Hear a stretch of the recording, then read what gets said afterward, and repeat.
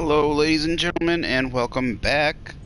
I am the Armchair Grump, and we're back with some Mass Effect 2. I apologize. I had planned on streaming a little bit more this morning, doing some Warhammer 40k, Inquisitor, but I was just not feeling good. My head's still a little stuffed up, headache, so I might sound a little weird, or it might be a little quiet. I'm just gonna go ahead and start this up so the music, instead of, I have to, I really want to play Warhammer 40k, but I have to pay attention more. Music's a little bit more loud and stuff, so I'm gonna try and save that for tomorrow. I know some people, Zalnir, I believe, was looking to watch me stream some more of that, but hopefully we'll be doing that tomorrow. Hello, Butterdog. What's up? Sorry if I sound a little hoarse. Just getting over something from this morning.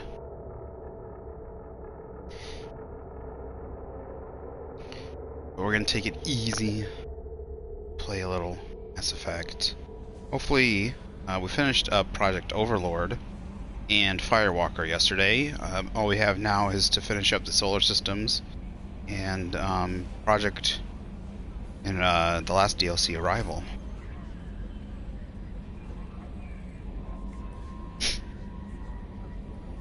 Yeah, my sinuses are a little acting up. It's giving me a... Oh, my stupid headset. Giving me a headache. It's not... This morning I was just not feeling good. It's out of it. So... playing something that's a little... that I can take it easy.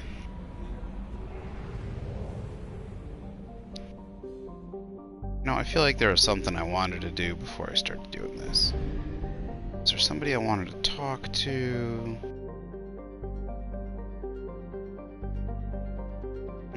Not that I can think of. Alright, so we're gonna 100 each solar system. Oops, no, that was wrong. So the main thing we're gonna do first is, it might be a little boring, but we're gonna 100 each solar system. Just start off at the left side and just go around the galaxy, picking up all the side missions. That way we can't, I don't want to miss anything. Mass Effect 3, if there's any, anything.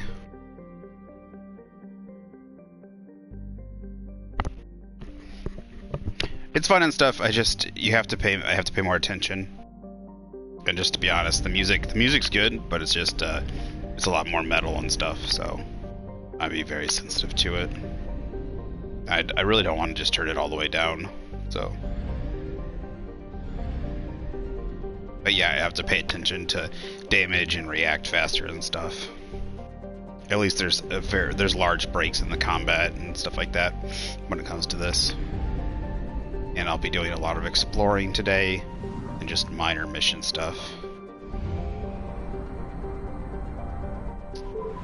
We're finishing up the very end of the game. The last DLC, Arrival, and just checking out the planets. I kind of still want to read these. Once Rothla was a large ice dwarf with the statistics listed below. In the waning years of the Krogan Rebellion, it was shattered into fields of debris by what is assumed to have been the test of an exotic weapon system. In the wake of the event, the planetoid was reduced to a relatively contained field of thousands of tiny moonlets, rotating around one another, colliding and ricocheting. The method used to destroy the planetoid has never been deduced. The Krogan clan who performed the experiment apparently all died in the event.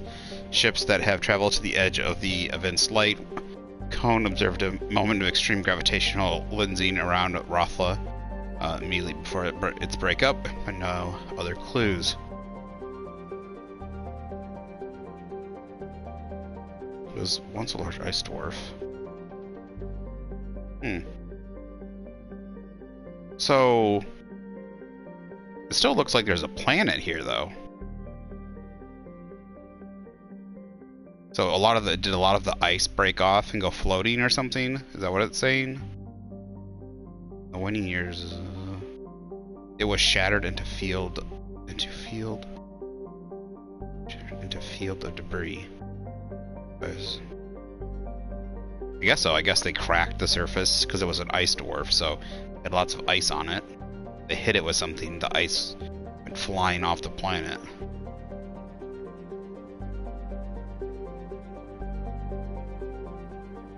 It says the planetoid was reduced to a relatively contained field of thousands of tiny moonlets rotating around one another. But it still looks like there's a planet here. You would think it would be like an asteroid field of rubble. Confused by what I'm seeing. A popular extranet meme put forward by Asari author Dels Orthisa insists that the Turians are covering up the existence of a Krogan superbiotic breed that was genetically engineered within Rothla. The CDEM enforces quarantine around the Lothla field, citing cases of amateur investigators whose ships came to grief in the debris field. Still looks like there's a major planet here. Ooh, Ezo. I don't think I need much Ezo anyways. I'll just take it so I can respec if I want to. Another playthrough. Probe away. So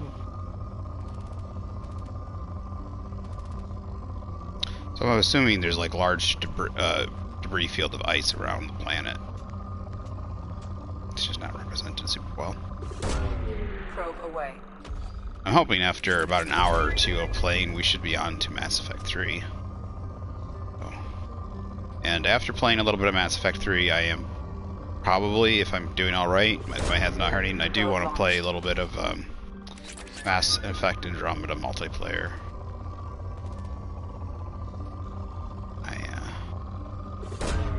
Probe launched.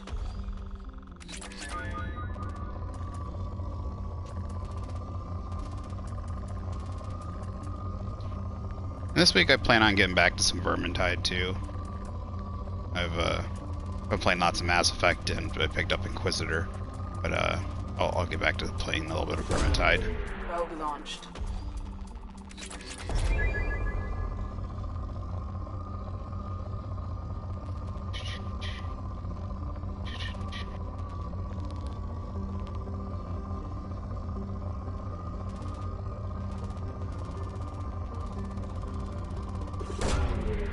Launching probe. I've been doing pretty good. I'm pretty much playing on Champion completely now.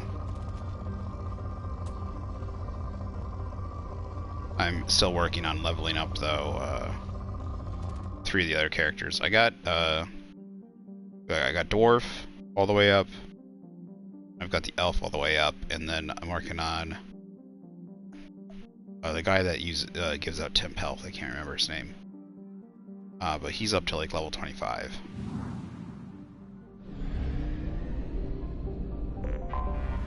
And I like him a lot. He's a good one to use, especially if someone else is using the tank dwarf. Kellum is a tectonically inert rock with an atmosphere of krypton, xenon, argon. There are a few valuable loads of light metals scattered across its surface. They're difficult to find. Most were mined out in the years leading up to the Krogan rebellions. Alright. Here. Oh, there's one gas giant that has a mission on it. Dor is a conventional methane, ammonia, and ice giant. It is the main fueling port in the Triadic Cluster Gateway system. Paldea Station, the headquarters for patrolling ships of the Council Demilitarization Enforcement Mission (CDEM), lies at the training Lagrange point of Dor. CDEM logs all ships passing through the Krogan demilitarized zone. It has the right to board and search them for contraband at any time and for any reason. There's no exceptions. At points over the last 2 centuries, diplomatic incidents have been caused when the patrol frigates boarded an Asari hospital ship, a Batarian diplomatic courier, and privately owned humanoid tramp freighters. These measures are provided for under the terms of the Krogan Armistice, while the Krogans were allowed to retain their government and personal weapons. Any attempt to provide starship-mounted weapons to the clans on Tajanka is punishable by law. Nearly a millennia after the war ended, the official penalty for smuggling prescribed weapons is still death by spacing. Ooh. Death by spacing? So as soon as they find weapons, they find any weapons in your ship, and they jettison you out the airlock. That sucks. Zazgoth is a small ice dwarf with an eccentric orbit. Eccentric. Does that mean it's oval instead of circular? During perigee. I don't know if perigee means it's either closer, it's when it's closest to the sun, or farthest from the sun. Portions of its icy surface sublimate into a thin atmosphere of nitrogen. I'm guessing that means it's when it's closest, then perigee, because that means it's probably the hottest. And carbon dioxide. I like when they include actual science into some of these, which quickly freeze again as it recedes into the outer reaches of the Tranix system. Nada. Alright, that system's done. Just got one more to do in the Krogan DMZ. And we're off to see the wizard, the wonderful wizard. I think there's a mission in this system. I remember this giant blue sun.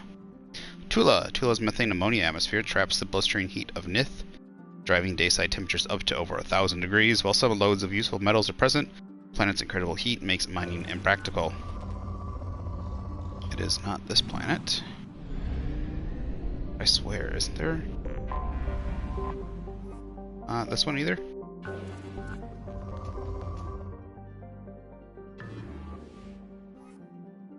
Class B blue giant Nith was once the most strategically valuable system within Krogan territory, though far too hot for habitable planets. Nith emits thousands of times the energy of a main sequenced star like... Stupid headset. With help from the Solarian uplift teams, the Krogan constructed a chain of solar power collector stations in orbit around Nith. These vast arrays beamed power to particle accelerators on the surface of Mantoon, which manufactured anti-proton fuel for warship thrusters. The Krogan Rebellion's Spectre agents managed to get a virus into the computers of the solar power arrays. Every fifth array suddenly applied braking thrusters. The arrays behind them piled up and all were reduced to wreckage. Has since dispersed into a relatively stable ring system. Krogan never had the resources to rebuild the solar arrays, depriving them of their fleet's main fuel supply. For the remainder of the war, the particle accelerators still exist on Mantoon, have not been used in thousands of years. Sounds like that the war is now over. You could do a lot, you know, they could do a lot to help them get back.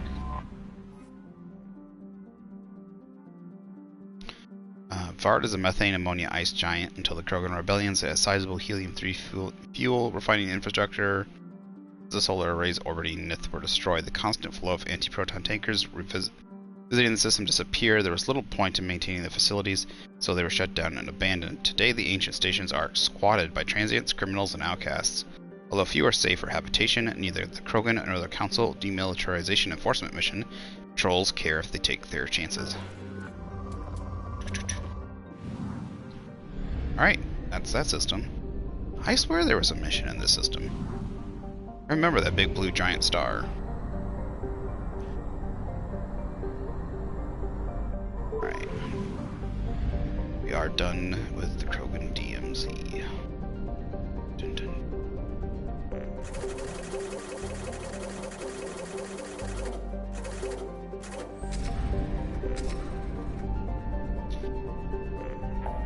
The music's so relaxing, especially even when I have a light headache for... Alright, now this is one of the places I had to buy a map for, so there's definitely got to be something out here.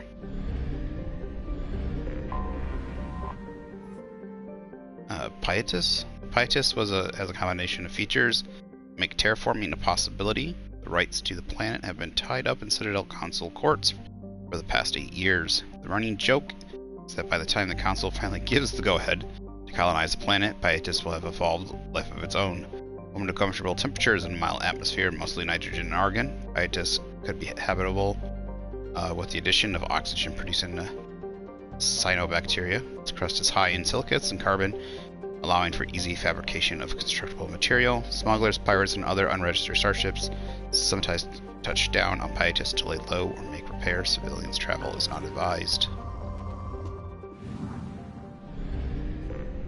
3D in the system. Anomaly detected. There we go. One of the famous Iron Canyons. Quatis? There's reddish iron oxide dust, hematite, covering much of its surface, and significant blue cobalt deposits that freckle the terrain. Turian explorers have discovered hot springs, polar ice caps, heated by magma in the planet's crust. A strange combination of science and hucksterism. A small facility exports water from these springs, which is bottled and sold. It's having medicinal properties. Ooh, snake oil salesman. The funds are then used to maintain a research station, which has discovered some fossil evidence. Equitus once harbored microscopic life based on deoxyribonucleic acid. Okay. Not what our blood is made of. And these springs. Yeah, there's DNA. It's DNA. Isn't deoxyribonucleic? That's dRNA. Right? Deoxyribonucleic acid is a long form of dRNA. Beacon triggered by universal distress mode. Probe launched. What do we got? I have found something. Surface scans report potential alien signatures from within the mining facility. Anomalous life signs detected. Whereabouts of facility staff unknown. Dropping in.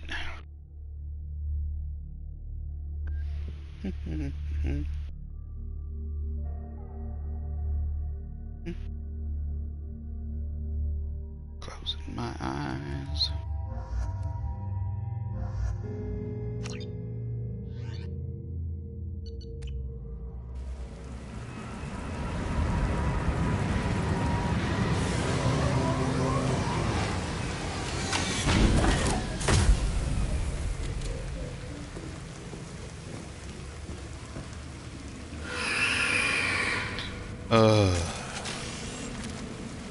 Great, got husks.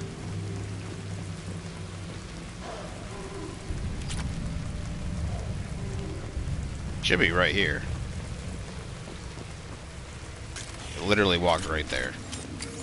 Where is it? Trigger the camera, because it really is not here. Just climbing up the cliff. Hello. What are you guys doing out here, huh? Emergency shields engaged.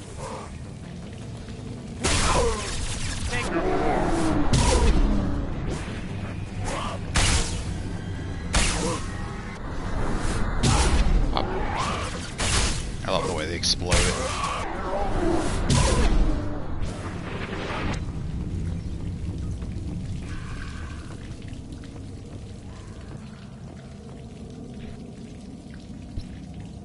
If you're reading this, get the hell out of this place now.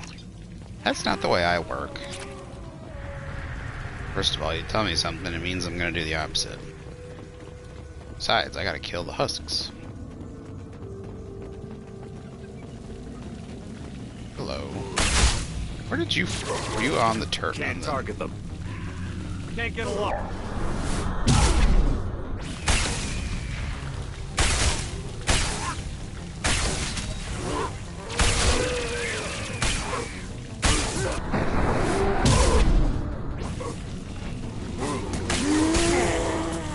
Where'd you come from?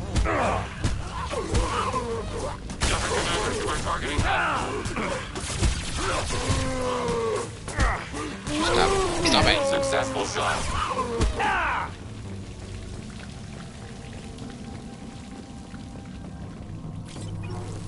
Find some ruins. Contact below. Okay, that guy came out of a hole. Overclocking kinetic barrier system.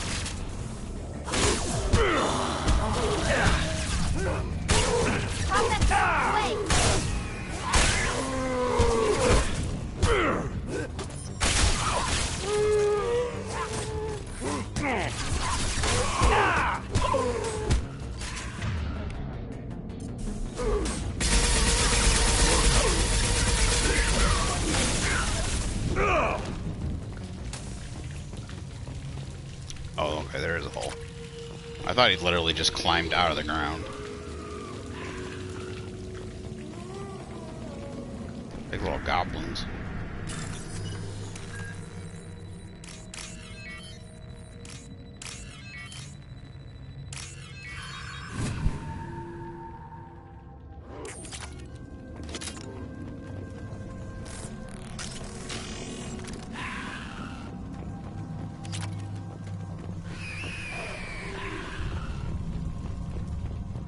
We've got trouble. Go for the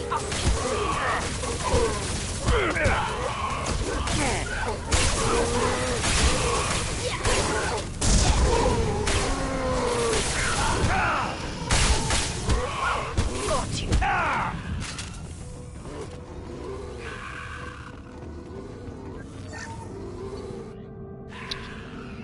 Alien machine discovered. Gee, shut up. Smithson's men dug out some kind of alien machine today, and nothing I ever saw. Called upon some of my contacts and found that there's a market. This kind of thing. It looks like some squints over at Alanus Risk Control are willing to part with a ton of credits to get their hands on one of these things, or be it for me to deny them a chance to pay me. Cooper and Jorgensen say they saw that damned alien thing glowing, and hell if I'm going near it to prove them wrong. I don't get paid enough to expose myself to weird alien artifacts. I have to admit though, that's an awful pretty sound coming from the back room. Cooper, Jorgensen, and them ain't doing so well. Not feeling so good myself either. Stay near the machine, feel better. Not sure I want to let them Alanus folk take it. Think I should stay right here with us.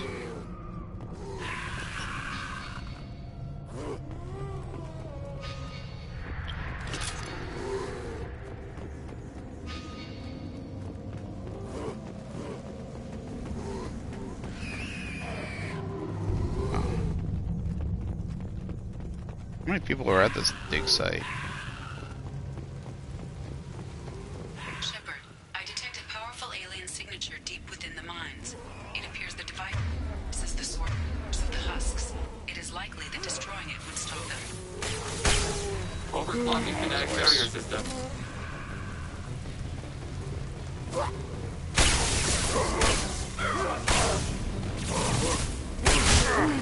Oh, where'd you come from?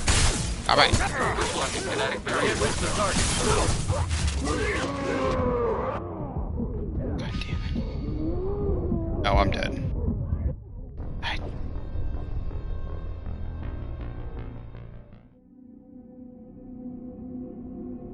I think that's so stupid. There's like no way to get out of them if they surround you. This is such a dumb mechanic.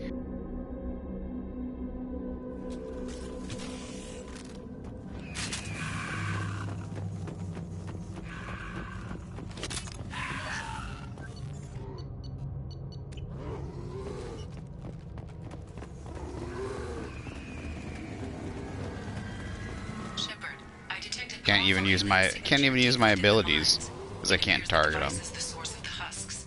It is likely that destroying it would stop them. Oh, maybe I can.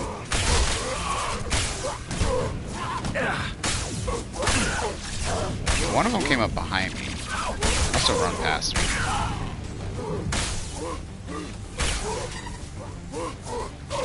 There you go. You ran around the block. It must be that.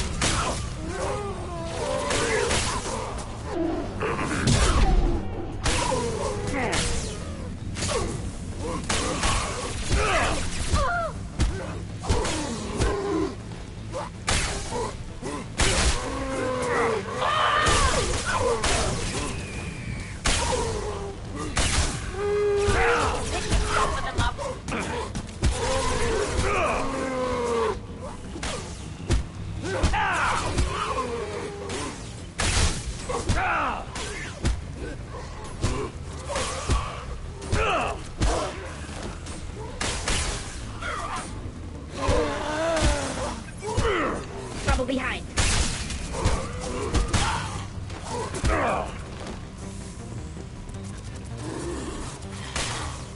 There we go. Combat drone ready. And I got my melee kills.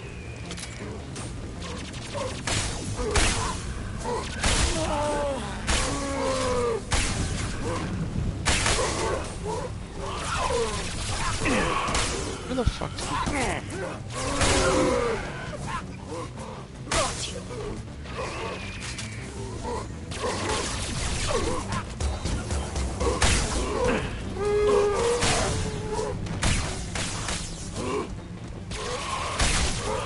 This will soften them up.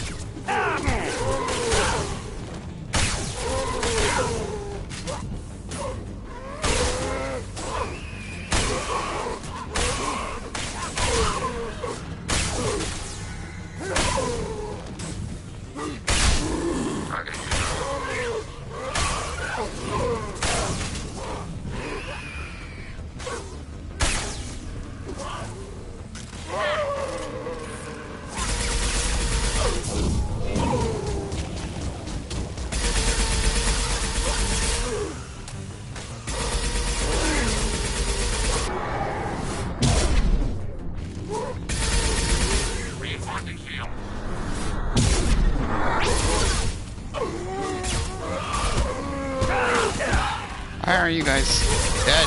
Stop it. How many are there?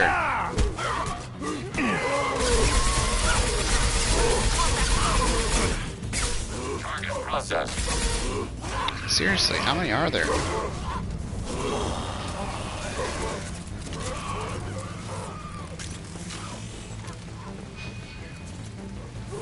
So do I have to destroy this thing and they just keep coming?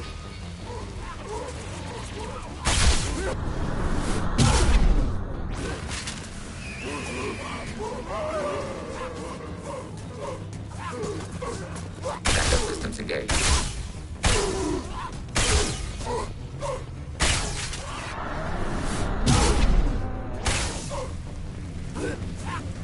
Can't get a lock. Dude, he's right there. He's even outlined. Fuck off. Oh my god. Oh my god. Just...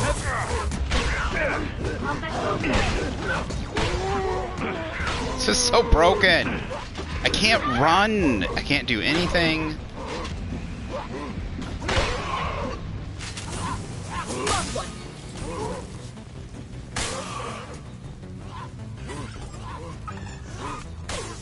Do I hit the bombs?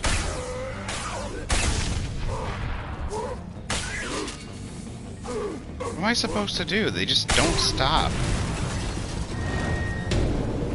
Oh, okay.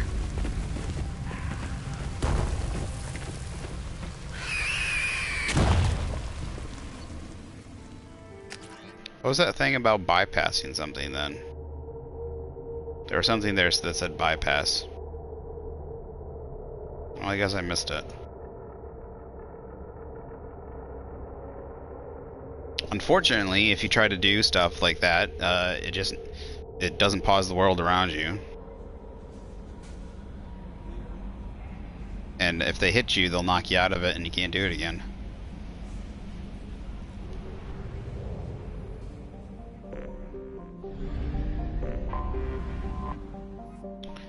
Vir, a pressure cooker planet with a thick nitrogen-heavy atmosphere. Vir is largely ignored by the galactic community. Probes have revealed a crust of nickel and scorched carbon, both of which can be found in abundance elsewhere at far lesser temperature.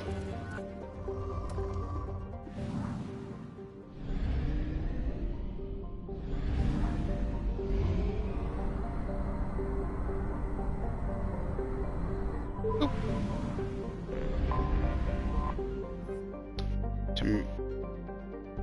Temeraris?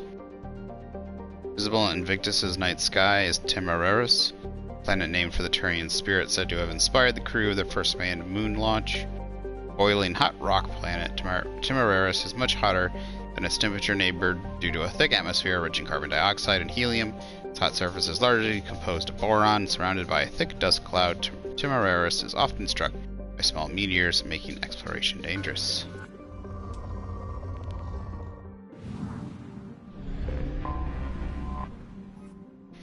That's a cool looking planet. Home to Invictus. Home to dextroamino acid based life. Invictus's temperature zones were settled by a Turian population that initially fell prey to a bewildering number of diseases.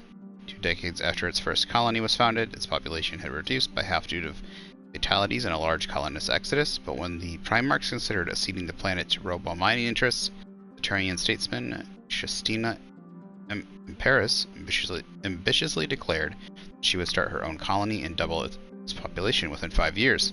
This effort succeeded largely due to the colony's location in deserts with a minimal number of pest species. The image of Justina's triumph in the frontier made for good political theater, and the Turian population poured in. The planet's tropical belt still remains largely unexplored, as its aggressive organic life still wreaks havoc on Turian biology. A house in Invictus jungle is a modern Turian phrase for an idea that seems like a good idea, but only to the one who came up with it.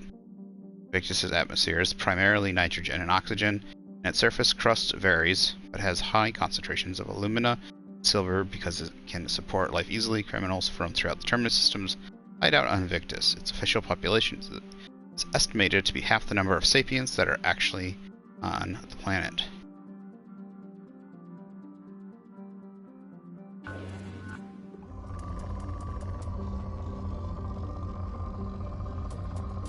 kind of wish we could land on this one. So what's the point of their... See, I don't understand the point of having this if there's no mission here. It's cool, yes, there's some lore, but what's the point of having that system?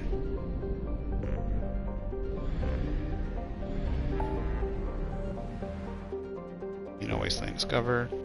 Bill Nebula. Tier.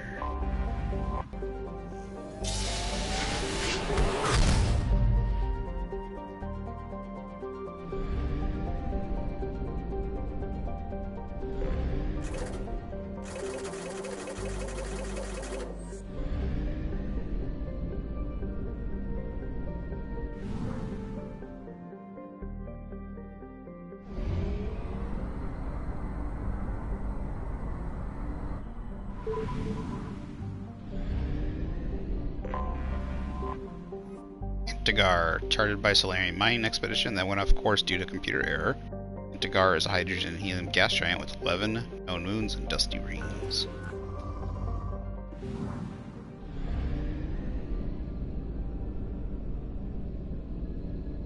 That's it, I guess. 100%.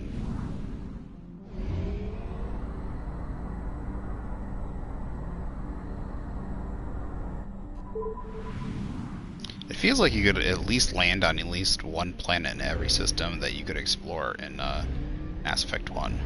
See, it seems like there should have been at least one mission in every system if they're going to have this, like, otherwise just don't have the system. Pointless. I guess you might need it for the resources, but there's plenty of resources with all the planets.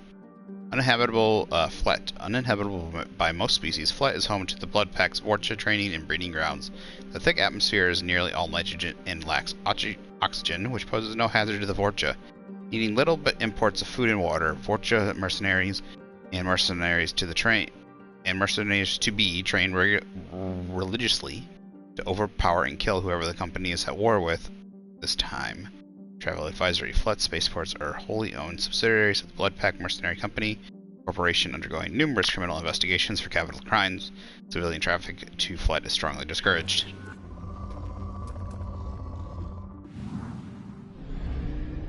So I do get that they need planets for you to get resources, but there's so many planets in the systems that are like primary systems already. Like, just look at how many resources I have and I'm not using. Named for one of many Krogan gods of vengeance, Uzun is a gas giant close enough to its orange sun that none of its moons are considered hospitable. Its composition is largely hydrogen and methane with traces of xenon. The Krogan collect for use in ion drives. Uzun is well within the frost line where gas giants usually do not form. You okay, bananas? I don't like my dog was choking.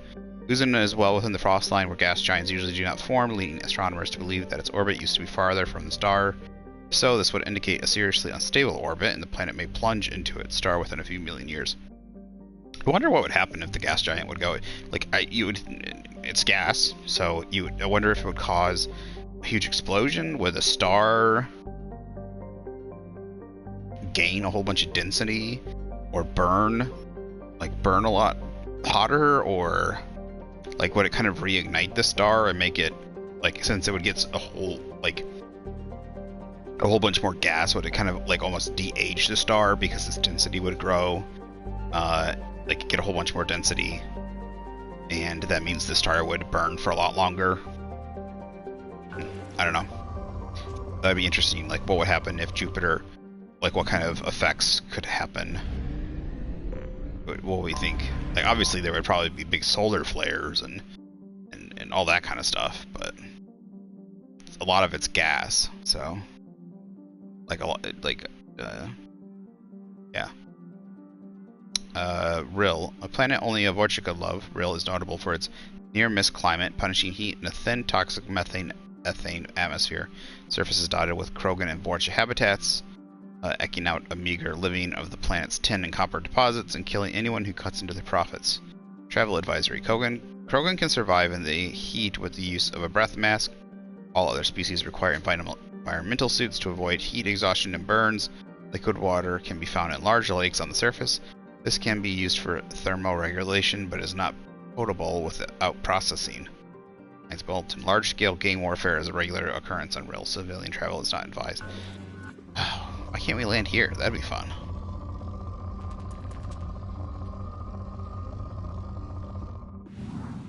Alright, that is the last one.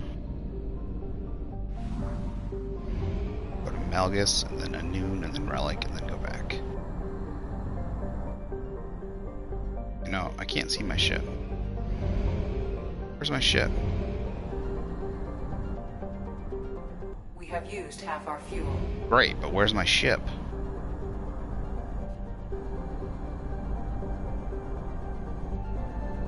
There it is. Well, great. Like the ship blended perfectly into the background. That, or it was glitched and not visible. I'll have to look back at the video to see which one it was. 'Cause I can see it now just fine. I feel like the gas just gets taken up way too quick. Luckily, it's not that expensive. Wait, what? Oh, that's why. I was looking at the wrong... Idiot. So we were at Malgus. I thought we were still at Strabo. My brain's not working.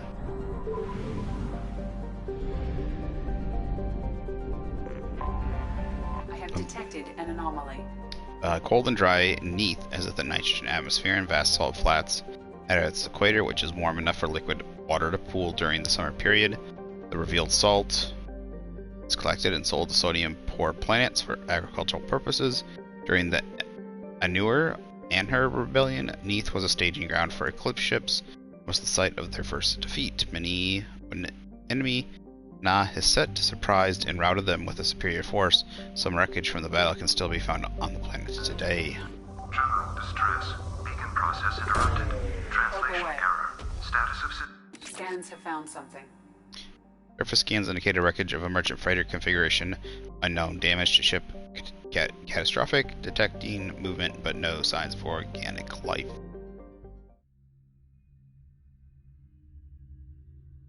Massive class skills improve combat abilities, increase the rate at which you gain Paragon and Renegade points, multiplies your current point total.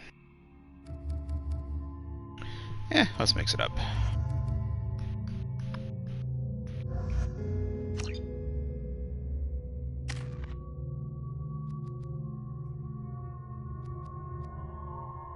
Got 4 points.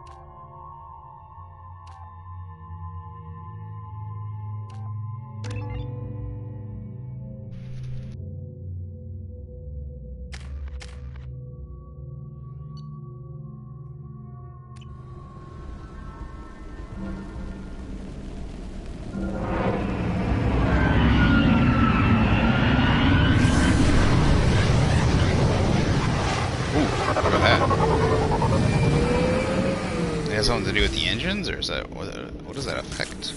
A sandstorm is approaching from the northwest. Proceed with caution.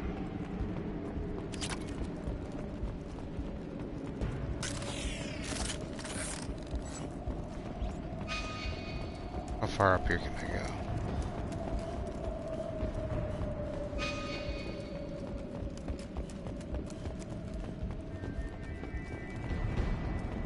Okay. Wonder what the objective is, really. Just saw something. What was it? Did I pass by it?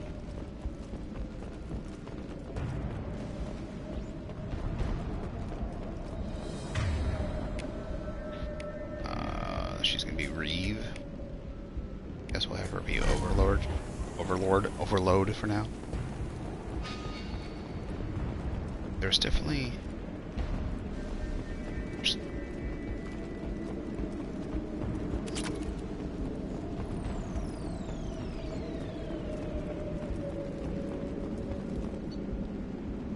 Engineering catastrophic damage to primary and secondary cores. Element 0 exposure. Level critical. Fuel leaks throughout the engineering deck. Menu control navigations. Possible VI control locked out by Executive Command Authorization CRAT 43279. Short range sensors offline. Unsafe planetary proximity detected at 700 hours. Life support returning to safe levels. VI control locked out by Executive Command. Shield holdings at 100% integrity. No shields breach detected.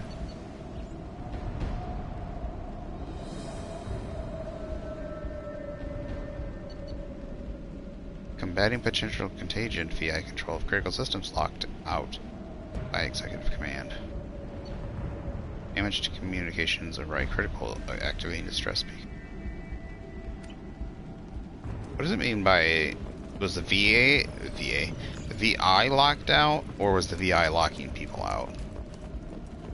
Like, was the VI... confused if the VI was locking people out, or it was being locked out. I don't know. Confusing me.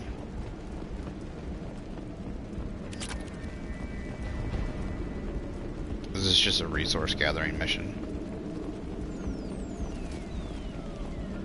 Kind of feels like it. It's probably what that is. Is that moving in? Or is it still... Attention all hands. We are on a collision course and losing systems fast. Report to the escape pods immediately. This is not a drill.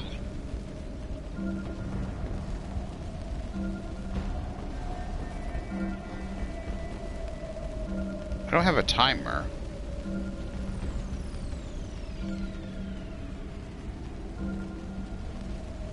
Is that what that's supposed to be? A storm?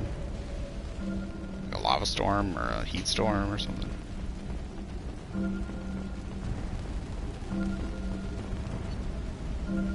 Reflective mech armor. 14 crates of reflective mech armor. Source Jahar Station. Destination ERC facilities. Lucky mechs. One Ymir mech source.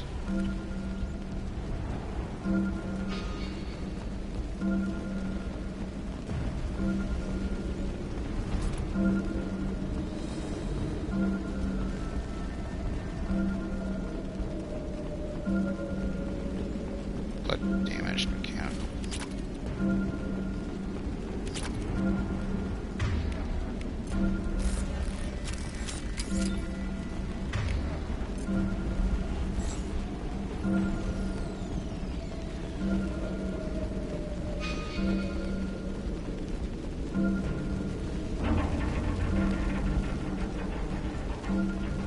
Trenton, I've got a problem in the cargo bay.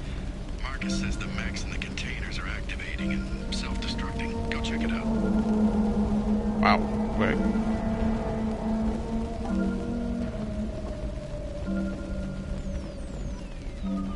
Multiple hostiles powering up at your location. Recommend immediate extraction.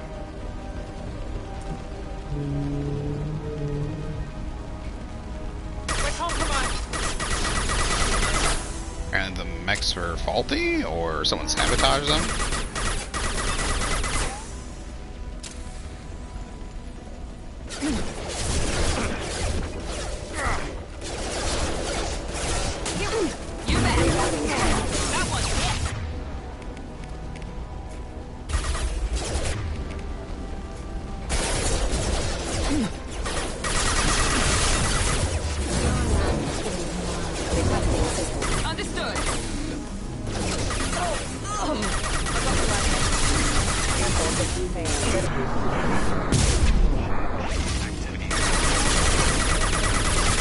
Proceed to shuttle for evacuation. Firing now. You bet.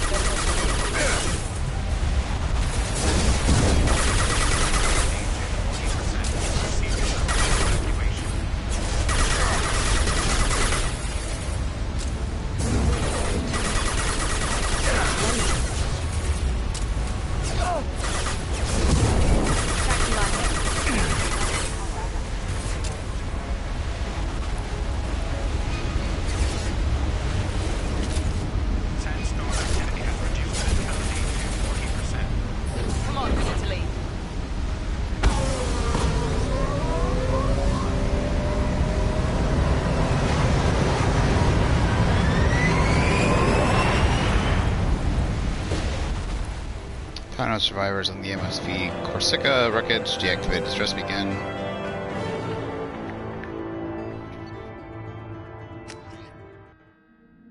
Alright, I'm gonna go use the restroom real quick.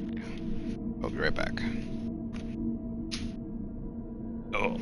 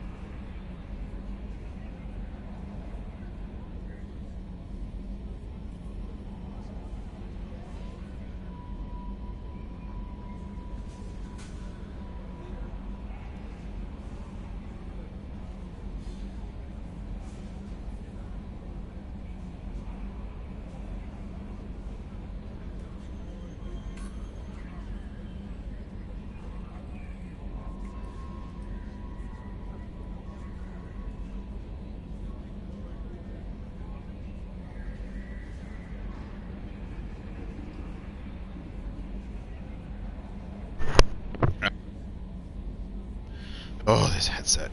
It's gonna make my headache come back. Just beep, beep, beep, beep, beep, beep, beep, beep, beep, beep, beep, beep. Shut the fuck up. Shut the fuck up. I'm back. It's my baby bell cheese.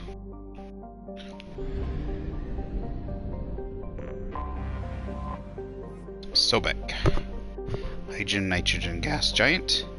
Believed to be an extrasolar capture. Sobek's low-G moons were the site of many Batarian labor camps during the Annuar rebellions, generating raw materials for the war. When the slaves were finally liberated by Eclipse, the mercenaries found abysmal conditions, including whole camps that lacked mass effect fields to keep the gravity at habitable levels. The widespread bone loss among the slaves as part of their master's final degradation. It would cripple them if they were left for a standard gravity year. The plight of the slaves soon garnered galactic media attention. Several charities sprang up, pay for their physical therapy, and find them gainful employment. Eclipse, normally reviled for their cutthroat tactics and criminal employees, found themselves painted as heroes. The mercenary company still retains an office on Sobek's moon Heket, out of nostalgia as much as a business strategy.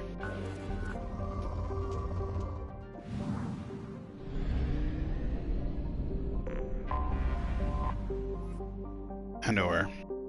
Garden world with heavy populations of humans and Batarians. Ooh, that's weird. They don't get along very well. Annuar was home to one of the ugliest violations of sapient rights in modern human history. A consortium of corporations and corrupt politicians fearing Batarian economic competition due to their custom of legal slavery passed a resolution that would abolish the minimum wage.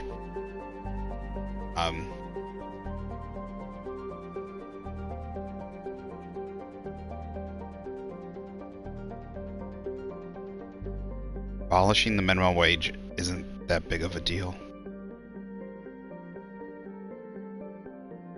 Now, if you have slavery, when you have slavery, it is, right?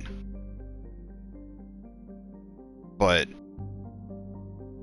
if you abolish a minimum wage, it just forces companies to be competitive with one another. Like, that's such a leftist propagandist bullshit thing. Abolishing the minimum wage is not, it's not going to end with people starving in the streets. I mean, for fuck's sake, we have minimum wage and we constantly raise the federal minimum wage in the US, and people supposedly still aren't on a living wage, and they say bump it up to this and bump it up to that, and they're constantly bumping it up, right? Even if they bump it up to $20, say like, well, $20 is the new minimum wage, right? They said that years ago, like $7, $10 was what we need to survive on. Well, if you keep printing more money and you keep it, the whole point is the more you're going to keep inflating the currency, so it doesn't matter how much you bump it up to, you're just going to have to constantly bump it up. So if you cut inflation drastically by stop printing more money, right? Tie money to an actual standard that backs it up rather than having it be what's it called? A fiat currency. And then you can easily get rid of, get rid of a minimum wage. Now, yes, it is hard to compete with when there is slavery. So what they should have done is abolished the minimum wage and abolished slavery at the same time. Because then the natural minimum wage, because then companies, what they do is fight, because what you do is obviously what you do is you make it illegal for companies to just all, what is it? I can't remember what it's called. It's like the non-competitive thing where all companies agree to just do one thing. Like they'll all just agree to not pay their workers, right? They'll all agree to pay their workers $1 an hour or something. That's illegal. That's not free market or anything like that, because whenever they're in cahoots together, whenever they're that's corporatism. So I'm getting off into a tangent, but yeah, that's horseshit. That's the dumbest, that is the most leftist bullshit. That's actually crazy. That's crazy cool. If they could have get rid of, now what they just needed to do was to then say what they needed to do was say it's illegal to buy anything from anyone that uses slave labor, and then they have to buy And that's exactly what we should do as Americans. Get rid of the minimum wage, and then say, well, you can't buy things from China because they use slave labor, and a whole bunch of stuff from the Middle East because they use slave labor. Right? So if you can't buy things from China, then naturally a natural minimum wage will come out because companies will be... and there's another thing that kind of hurt the minimum wage, but I'm not gonna argue whether or not the women going to the workforce is a natural good thing or not. But naturally, when you double the workforce, the value of labor goes down. So mainly men were in the workforce back in the day, but then when women started to pour into the workforce, the value of each man, or just the value of each current worker, plummeted because there was nearly twice as many workers. That's why you need nowadays, because people tend to get paid less for the job that they did back in the day. And that's why you could have the husband, or just one person, doesn't even have to be the husband, one person during the 50s and 60s, working and being able to pay for the house and a car or two cars, right? And have the other spouse at home and have two kids. But then when you put double in the work, well, they're like, we don't need to pay you as much because we have twice as many workers to choose from.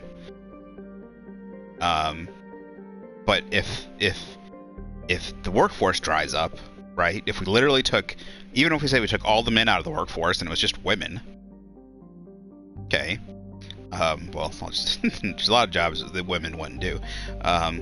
Seriously, they would just literally say no. Then all of a sudden, companies would be fighting. They would be like, "We'll pay you more. We'll pay you more." They would be willingly paid more because there would be no one to do the jobs. So this seems like an obvious thing. So companies obviously wanted women in the workforce because they now have, like, the worker has less of a bargaining chip at the table because they are worth less. And I don't actually think they're worth less, but when it comes to literally supply and demand, similar to supply, like the way economics works with supply and demand, when you have more workers, they just get paid less. That's why a job that requires more training tends to get paid more, because overall fewer people know how to do it. So yeah, so I take credence. This is bullshit. Getting rid of minimum wage is actually a very good thing. Obviously there are things we would need to change to make sure it works, but getting rid of those things, or changing those things, would obviously be good things too. So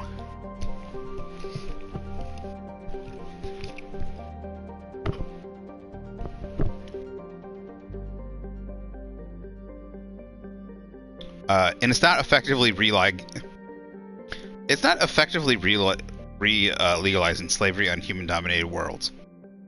If you get rid of a minimum wage, okay, the job is gonna pay the value of the job. If obviously, a job at McDonald's is gonna be worth less. Everybody's gonna be able to do it. Okay, you shouldn't be able to probably just work at McDonald's at a base job and be able to live, like pay for everything. Okay, the cost becomes ridiculous. Or what I should say is, what happens is the market adjusts. But it is correct, you cannot compete against a market where you have slave labor, and not only slave labor, but slave labor that doesn't care about the slaves, where you don't need them to survive, basically. Where you can consistently get more slaves. At least, again, this is people are going to argue back against this, but in some forms, you need, there was a reason to keep your slaves somewhat healthy, alive, and not constantly have them dying, like in the Americas and stuff, especially like anywhere when there was a slave trade, like in the West. Okay, like I don't know too much about the slave trades in other places, but especially in the West, you know, they had to ship them a very long ways. They had to do that, like all that kind of stuff. So to keep because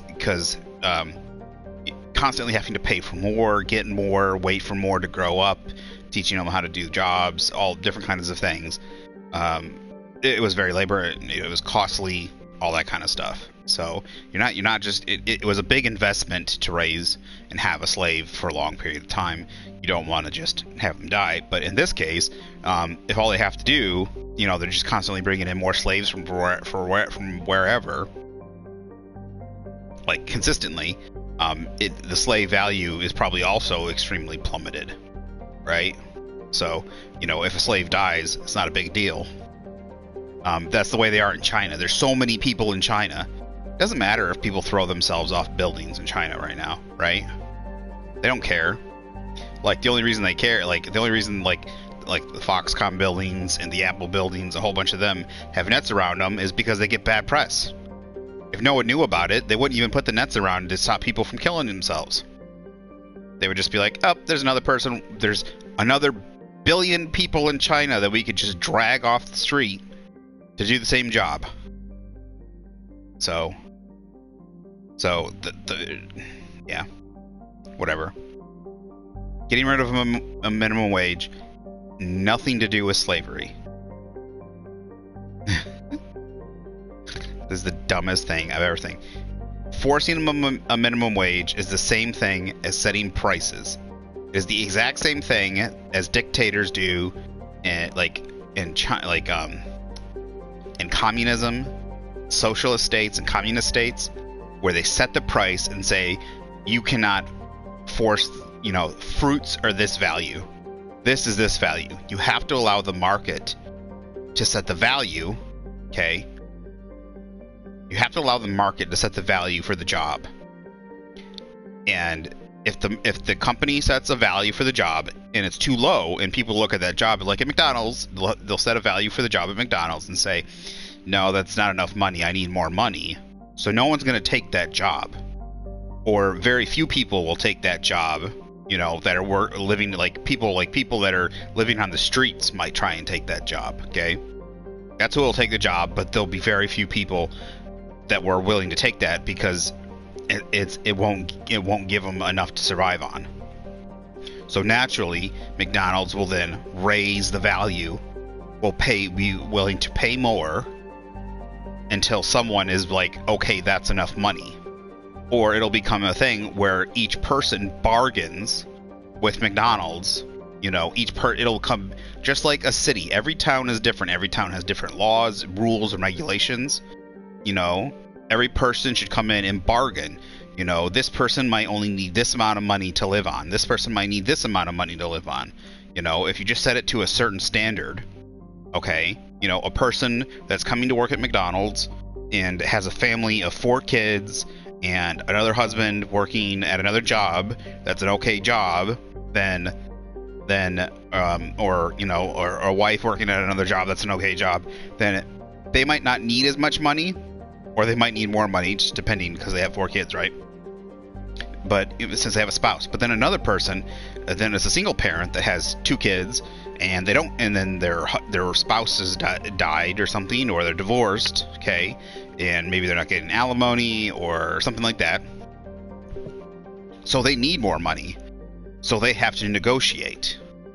They will negotiate, just like other jobs. Plenty of jobs nowadays that are above minimum wage value, right? They're not getting paid minimum wage. They're getting paid way more than minimum wage.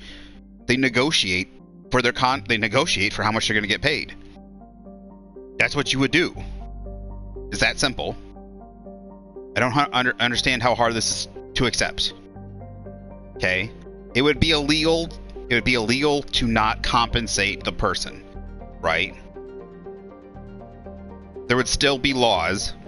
Now, on this planet, maybe it's different, but they're trying to basically point out that getting rid of the minimum wage would effectively legalize slavery, which is horseshit. Now, if it on this world, it might kind of work different because you know, since they're slaves, basically they're going to just pay everybody 0, which I don't know how. Then no one would work. Everyone would literally, unless you're going to enslave the people that were free, the humans that were free, that were working for a job, that were getting paid, they would be like, no, I'm not coming in anymore. It's better to just go out and hunt in the wilderness, because at least you'll get something, because in other words, I'm going into a job to work and not get paid anything. I don't understand. When you're not getting paid enough, you quit your job and you go find something to do that is of least of value. You would start your own farm. You would start doing something at home that might get you some money. Start selling anything, right? You might go hunt some. A black market would form.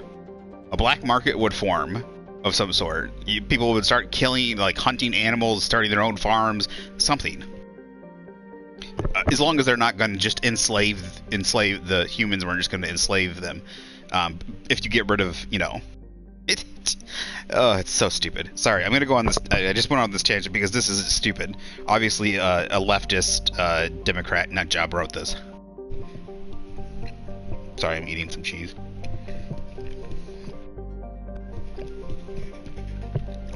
Economic lesson of the day. Now, I'm not even a great economist. There's plenty of things I probably missed. There's probably some places people could push back, but it's proven. Just look at socialist countries. When I talk about socialist things, Germany, issues with their economy, issues with communist economies. When you try to set costs, when you try to say you have to pay this, or you cannot make any higher than this, or you cannot make people pay more than this, if you can't allow the market to be flexible for needs of people, or needs of the economy, or needs of a certain area, if it's not flexible, then it's going to break.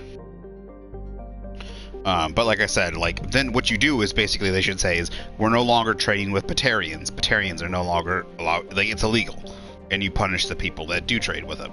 That's why, I think you shouldn't be able to trade with China. America should make it illegal.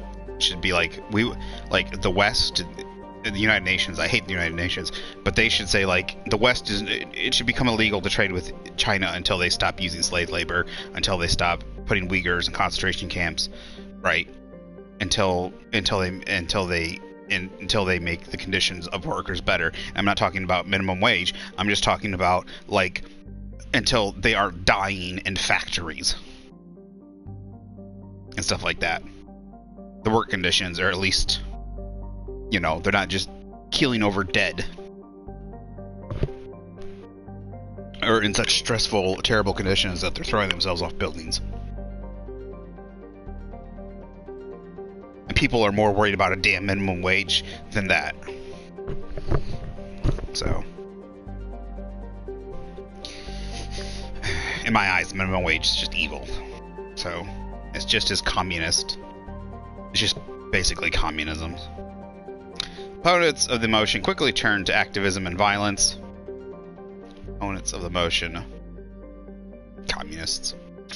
Again, like I said, it still doesn't work when you have slave labor. They should have made it illegal to... What they should have got... Getting rid of it, made it so it was illegal to trade with Batarians and punish anyone that does. Civil war erupted as one side sought to end slavery throughout the system. That's better. Ending the either ending the slavery or making it so you can no longer... Making it end the trade with Batarians so that it should affect the market... affect the market with the humans less. Primary Batarian as one side sought to end slavery throughout the system, and another primarily Batarian faction called the Nehesed sought to keep the slaves. They had the Anahar Rebellion raged from 2176 to 2178. The Nehesed had a significant advantage in ships, labor, and weapons, forcing the Anahar militias to fire hire mercenary companies to even the odds. In the end, the abolitionists won out, though at the cost of much of their infrastructure. Though Anahar today still has significant natural wealth, it is economically depressed, save for the reconstruction industry.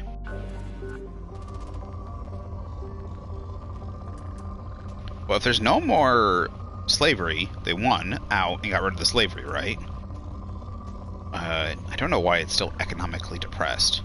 That still sounds like kind of a leftist thing. If they had... Well, it can take a long time after war, especially if a lot of their infrastructure... A lot of the infrastructure was destroyed. Also, I don't know what time period this is right now. It's very hard for me to remember. So it said 2170 something to 2176 to 2178. I don't know what year time period it is in Mass Effect. So if it's only 5 years after the war, 10 years after the war, like it could take a long time to rebuild, especially with it depending on how much damage was done. So, you know, it took a long time for America, for the South to rebuild afterwards. There's a lot of reasons for that. Obviously infighting and stuff like that is one of the major reasons. So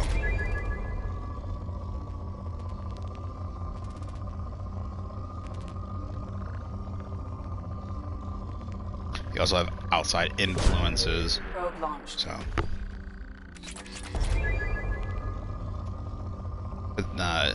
so that was the Armchair Grum's economic history and class of the day, folks.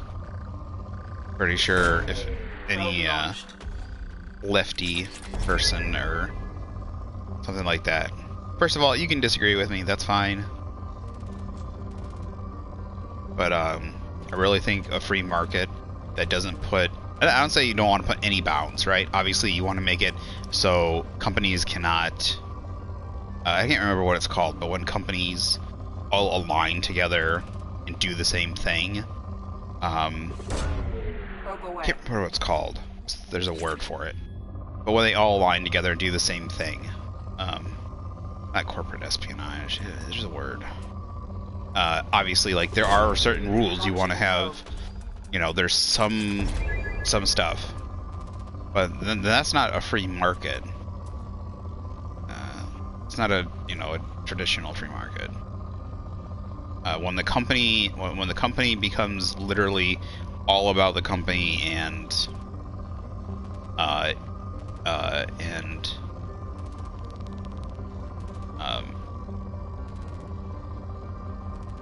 then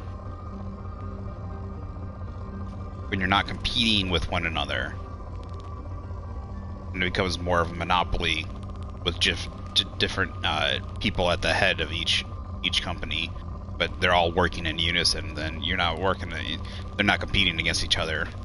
It's not the best product coming out. Launching probe.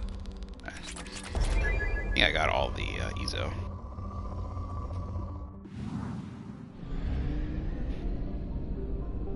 Pretty sure though there'll be some leftist nut job or something that'll eventually see this and go ranting.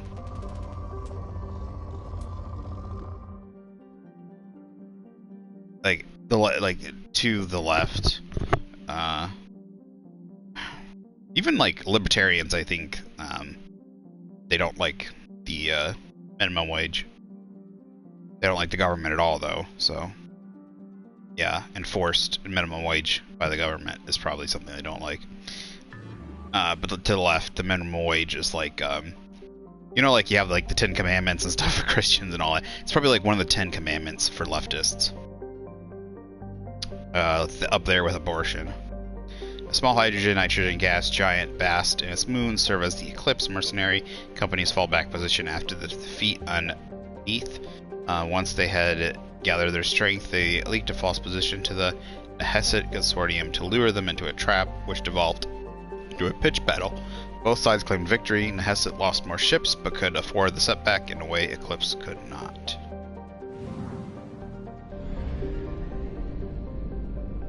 I thought I looked at this one already. Sekhmet. Hey, I could have swore I looked at this one. Hydrogen helium gas giant believed to have entered a moon system within the last billion years. I could have swore I looked at this one.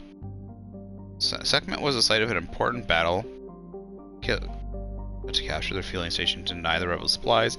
A fighter wing hiding in Sekhmet's rings ambushed them. Eclipse suffered heavy initial losses, but destroyed 2 rebel carriers and forced them to retreat into FTL.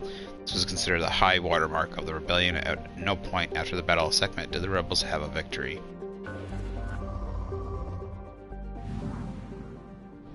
Well, let's discover now. Maybe it was it must have been Sobek.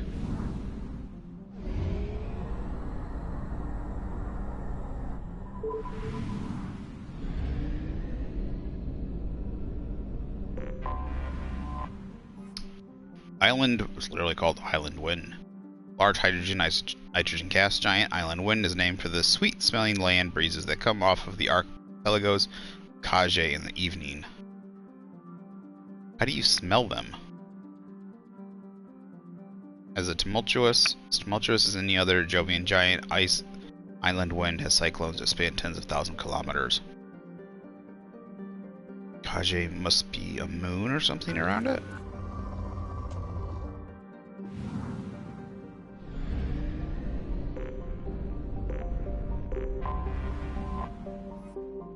Murky water. Despite the name, murky water has yet to show any signs of having water whatsoever. Its name is a literal translation from the original Hanar, who consider murky water a sign of danger.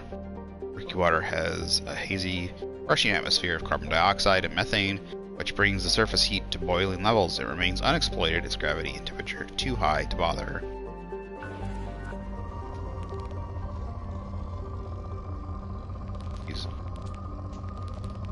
No, it's not Yuzo.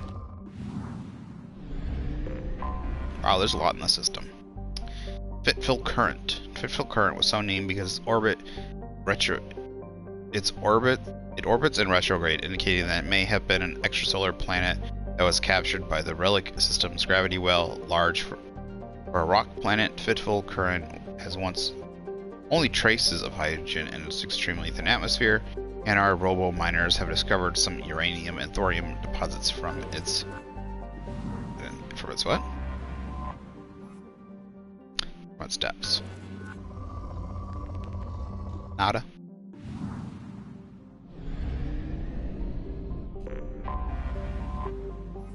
First Land, a hydrogen-helium gas giant believed to be an extrasolar capture. First Land is home to many space stations supporting the ubiquitous refueling platforms. A thriving community of Drell and Hanar make their homes in orbit here, giving the solar system's robo-miners somewhere to go when the 50-hour days and nights are driving them mad.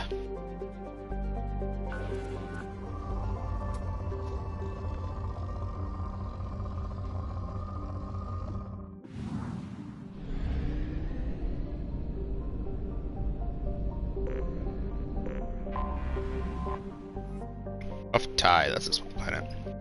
A dwarf planet with a shroud of carbon monoxide and dioxide keeps it warm. Rough Tide was so named when large veins of platinum and palladium were struck. When miners from all over the cluster came in so to stake their claims, Hanar police and their Drell enforcers clashed with Krogan and Dvorsha in an ugly series of rough riots in the late 2170s. The planet has only grudgingly kept a shaky peace since then.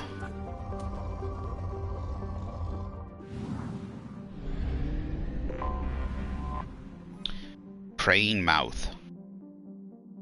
As in, it's gonna kill something. Hydrogen helium gas giant Praying Mouth is a ship-killing enigma. Bermuda Triangle of the Terminus systems. There are many theories why ships never returned from there. Undetectable space debris, old disruptor torpedoes, and magnetic mines from a long-forgotten war, even miniature black holes. But what is clear is that too many ships have been lost there for it to be happenstance. Travel advisory. Due to the large number of ships lost when attempting to discharge their drive cores in Praying Mouth, the Relic System highly recommends using First Land's complementary discharge stations instead. Definitely feels like a mission should be here then. You know? It's like, oh no, Captain, we're being sucked in! Do whatever you can, Joker. Get us out of here.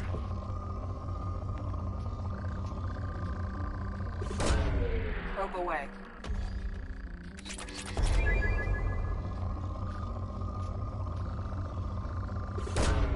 Probe launched.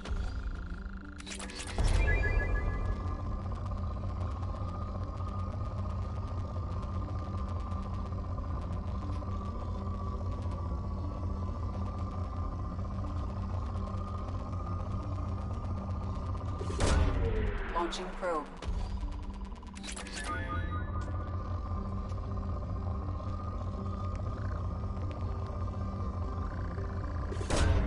Probe away.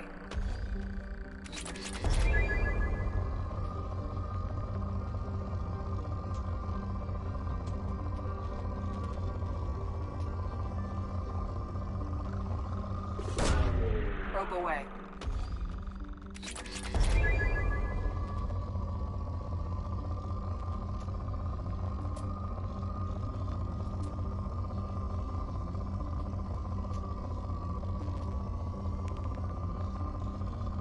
Looks like we've got all the ESO.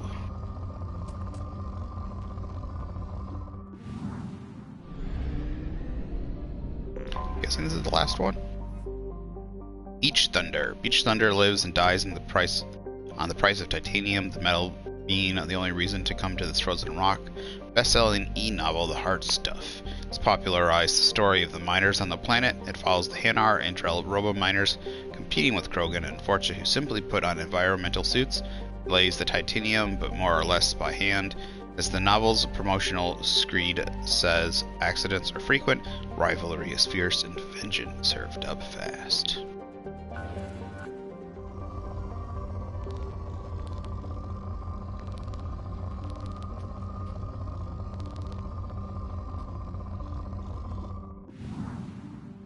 Here we go, 100%.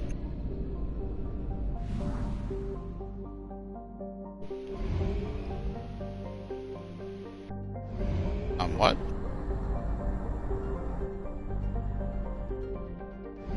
Investigate abandoned station. What? We have used half our fuel. Where did you pop up, sir?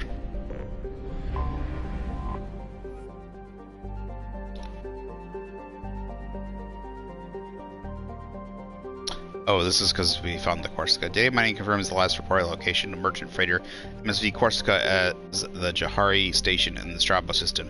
Possibility exists that clues pertaining to the anomaly that caused the mass malfunction of the mechs aboard Corsica can be found aboard a Jahari station.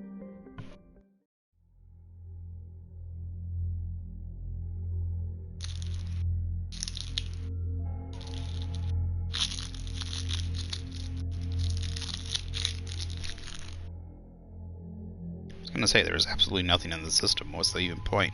I guess they put the thing here. I'm gonna stick with Samara and Miranda for a bit. Sexy ladies.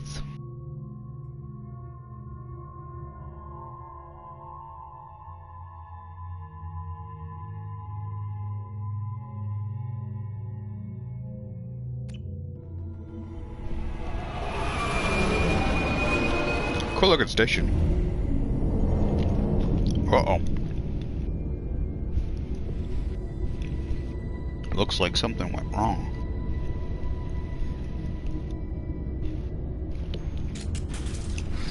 It's also, Cerberus station, isn't it?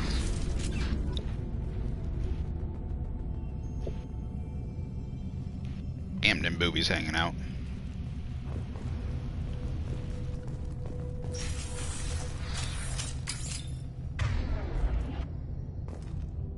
See, it applies it to my weapon, but it's not apply it to their weapon right away. There we go.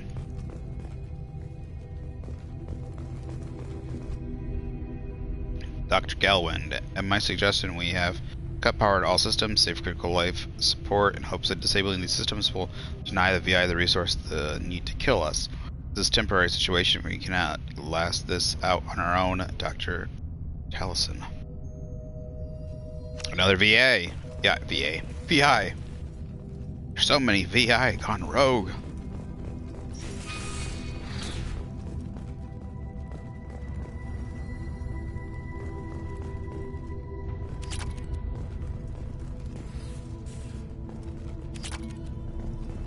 Docking area power restored. Intruders are requested to report to the cargo doors for immediate removal from station. Intruder detected. You are not authorized to be in this area. Dr. Galwin, my firm belief is that the VI is paranoid about this possibility of infection. His current homicidal behavior is likely out of an blatant desire to keep us from shutting it down. I believe that the VI is malfunctioning and that believes our equipment is being infected by a virus. If we continue to try to shut her down, she will keep trying to destroy us. Maybe our only resource is just to do nothing and convince her that we're not a threat. Our outage detection in the station mainframe is locked down for security purpose.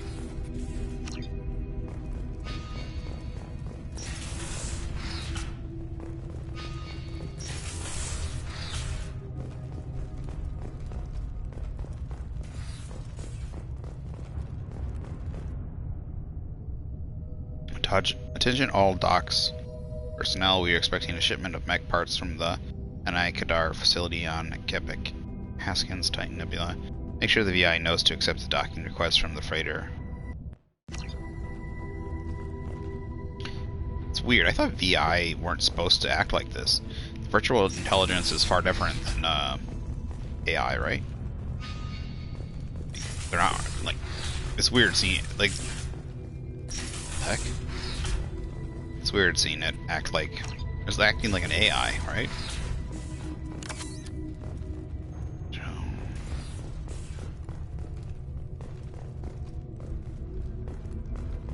Okay, nothing in here. Guess there's something to come back and do in a bit. So many doors.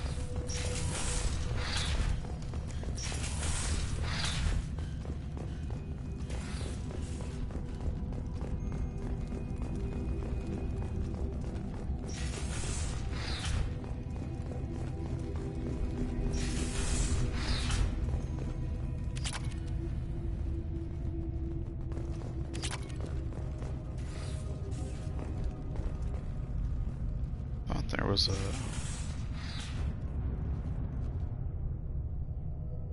something about this room looks funny.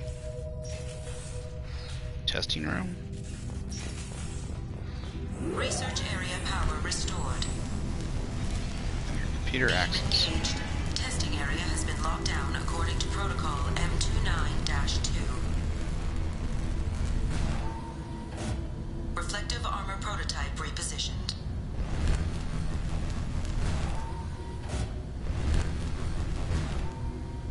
Reflective armor prototype repositioned.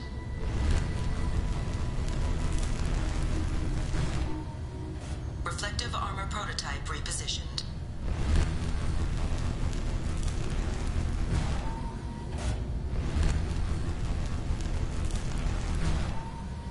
Reflective armor prototype repositioned. What are we trying to hit? Reflective armor prototype repositioned.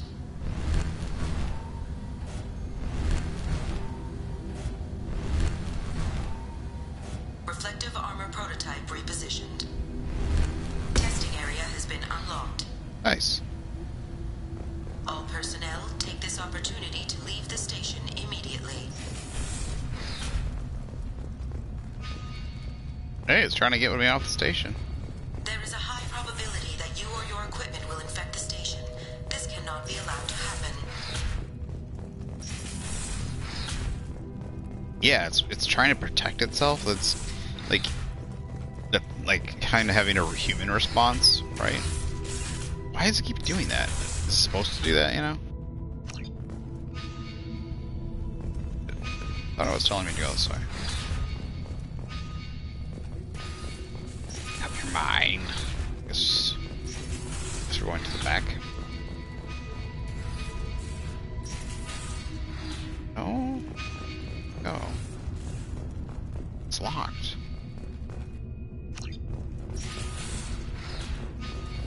It's locked. How am I supposed to get in there?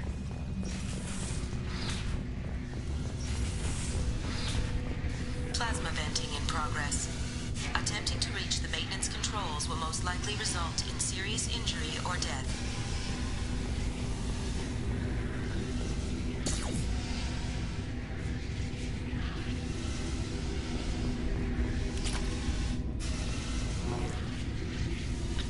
Kennians, I'm positive that the trouble with our VI started after the Corsica docked with us. Tellison is looking into the VI itself. In the meantime, I need you to go through the logs and find out everything that was on that ship.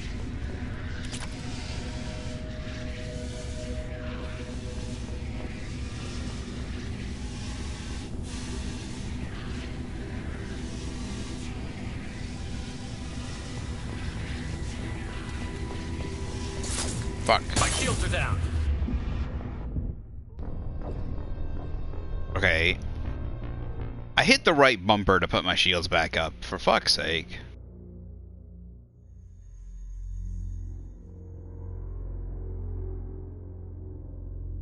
I tell you, like, it's like the inputs just don't respond sometimes Locked. for just no fucking reason. All personnel take this opportunity to leave the station immediately. I wasn't stumbling, nothing. It's just like, nope, can't put your shields up at this time. It's like, why not? Plasma What the fuck? venting in Why the fuck progress. not? Attempting to reach the maintenance controls will most likely result in serious injury or death.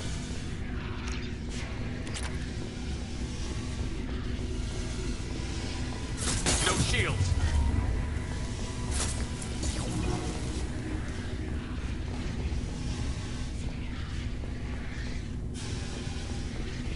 All attempts to decontaminate station have failed. Require more power to escalate defenses. Maintenance area power restored.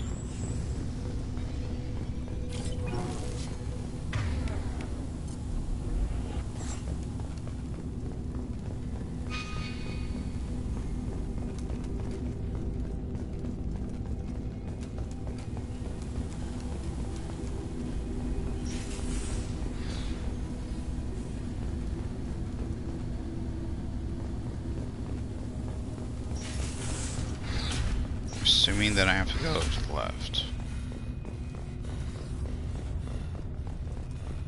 There's got to be enemies in here, right?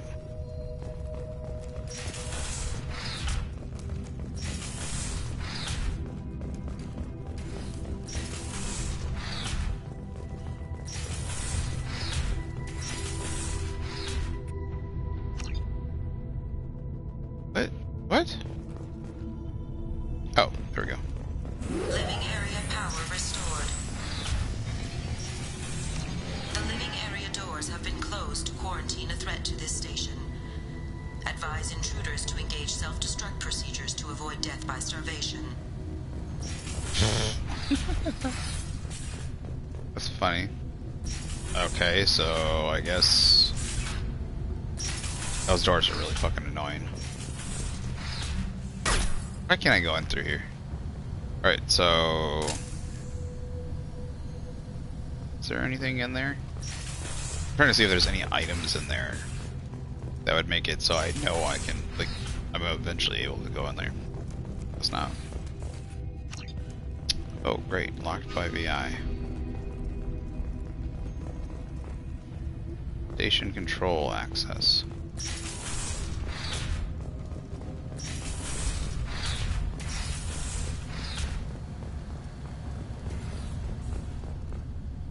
One door enabled.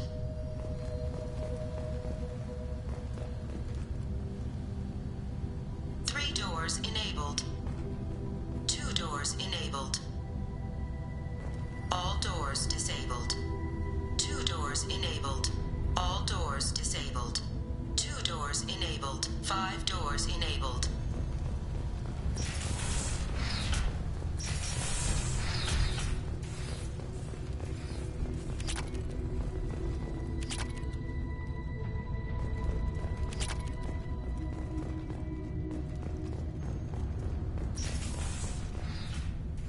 Do they shoot themselves? I don't see a gun. What'd she use to kill him? It's gotta be some sort of auto defensive system or something. All intruders intentionally violating quarantine are requested to exit the station immediately.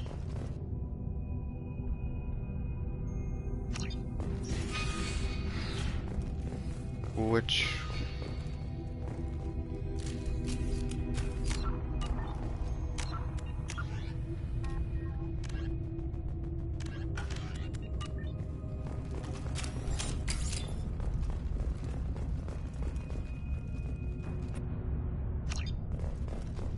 I've powered all the... Intruder detected. You are not authorized to be in this area. This is just the...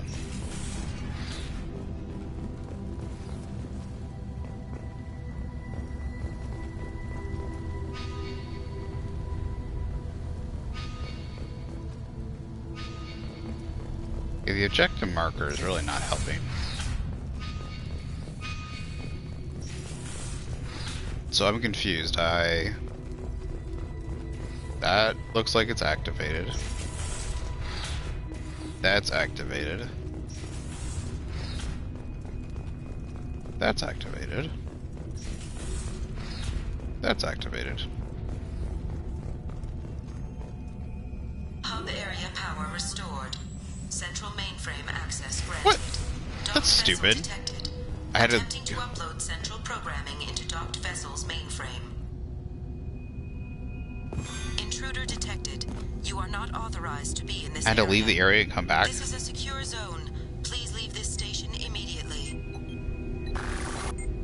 I regret to inform you that all attempts to defend the station have failed. Shutting down security protocols.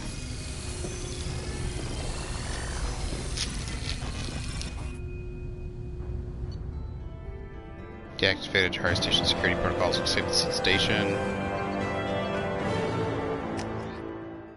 Kind of feel bad for the VI.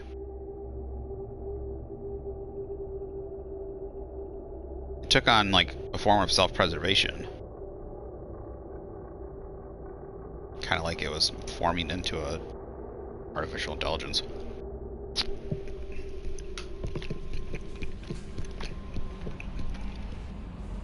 I don't know what the technical definition between a virtual and artificial intelligence is.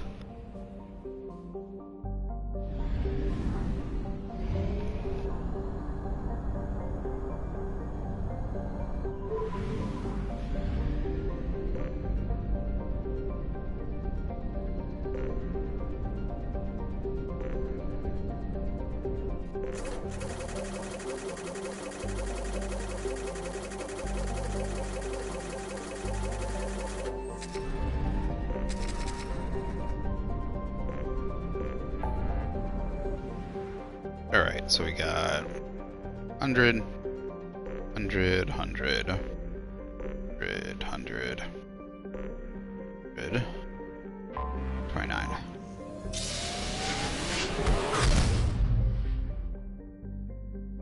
Bump.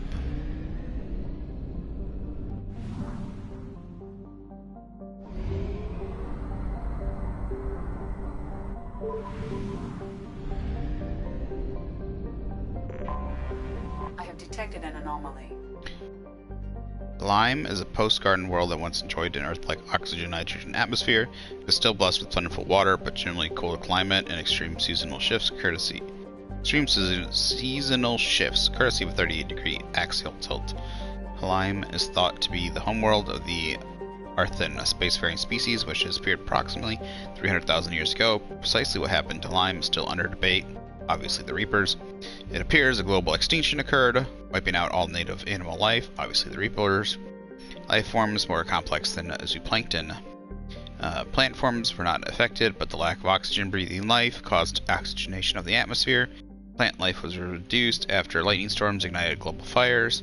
The leading theory for Lyme's devastation is an out-of-control biological weapon. For this reason, landing is strictly prohibited. The corporations Elam have in place a network of quarantine satellites to dissuade would-be looters from landing in the crumbling cities.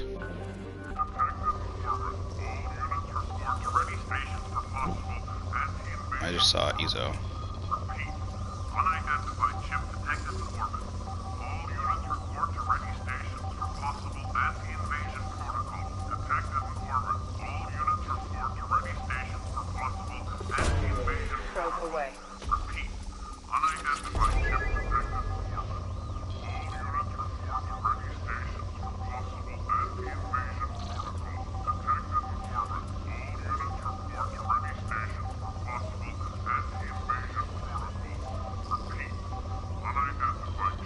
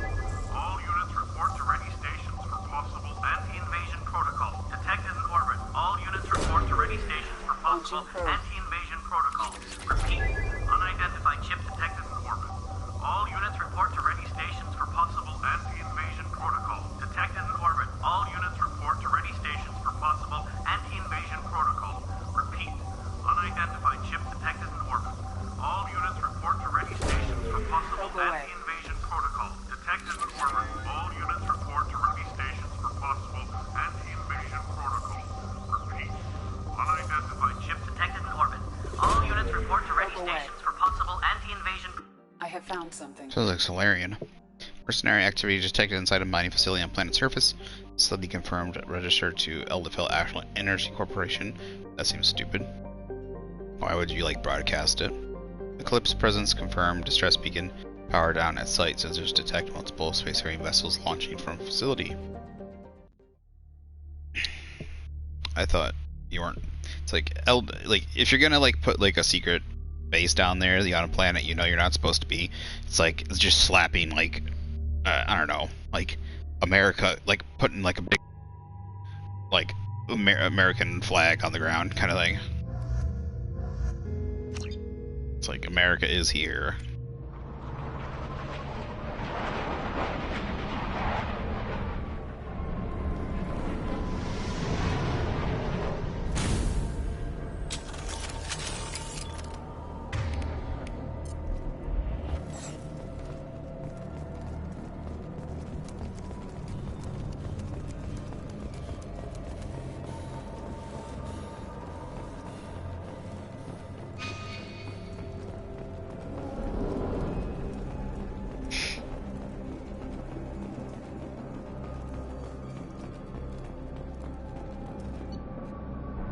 Cargo ship Terra Allen docks and received a large shipment of resources.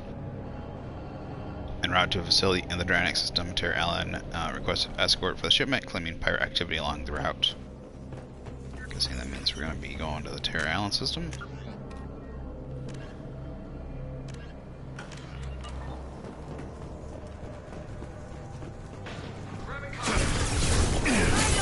This should soften Target them up. contact. Acknowledge.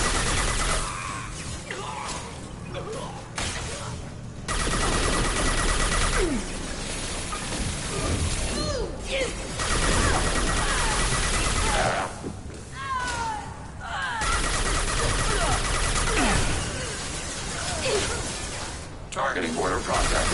Affirmative.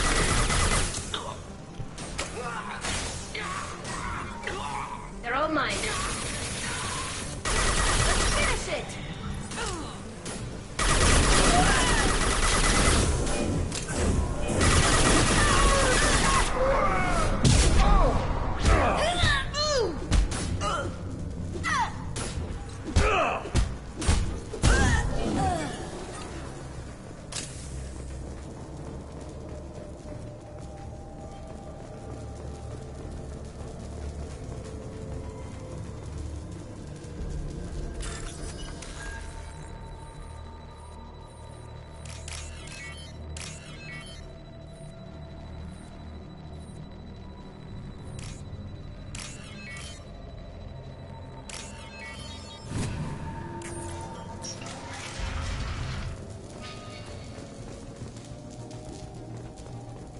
Let's just go that way, so let's check this out.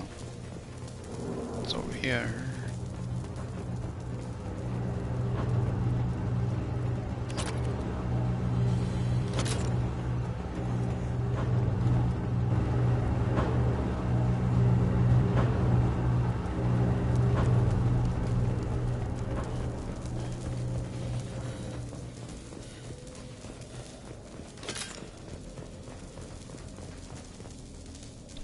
Alert, we are under mercenary attack. Escort civilians to crew quarters and return to the work area to protect the main computer at all costs.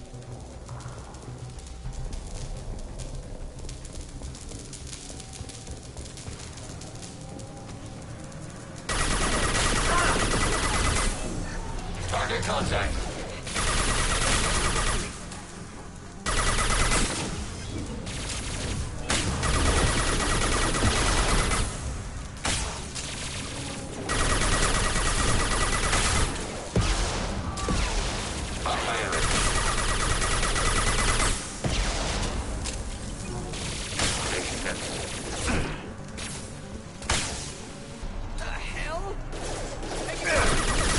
Combat drone ready.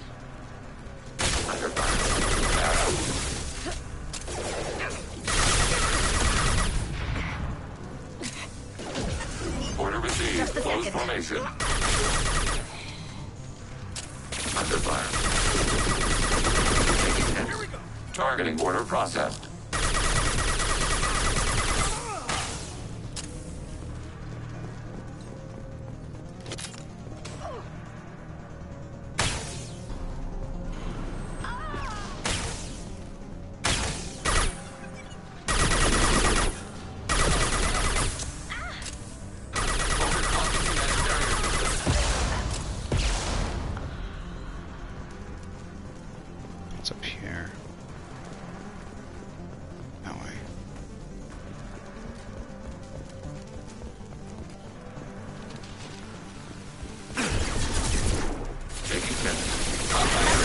sure that Strategic Boss paused.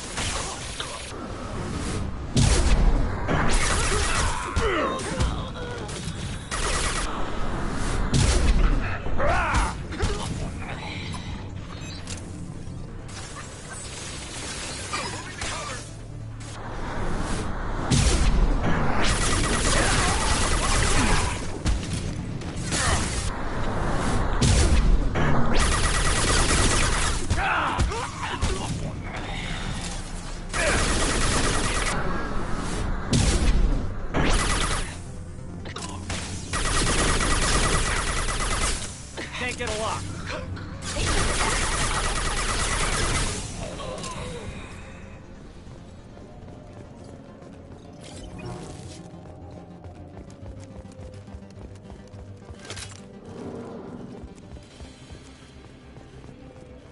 I feel like there was another person up here, but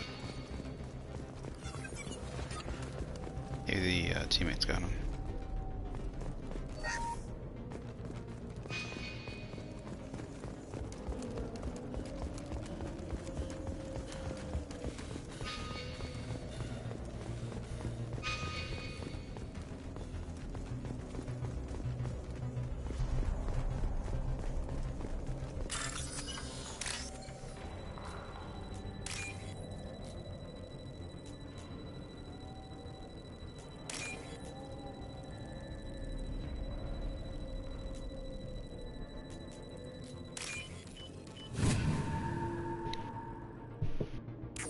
Full access. Shipping logs.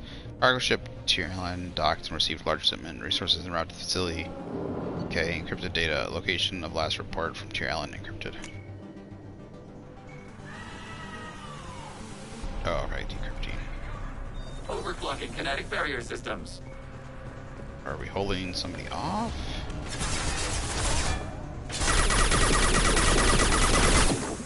Target contact. On it. Weakening their integrity.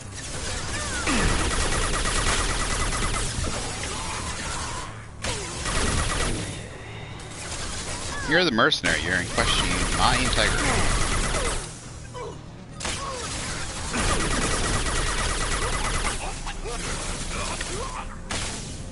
Emergency shields engaged.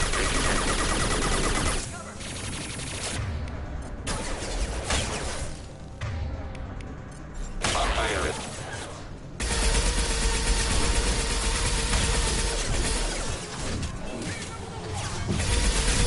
Targeting border crossing.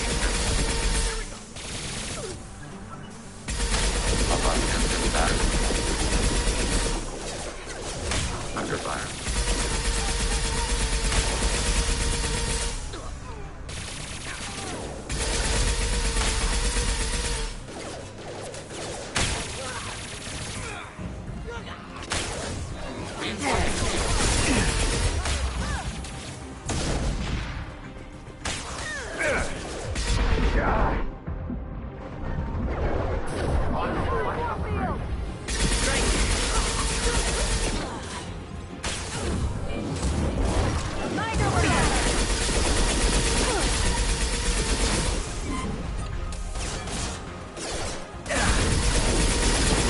I'll tear you Automated apart. flight You're weaponry. dead.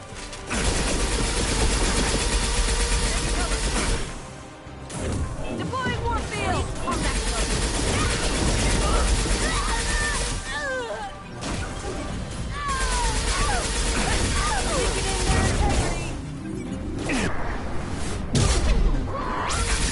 Threat neutralized.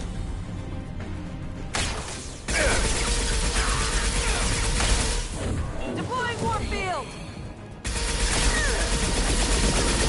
Mounting power to shields. Go for the optic. Here we go. Go for the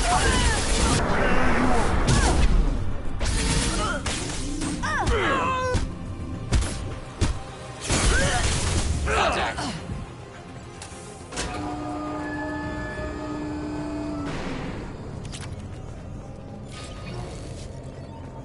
Decryption complete.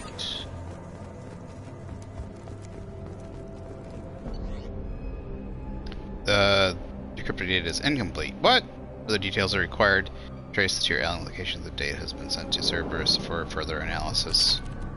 Son of a bitch!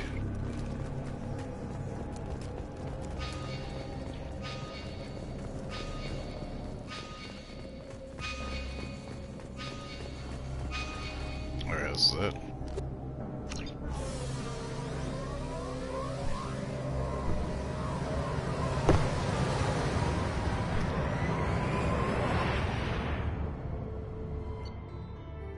Recover data referring to the tier Allen's location. More description is needed. What is the tier Allen? So it was a ship, right?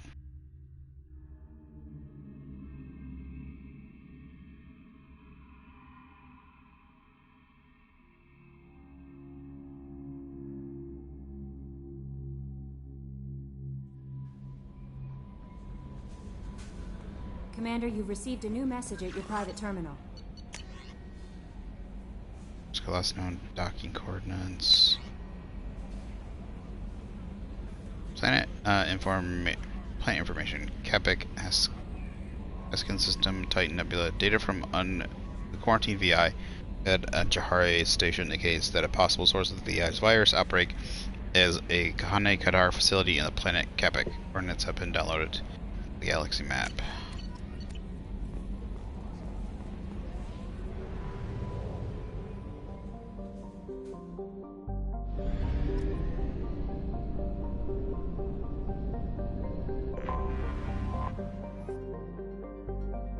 Pima. Tidally locked to the star Zelene.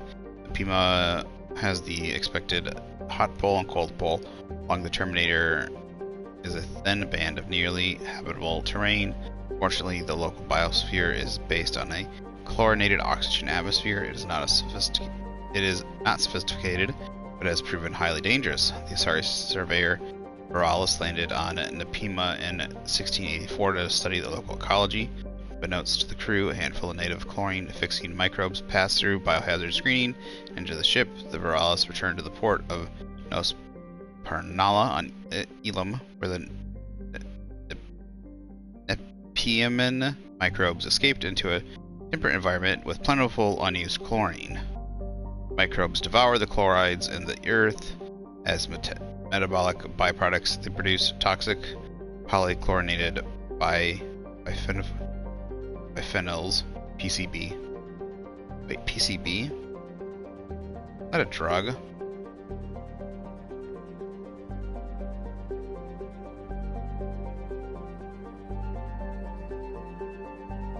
By the time the infestation was contained, an area of nearly 30 square kilometers had been effectively turned into toxic waste dump.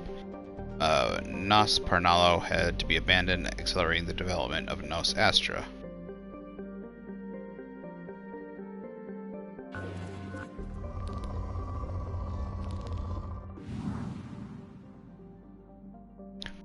I thought PCB was like a drug.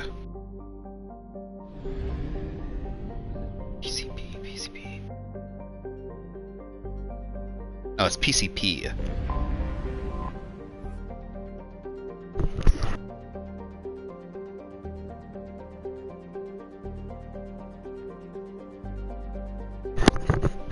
FO is a rocky world with an atmosphere of oxygen and carbon dioxide. There are large craters scattered across the surface, obviously from hypervelocity kinetic impactors. Stretching between these locations are the shattered remains of magnetic levitation rail lines, which strongly suggest the craters represent the former locations of Arthini mining outposts or other settlements. The equatorial region contains an extensive network of canyons formed by the planet's abundant liquid water. Travel advisory. FO's atmosphere is approximately 40% carbon dioxide at sea level. This level is 4 to 6 times the necessary to render most species unconscious. Within a few minutes of breathing mask must be worn at all times when on the surface of EFO.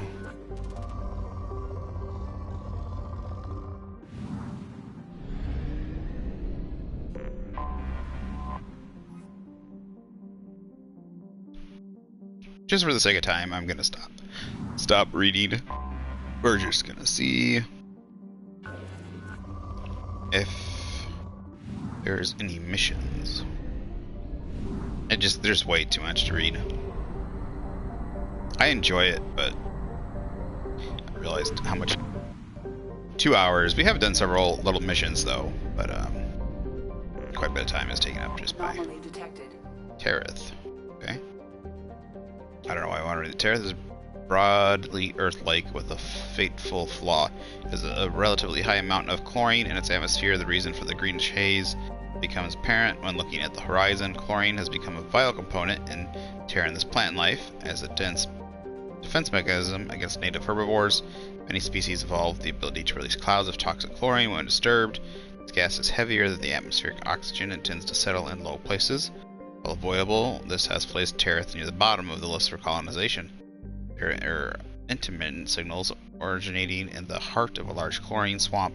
They appear to be coded, though it is not impossible that they are garbled distress signals from a downed civilian ship. Nope, got Izo. Probe launched.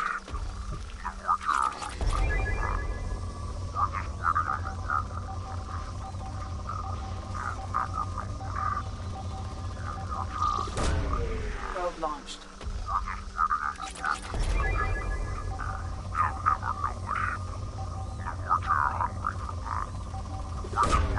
Launching probe.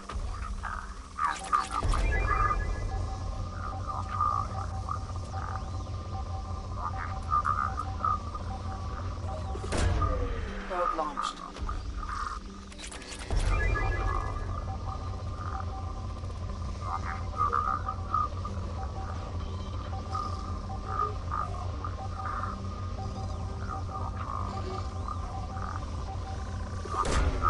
Probe launched.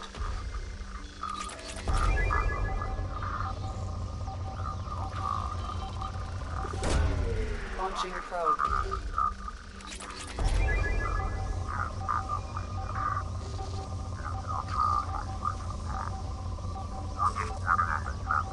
Feels like I missed some. There.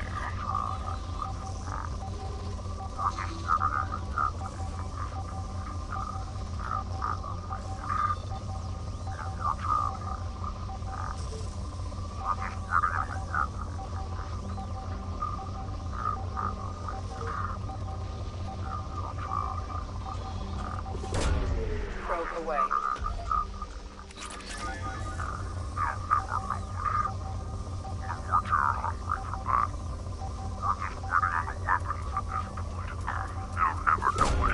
Probe launched. Something on our sensors. Preliminary scans indicate a high-powered communications relay on the planet. Communications match known blood pack mercenary protocols. Concentration of Krogan and Vorcha signals are massed inside the... Appears to be a mining operation. Life signs detected. Unknown species. Advise caution.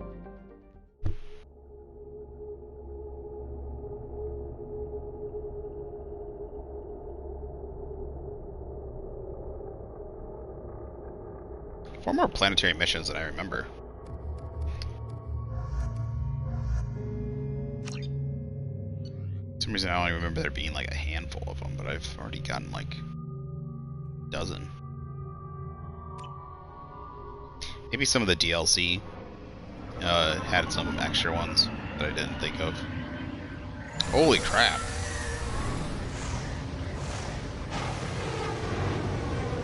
I was thinking more about the like greenish haze. Surface is interfering with your navigation.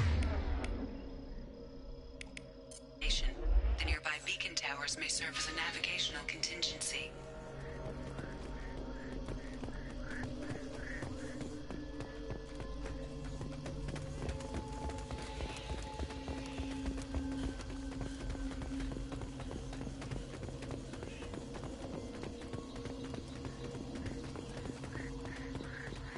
What happened here? Regional workers, stop chipping away at this node. There's nothing left here to mine. Move on to the other sites now. Salamul.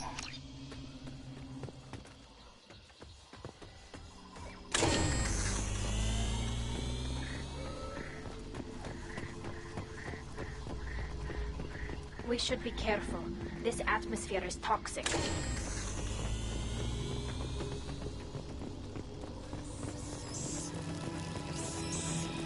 Targeting forward.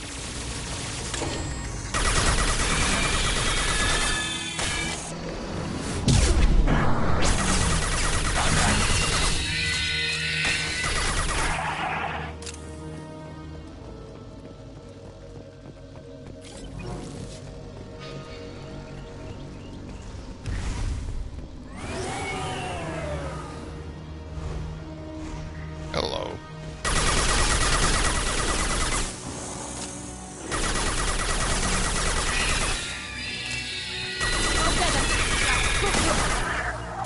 Got the target.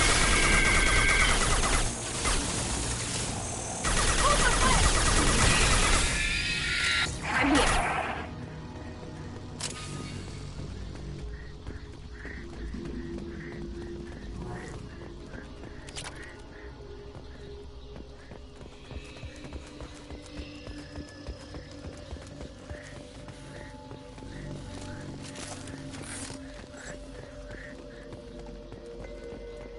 Incoming.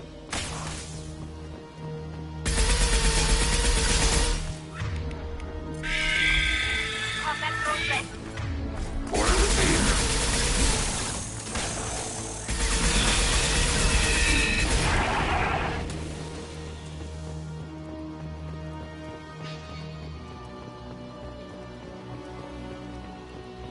Okay, seems like there's just 2 paths up there then.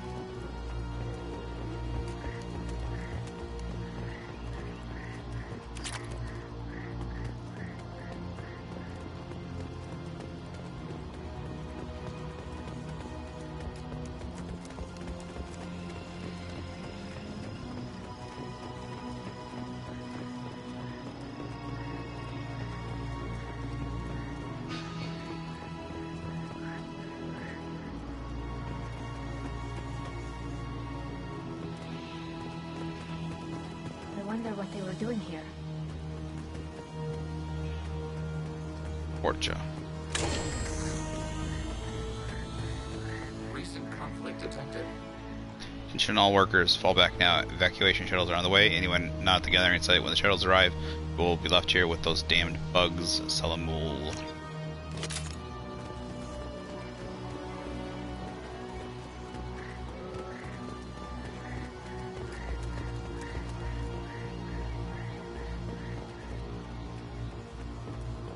Am I stuck on?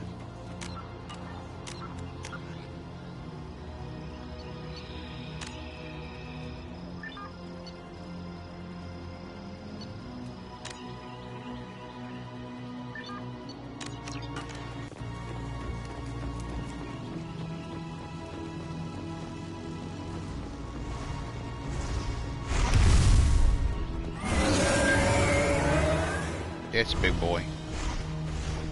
So, there was one of those on Tachanka, but we never got to fight it. It just dropped off a whole bunch of those. Clixon, I think they're called. Wonder if we're gonna fight that thing. I can't remember.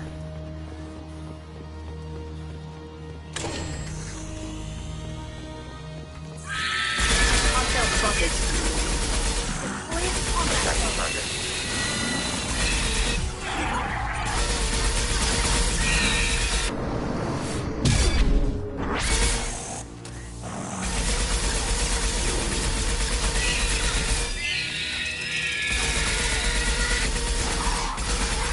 Target contact.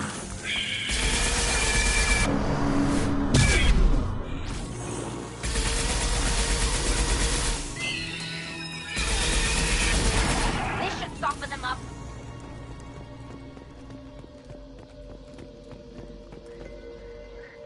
Salamul, I can't get any more Vorcha from Omega. Garm has its own problems. You're going to have to man up and deal with this on your own. Maybe build a beacon path. I bet those damn Vorcha are just wandering off into the fog and getting lost. Kalusk.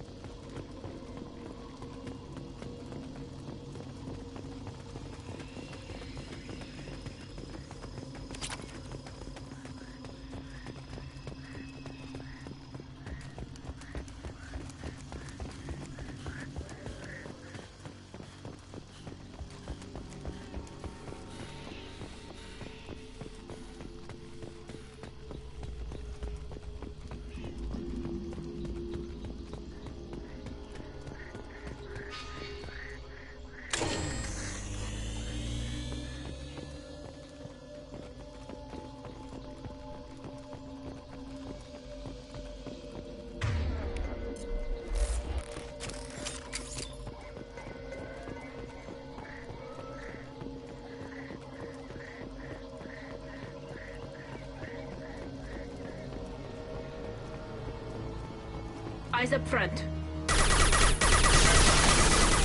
Target All contact. mine.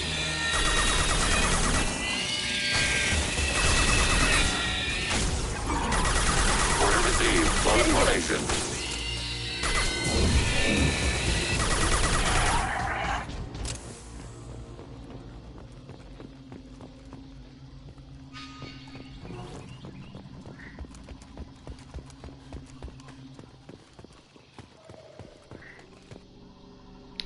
Well, where are the resources? Are you mining out there or standing around waiting for those vultures to get smarter? Our guy on Ilium can't wait. Keep the lights off forever. Keep stalling and we'll have a hell of a fight on the way in. That would make me really loose.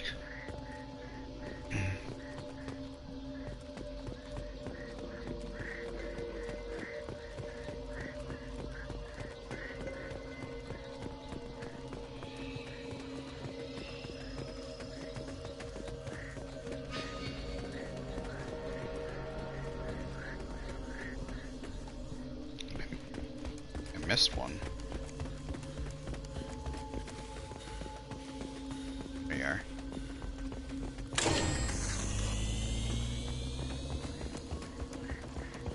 I didn't come Ahead down of there. us. Oh shit. There's no cover.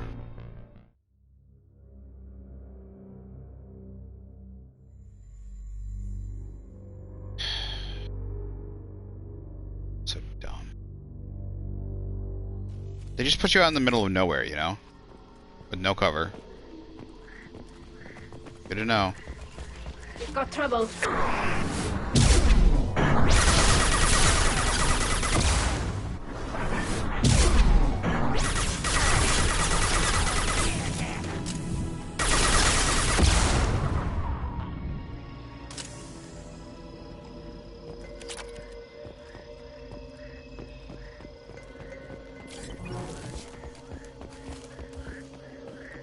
Yeah, this isn't covered. Yeah. You just have to bum rush it. Even if you fall back, you're just in a fucking firing zone. That's a terribly designed little alleyway. Just a death way for you. You don't have Vanguard. I don't think there's any way to get up there, like, fast.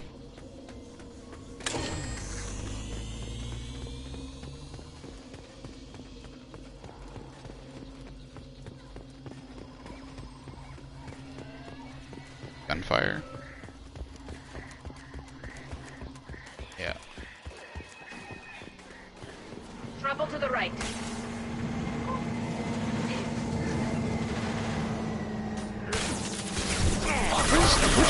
How'd she get up here? Target contact. Targeting order process.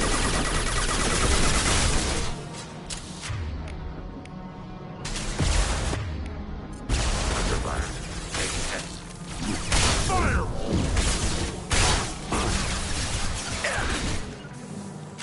On it.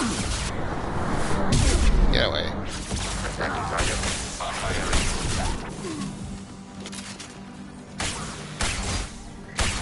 Combat mode ready.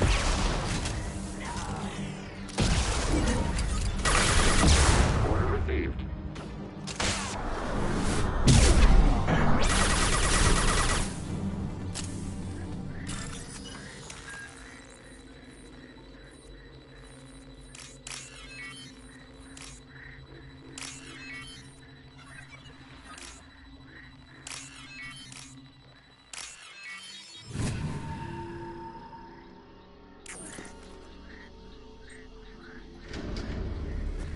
Tell me the mission just ends after this.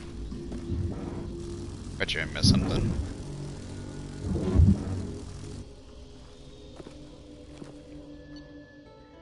I hate it when they, like, mission, like, at least let me end the mission, right? With the hitting the circle button thing.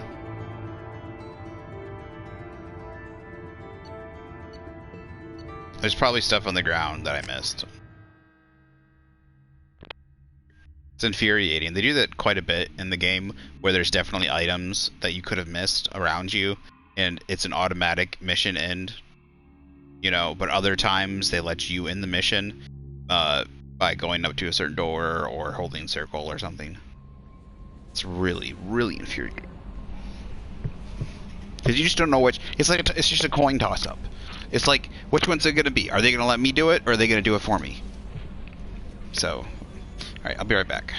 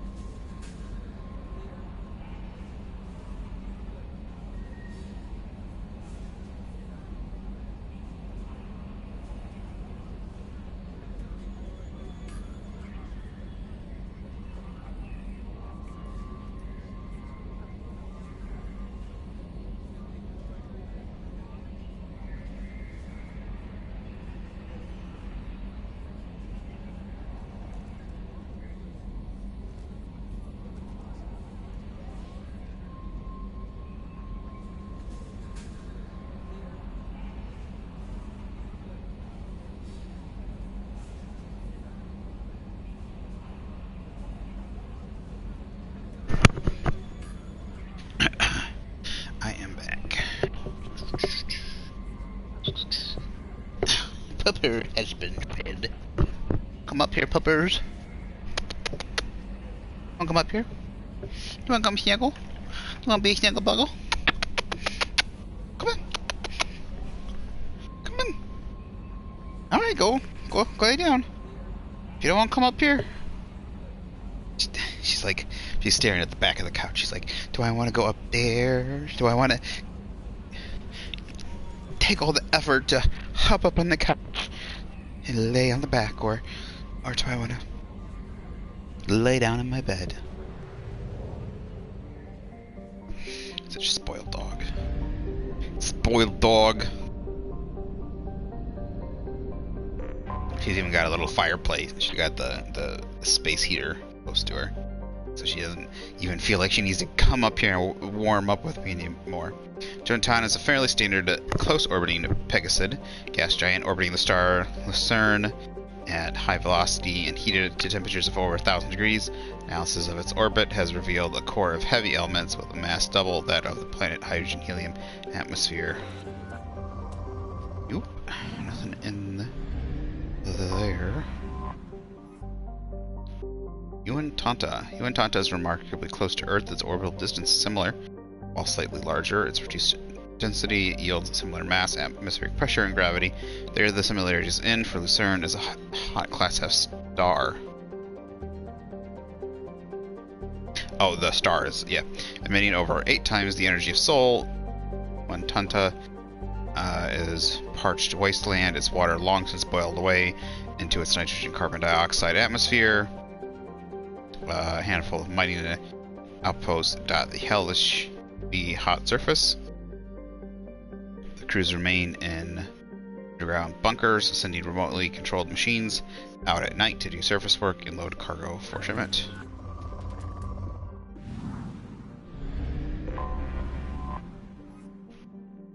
I have no idea how to say that. This planet is a large, hot world with a poisonous atmosphere of acidic nitrogen oxide. While the planet is too close to Lucerne for this to condense and fall as rain, this makes the environment too hostile for forms of life more sophisticated than bacteria to evolve.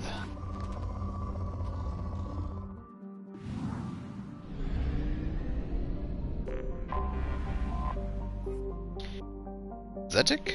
A common methane ammonia gas giant. Zetic is best known for the infamous Calthor camp, established on the ice moon of Gessis. Calthor was a Blue Sun's hostile environment training facility run by a cadre of former Batarian Special Intervention Unit operators.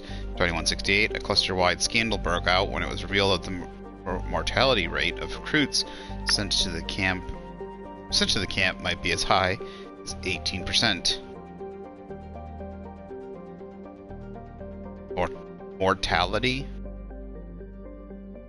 Meaning 18% survived or died? If only 18% died, that's not that high. Especially for the Blue Suns.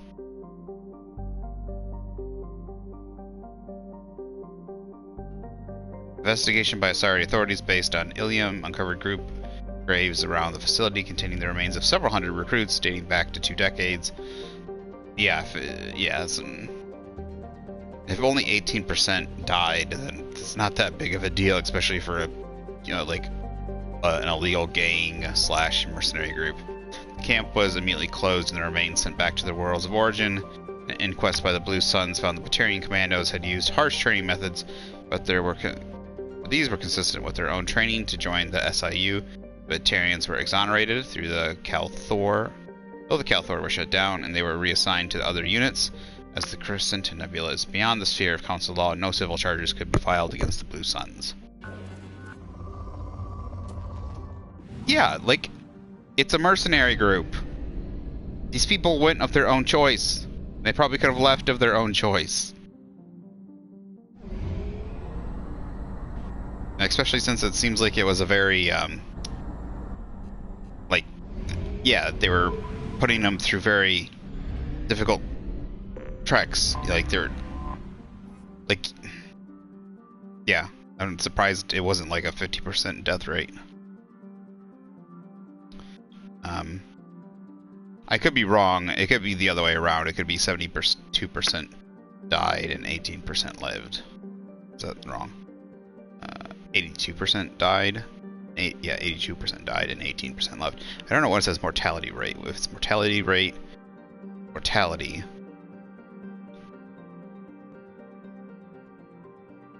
It would be lethality. Yeah, so mortality means 18% lived? I'm not sure. If it was only 18% died, then I don't. Not that I'm saying it's not a big deal, but I'm surprised it wasn't much higher. I mean, they're a mercenary gang that is outside the bounds of law. You know. They're like the Yakuza. They're not even like they're like a mob. You know. They're like the mafia or the Russian mob. So farthest my Sooth, farthest from the dim red dwarf on Death's Day, the ice dwarf Masuth has attracted no interest beyond a cursory flyby by automated probe in 1874. No significant resources were noted. Guessing we're gonna have to come back here eventually. Seems like a nothing burger. Acaria. Though nearly the size of Earth, Acaria contains only 28% of its mass. It has a trace atmosphere of neon and molecular nitrogen, but the predominant carbon dioxide has long since frozen and fallen to the surface as frost. While Acaria has a core of heavy metals, the bulk of the planet's volume consists of water ice. Several unique forms of long-chain carbon molecules have been recovered on the surface, pushed up from beneath the ice by cryovolcanic processes. Acaria has a large rocky moon, compositionally similar to Luna. And our last one. Zesmeni. Cold, dim, and shrouded by methane ammonia atmosphere, Zesmeni has nevertheless attracted development by Asari mining concerns that serve as military industries. These are significant loads of valuable light metals present, including titanium and lithium. Titanium is the primary materials used in mass accelerator slugs, and lithium is used in the military-grade droplet heat radiators used aboard warships.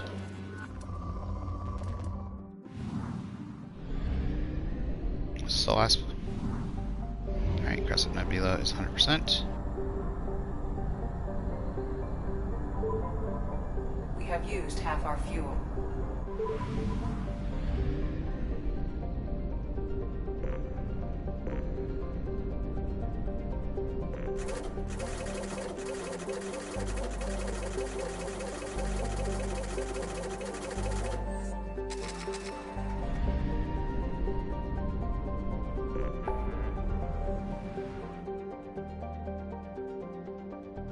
Destroy the blood plaque base, that's 100%. 10%. Disable infected production line. 100%. Save crashing zip. Zip.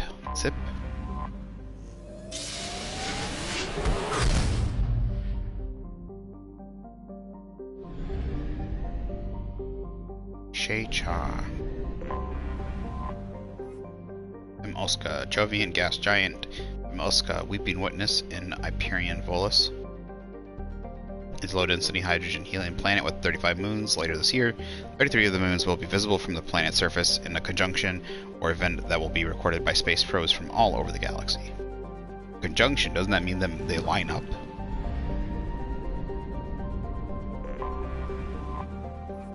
Aphros, a unique discovery. Aphros is a heavenly twin, a planet in a star system that has not one but two worlds of sufficient mass to retain a nitrogen-oxygen atmosphere within the hospitable life zone of its parent star. Fossil evidence shows abundant vertebrates and evidence of a sapient terrestrial avian species in its Bronze Age. Evidence of a sapient terrestrial avian species. However, however, the only trace of contemporary life on the planet is that of a single-cell organism in its seas. All else has suffered from an extinction event. Well, that stinks. It'd be cool to have an avian species. Series of massive impacts have vaporized vast quantities of water and lofted dust into its atmosphere. Early theories that this event was a collision with a fragmenting asteroid have now been discounted. The impact craters were aimed directly at habitation centers. Oh, the impact craters are aimed directly at habitation centers. Okay. So someone did it on purpose. See, damn. That would have been cool to have that species. And the question is, who did it? Tosul Nim. The sister tragedy to the extinction event on Afris. Tosul Nim was the rarest of jewels, a second garden planet within the same life zone of Afris. Not as old as the sister planet, its fossil evidence indicates it was home to abundant invertebrate sea life. However, similar craters to those on Afris created a dust shroud that killed 99% of biota on the planet. The even spacing of the craters indicates a coordinated, simultaneous attack from points around the globe rather than an asteroid collision. Super volcanic scenario. Reapers again? Except they don't usually attack anomaly detected. Scans show a crude base established on the planet's surface. Communications match known blood pack mercenary protocols. Numerous life signs matching fortune genealogy detected. The base material resources match our data on weapons manufacturing. Okay, I can just land.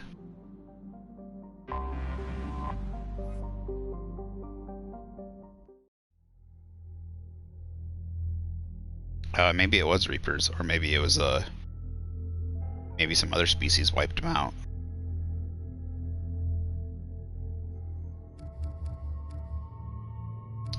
Protheans, a good question. Like the Protheans or some other imperial race could have. There could have been some other very barbaric races that evolved that wanted to destroy other species. It doesn't always have to be the Reapers. That's why, like, it'd always be nice to be able to find out more about some of the stuff via landing. I love those sci-fi. I like those kind of fantasy sci-fi games where you can learn more about that stuff. Anything over here? Ooh, data pad. That. Belusk. We've got our resources when they're good and ready. You'll get our resources when they're good and ready. You want to come mine these rocks yourself? Everything will be ready for the attack. If you've gotten me the additional Vorcha I asked for, it would have been done by now, so Salamul. Are these the guys that are planning an attack on Aria? If I'm right, the Omega DLC is Mass Effect 3. For some reason it's Mass Effect 3, I don't know why. Feels like it should have been a Mass Effect 2 thing. By sending back 2 of the Vorcha you sent me, I'm sending back 2 of the Vorcha that you sent me so that they can see what I'm dealing with out here. I suggest you not arm these morons. These piss-poor shots are more likely to blast the broadside of one of your generators and hit their intended targets. Maybe once you understand what I'm dealing with, you won't be so quick to mock me when I ask for some goddamn assistance, Salamul.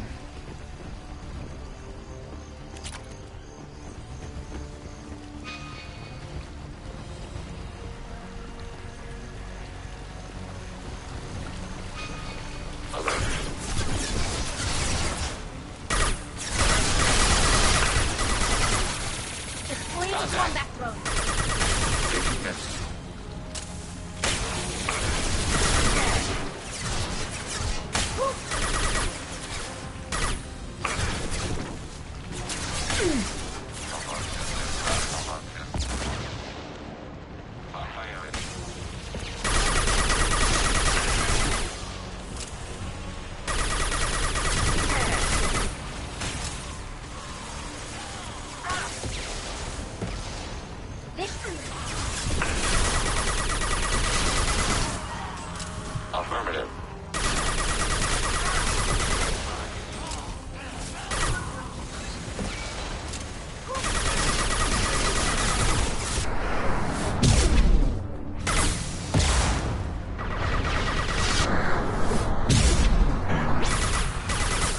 That guy just like, what's he doing? Oh, his legs weren't moving, so he was like jetting across the floor.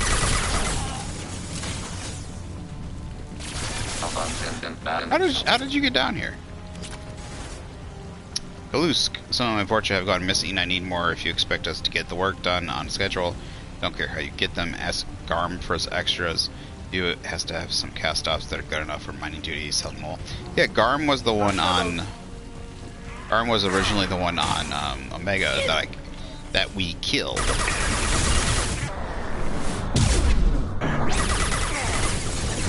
Did you see him T-pose? Yeah, he was T-posing. Where'd he go? I don't like she was killing somebody.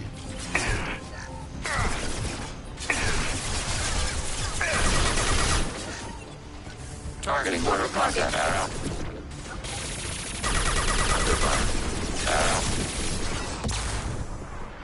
Acknowledged.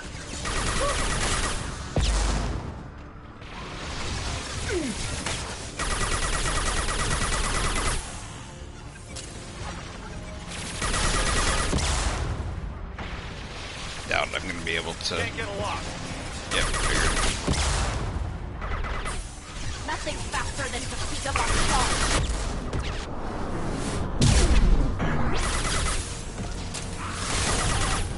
Under fire. Yay, I'm on fire.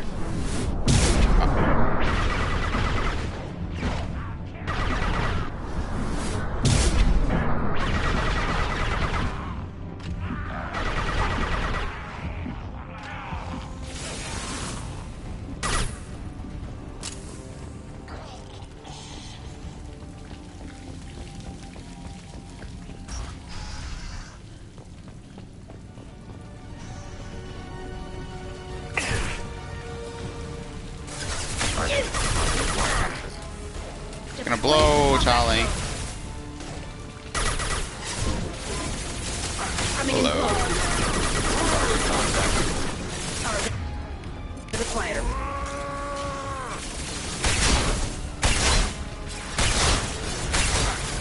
Krogan coming at us. See him, I see him.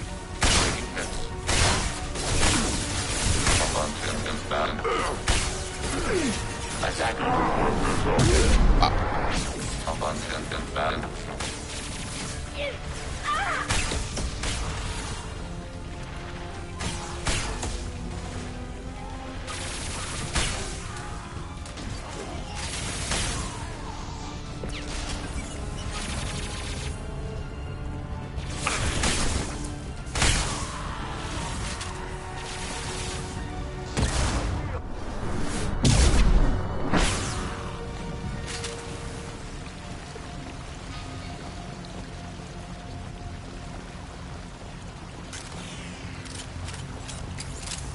Interesting. Let's take a closer look. At what?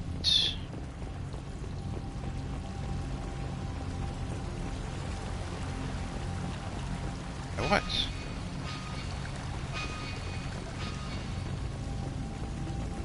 I don't know what it wants me to do. Blow with these?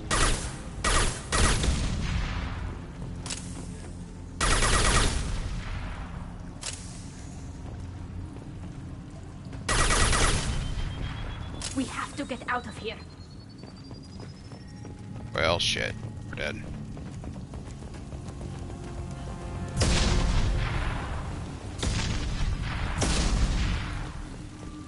Run, damn it.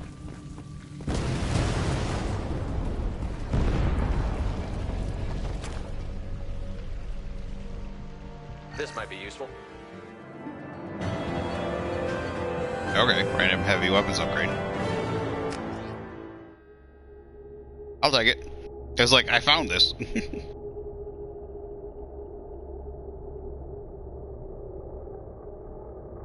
I won't complain.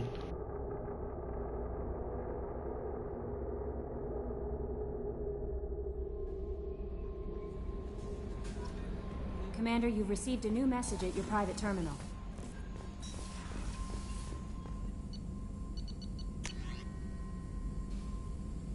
Plus 90% heavy weapon ammo. Does that mean I can hold 1,000 now, or is it like 950? Blood pack facility detected.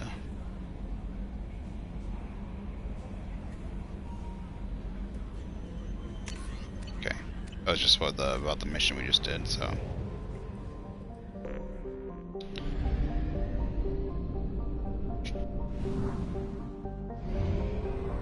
Let's go check out Erla Rust.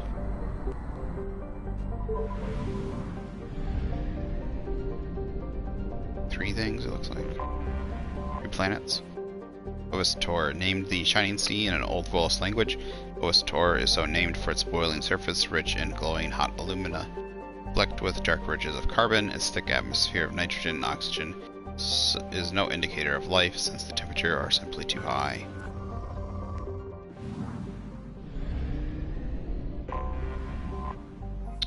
Telesphia. Telesphia is a planet capable of supporting life. That life happens to breathe ammonia, discovered by Asari explorers. The planet was used as bargaining chip by the Citadel Council, who quickly drafted a colonization agreement with his wealthy client race, the Volus. The Council would funded the Volus colonization effort in return for massive trade benefits. With uncharacteristic enthusiasm, an enormous Volus influx ensued, and the Council reaped the economic benefits for a dozen years before the colonization bubble burst. Today, the economic good times on Telesphia are long gone, and modern Volus businesses are cutthroat operations. Piracy is a grave threat to shipping, as well-armed criminals see the Volus as easy prey.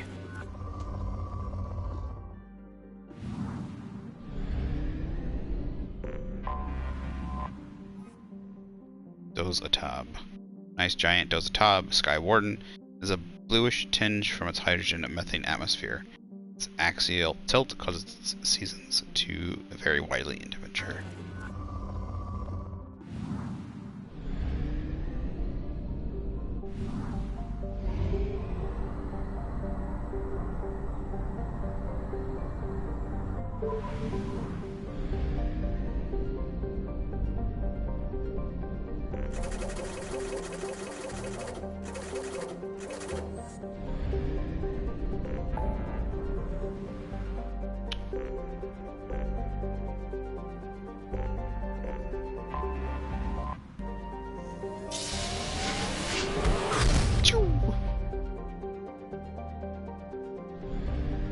Migrant Fleet, Ka and Paz. Got 2 of them, Ka and Paz. This nebula's pretty. Got 1 planet. Garvug. In 354 CE, Garvug was considered a bargain world given to the Krogan to placate them because no one else wanted to live such a frozen rock. Technically a life-bearing world, Garvug has a small farm built around its equator and well-insulated marine life in its seas. By the turn of the century, the Krogan had completely adapted, breeding hundreds of younglings per family in vast underground bunkers. By the turn of the next century, Garvug's narrow strips of coral reef had been destroyed by overfishing and pollutants. Excess Krogan took to the stars to find another planet to consume. Garvug was treated as an object lessened by the Citadel Council. Krogan could not be trusted to check their own numbers. Today, Garvug is a frozen wasteland home to corporate eco-engineering efforts trying to implement sustainable agri and aquaculture practices. Krogan and Vulture packs are a constant threat. The corporations pay mercenaries well to keep their operations safe.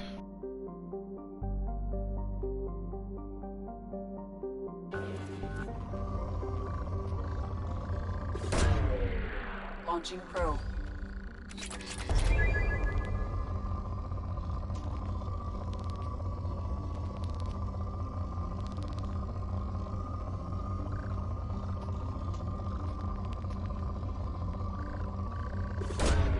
Probe launched.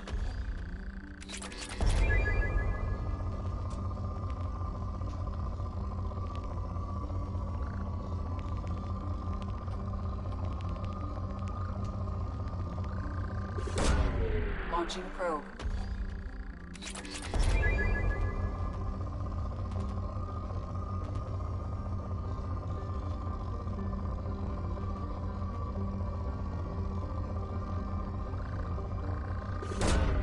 Probe away.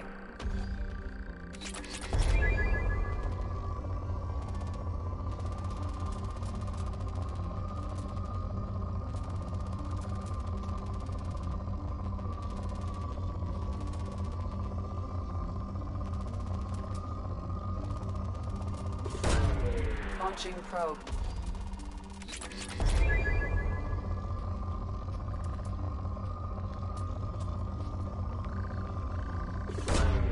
Launching probe.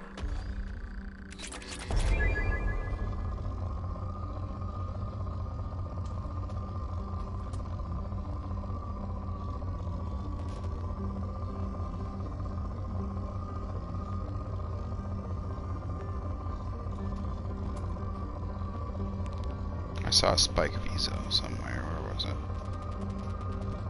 Right there. Is that all there is?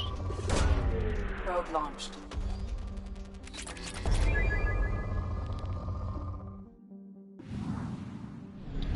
Alright. Boog is just one place. Seems like Micah's gonna make up for it though. 2 belts. There's gotta be something in one of these belts. No way you put a double belt and not have something in one of them belts.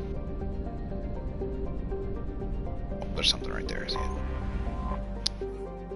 It's Israfil, largest of the Ezo trio. Israfil is a silicate heavy carbonaceous asteroid. It is home to approximately 40 species of microorganisms in its liquid water and was blamed as the source of the prion-based biowarfare agent EHE, exotic humanoid encephalopathy, used by the terrorist group Totenkopf. Their attack on Gagarin Station in 2184. While many in the scientific community protested that Israfil did not have sufficient atmosphere or evolutionary history to sustain life at the Prion level, the asteroid and its Ezo miners nevertheless quarantined to reassure the public that the system's alliance was taking action, though no evidence has yet been found that EHE originated from Israfil or was even synthesized in the local lab. The SSV Manila and a team of epidemiologists maintain watch over the asteroid's ship traffic for now. It says it's got Ezo. That's what it said. There's a little spike, I saw it.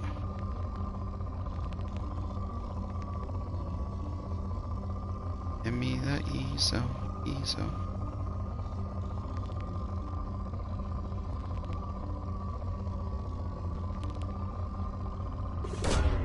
Probe away.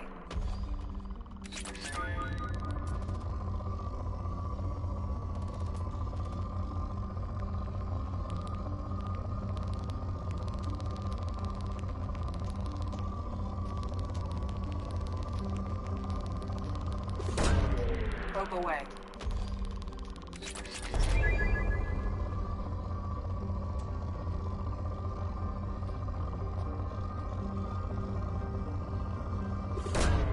Probe launched.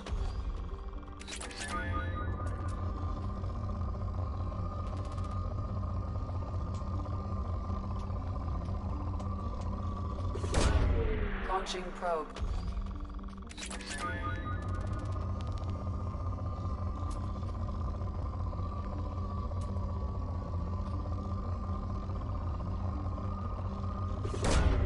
Probe launched.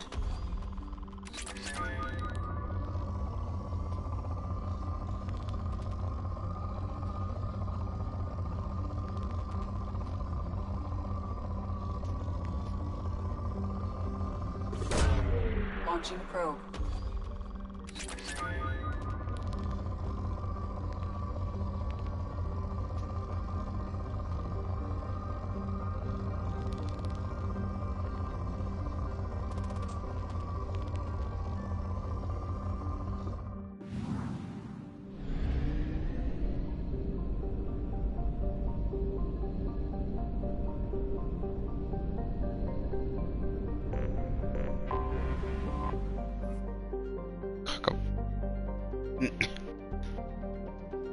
Kakibel, second asteroid in the system, formed around an element 0 core. Kakibel, another carbonaceous asteroid with a surface made of hydrated minerals such as carbonates and clays. Beneath its icy surface is liquid water with some amino acids. The surface of Kakibel is pitted and scarred with strip mining stations where the Quarians took as much Ezo as possible before moving on.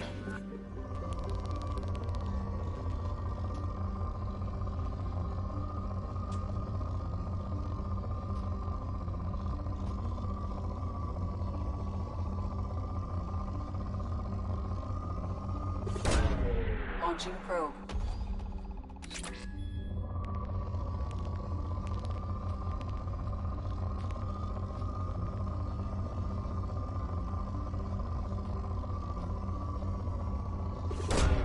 Probe launched.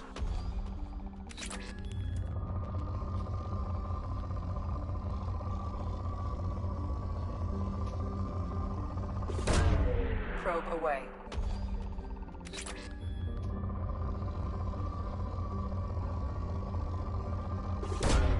Probe launched.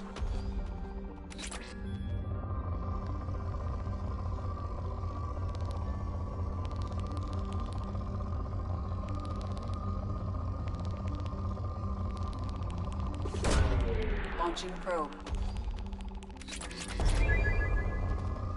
Ooh. Come on. Come on. There we go. Launching probe. Need a little detector, like a metal detector. Probe away. Make a little beeping sound when I'm right over the best spot.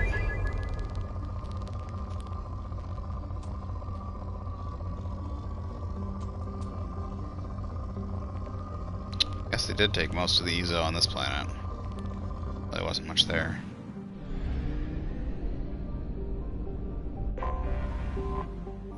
Duma, home to its 51 moons, including the prebiotic moon, prebiotic moon, and Feel. Duma is a standard hydrogen helium gas giant with a violent surface winds exceeding 1,900 kph. Like its sister planet, Lohi is believed to be an extrasolar capture.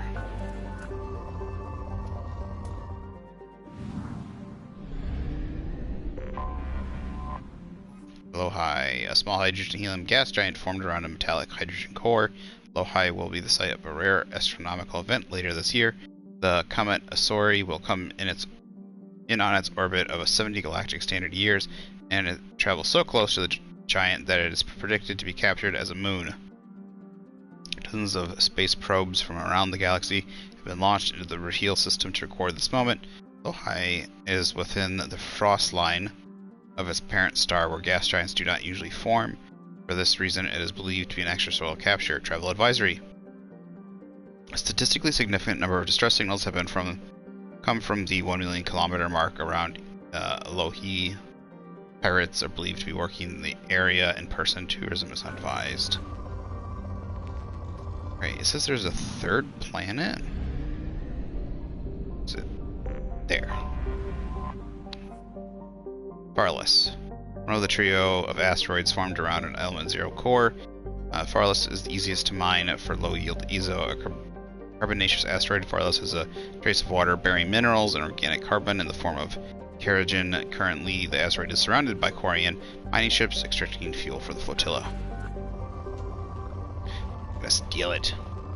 It's all mine. Mine, I say.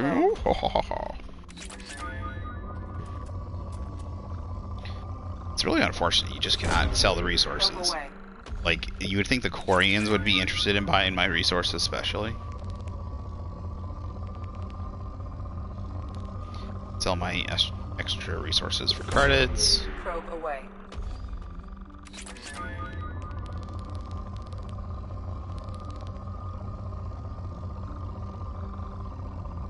I really dislike it. Like, I love these games, but I dislike it when games don't think about this.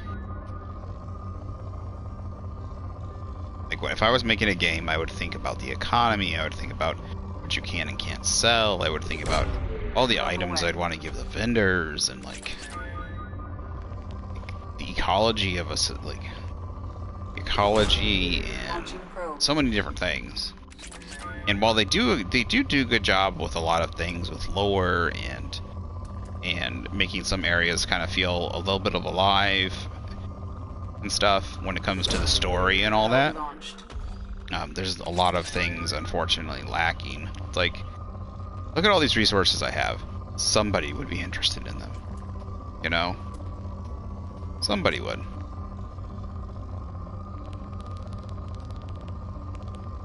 Especially like the Quarian flotilla. It, like, I could set up through Tali a way to sell them So I wouldn't even have to go to the flotilla or something, you know? Or it'd be a reason, like there could be a store at the flotilla. They could have special stuff.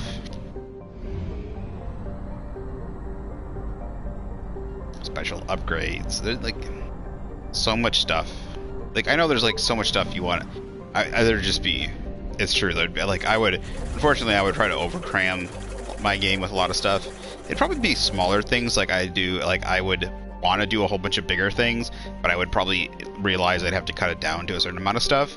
But then I would cram in a whole bunch of smaller things, like weapons and certain armor things that are more doable.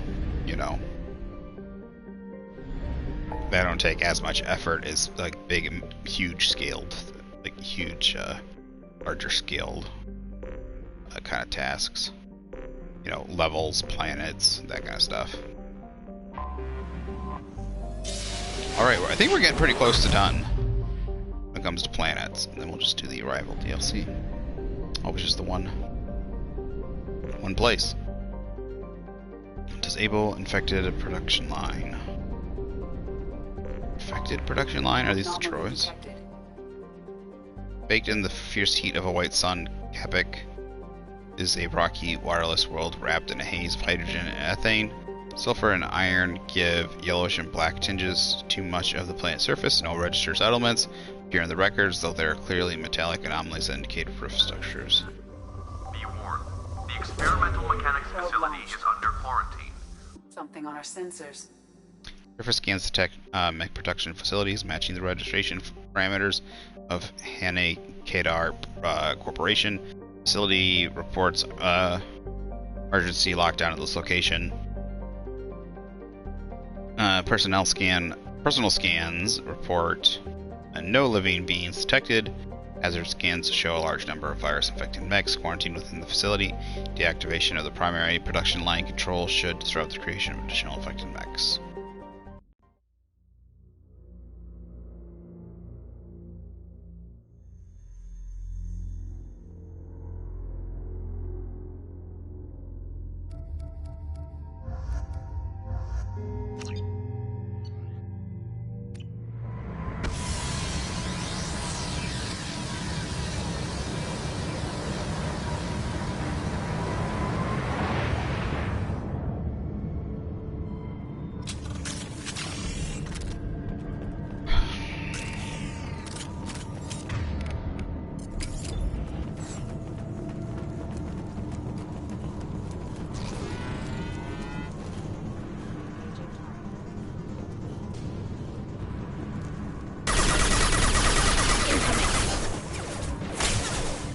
Target contact. Successful shot.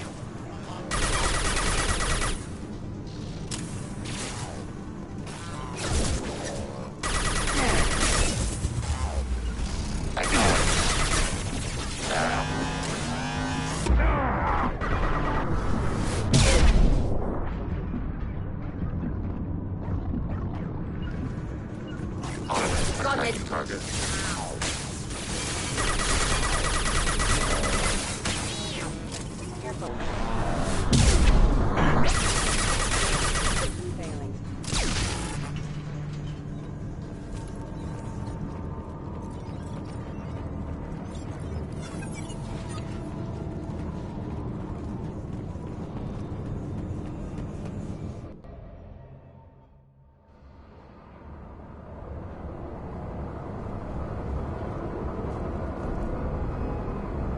Is this a...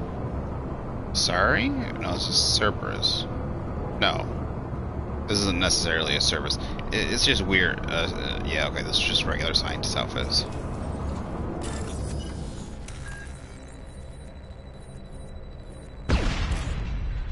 The fuck? Alright, the time doesn't stop. I have a time dilation.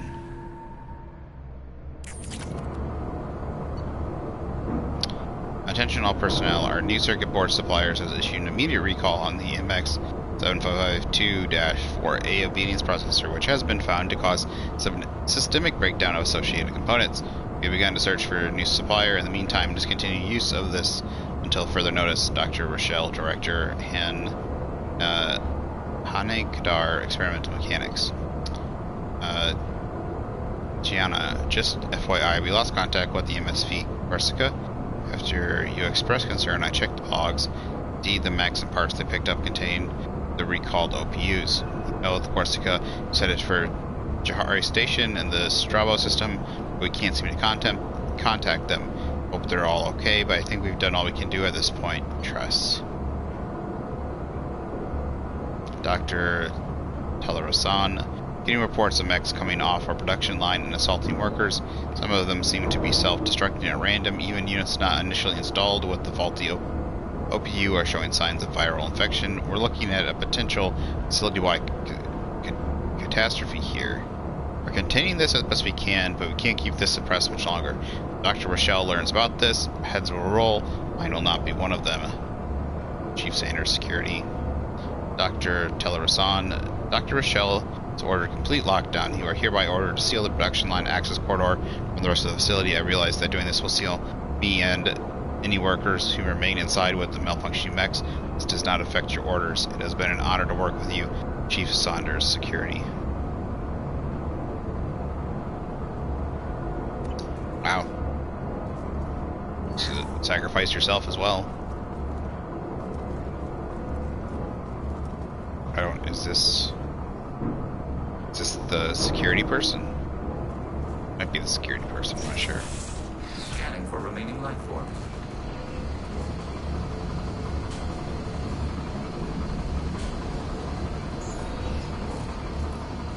I've located the Asari, Dr. Telerosan, in the production line access corridor. Instead of barricading disabled access to the rest of the corridor, Officer Campbell secured Dr. Telerosan and heading into the warehouse to access the production line control room. I'll update you once I'm in. I'm in the warehouse. It seems pretty empty, sir. I can see the control room just above the storage area. Might need a few minutes, but I'm pretty sure I can get that main production line shut down. Unfortunately, that didn't happen. We've been spotted. Can't get a lock. Nothing faster than the response.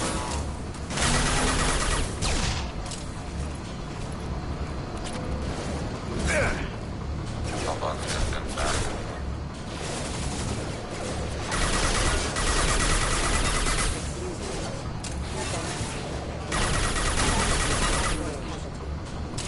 Taking hits.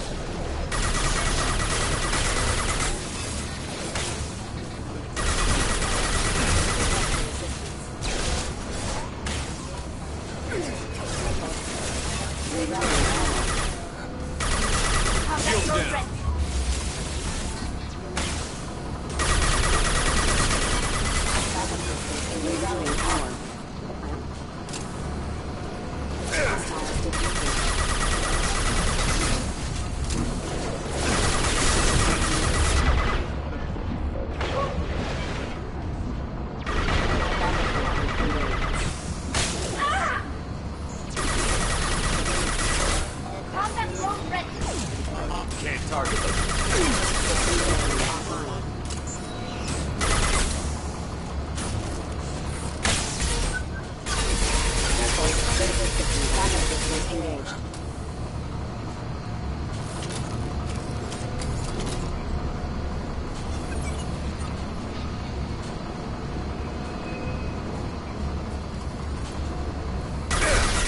Can't get a lock. Dude, it's right there. Stop. Can't get a fucking lock. Can't get a fucking lock. God damn, this game is broken as fuck. Poor dog just ran away because I was yelling.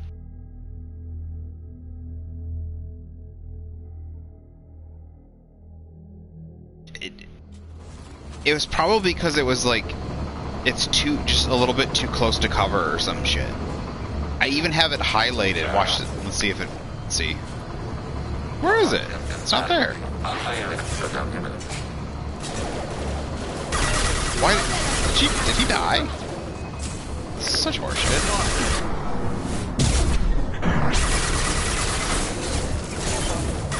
Can't reach the target. Can't reach it did it again. I think it's because it's like too close to a railing or something randomly.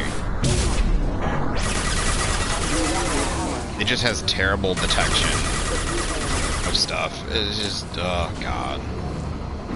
It's so infuriating. Because it really messes up like your game plan, right? It really messes up how the game plays.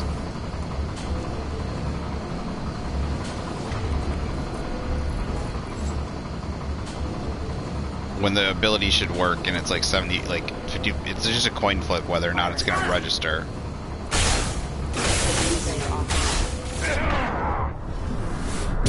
Like right there, it could just randomly say for some reason, you know, can't reach the target.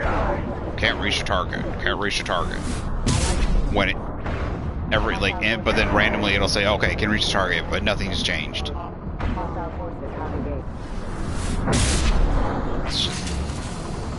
It's just annoying. It's beyond annoying. It's game breaking. Luckily, there's no competitiveness, being a single player only. So you imagine like there would be some sort of PvP. Can't. This is exactly what I'm talking about. It's exactly what I'm talking about. I'm telling you, it was not this bad in the original. I am telling you, not this bad. Something is up with the port.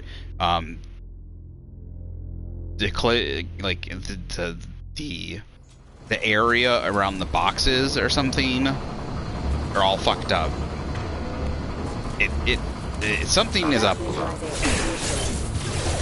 get a lock. Can't get a lock. Can't target. Can't target. It. And then all of a sudden I can lock. I can lock on all of a sudden. It doesn't like being close quarters. It doesn't like having stuff around them. It's really busted. I want to see how bad it's going to be in Mass Effect 3. Now, Mass Effect 3 is different because you can tell they changed it and fixed it so you can teleport through a lot of more stuff. It fixes a lot of the collision stuff, so we'll see how bad the ports fucked it up.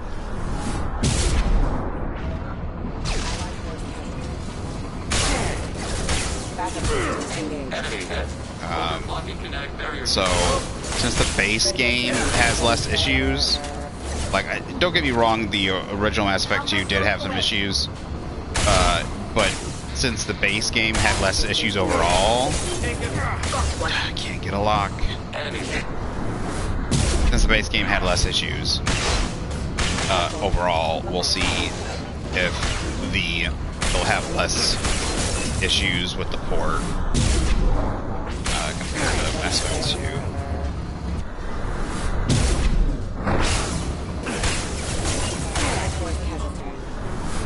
Like right there, that's where it said I couldn't get a lock last time. It's literally the same spot. All of a sudden now it says I can't reach the target. Right there, in the middle of a bloody aisleway. I want to say if there's something behind it, like behind the enemy, it doesn't want to give it to you because it doesn't want to teleport you into them. Like it doesn't want to teleport into the item. But there wasn't anything behind them. This time, oh, okay, there we go. I don't know. I don't know. Like now it's giving it to me, right? It doesn't make it cannot make up its mind. Like I said, flip of the coin, which is bad. Like the only time you want it to be like a flip of the coin is like when it's a fun, weird mechanic kind of thing. Okay, are these just spamming? Like, are these non-stop spawning? It seems that way. They're spawning constantly. Yep, they are spawning constantly. If I cannot push forward, if I don't push forward, they will continue to spawn. They do that randomly in this game. They will have infinite spawn points where they don't stop spawning. I don't know, like, I don't know what idiot thought that was a smart idea. Take them.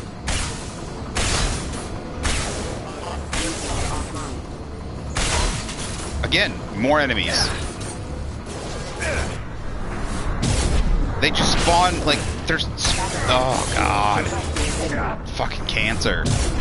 Whatever idiot designed this should be fired and never hired again to do anything. Ever. You are like, don't even think you should have the right to breathe. How can someone be so bad at this? It's not that hard. Have a set number of enemies. Infinite spawn is like for a horde mode kind of thing. Look, they just don't stop coming. Like, I get the idea you want. Like, you want to give the idea there's a lot of enemies in here. But you just cannot have an infinite... If I just sat there, it'd be an infinite number of enemies. Which is just bad. Can't target. Oh, God. This is a cancer area.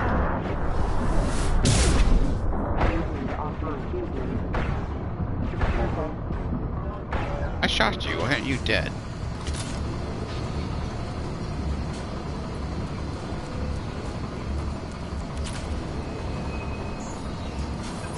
Alright, I think they finally stopped spawning. Yeah, if I sat at that corner, they would have just spawned indefinitely.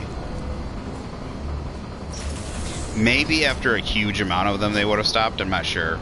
There might be a limit, but it's just insane.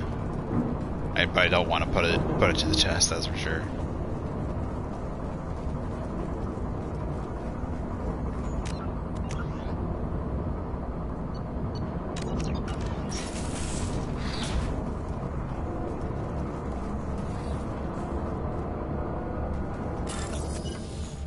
No wonder they weren't able to get to here. I could barely get to it.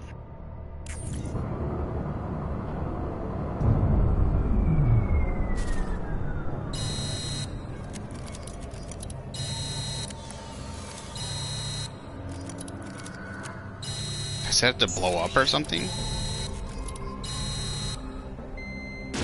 Oh, they said to blow up. No, I guess we did set it to blow up. Seems like every time we land, we set something to blow up.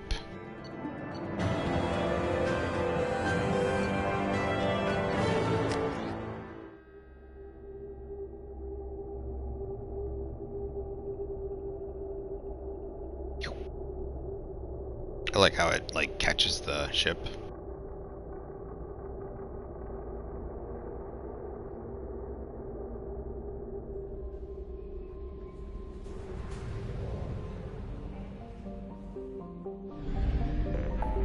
So there was only the one thing in the Titan Nebula. 100%. That is 0%. Let's just this one. Try and knock this one out of the park. 75%. Alright, looks like we have one system.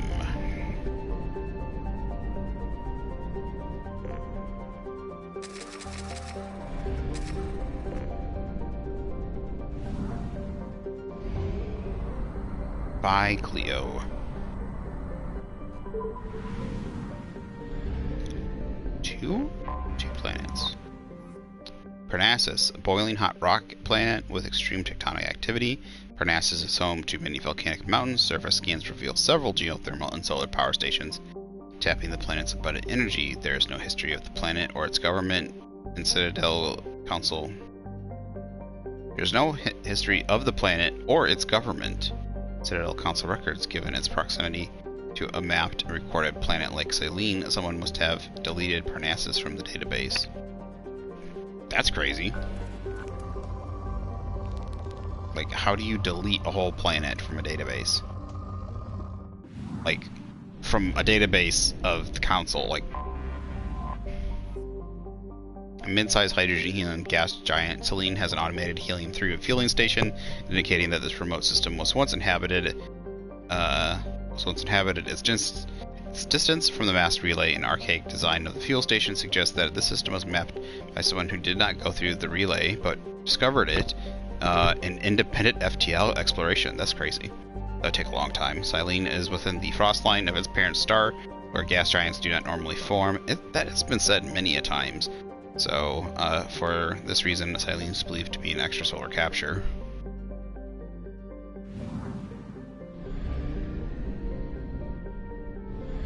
Okay.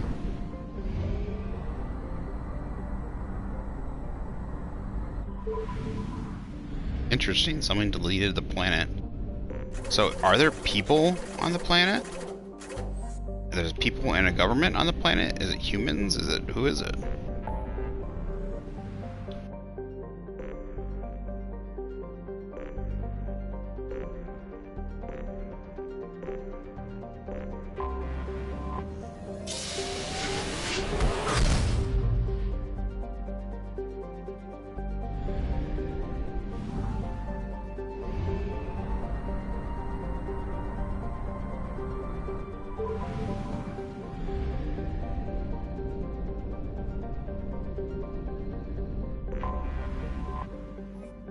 Amut is an enormous hydrogen-helium gas giant with a mass approximately 9 times that of Jupiter and nearly 2,900 times that of Earth. Despite massive pressure, its core has failed to ignite in the fusion reaction, qualifying it as a failed star. It is believed to have captured all other planet-sized bodies in the solar system as moons, or an impact events leading to its name, Devourer. Oh, that's crazy. So even like every other planet, like everything else, it's literally caught it as a moon, or it's like fallen into the planet. So not intimidated by this phenomena, the Geth have colonized many of Amut's moons and skimmed the hydrogen from Amut's atmosphere. Travel advisory: Amut is in Geth space, all civilian traffic is prohibited.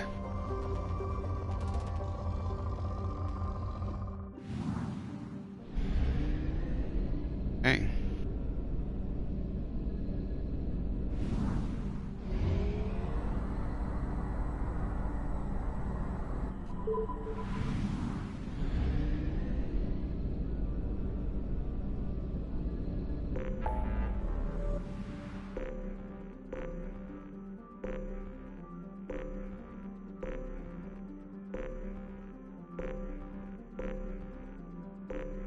We're very close to 100% now, so it'd be nice if it told me how close I was to the whole galaxy being 100%, so I don't have to check each and every star system again.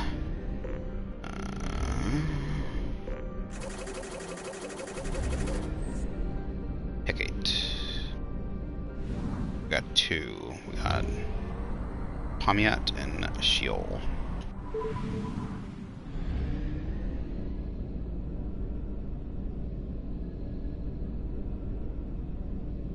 There's anything in the answer right there. Volkov, a dwarf planet. Volkov has a thick atmosphere, nitrogen, and krypton. Home to a thriving iridium mining community, Volkov's reputation is summed up as rich but dangerous. Pirates often lurk behind Volkov's 2 moonlets, Viava and Elena, and crippled freighters leaving the atmosphere. To make matters worse, Volkov sits in the Chaziv Belt, a field of asteroids and other small bodies, which leads to frequent meteor strikes on the planet. Meteor-related casualties remain rare, but on Volkov, the chances of such a death are high enough that they are factored into insurance premiums.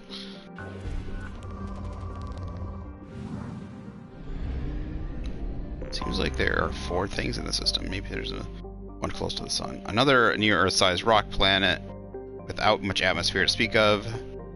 Dobrovolsky is home to Altai Mineral Works, a local extraction company noted for its success in easel refining. The planet itself provides aluminum for local fabricators, which are turning out habitats at an astonishing rate for a system that has no garden planets. With its ore supply coming all the way from the Sheol system, Dobrovolsky is held up as the proof of the minerals cliché: where there's easel, there's an economy.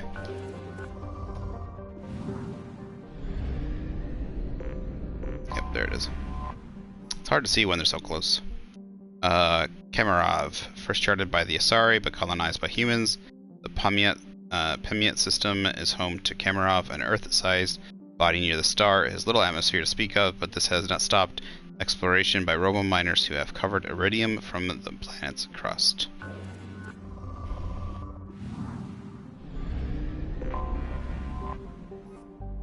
Patsyev. Sounds like this was settled by Russians or Ukrainians or, you know, some sort of Slav. I don't know what is the alphabet? Can't remember. There's a name. I can't remember the name for a language. The languages that, you know, sound Russian-esque. A rock planet encased in frozen oceans. Patsyev is notable for the largest written messages ever created by a human being. Andrei Kobzar, a disgruntled miner whose fortunes were spent prospecting for Ezo, used the mass accelerator cannon of a local mercenary group's headset. A-61 Mantis gunship to carve a 208-kilometer long message in the ice saying, "Zed Nichigonye." Russian, for "there's nothing here." The message can easily be seen from space. Ironically, the message itself, intended to discourage future colonists, now draws small tourist crowds. That is funny. Wait, how do you spell Niet? I thought it was N-I-E-T. No, Niet. Spelled N-E-T. Interesting. That's funny. Sounds like something a Russian would do.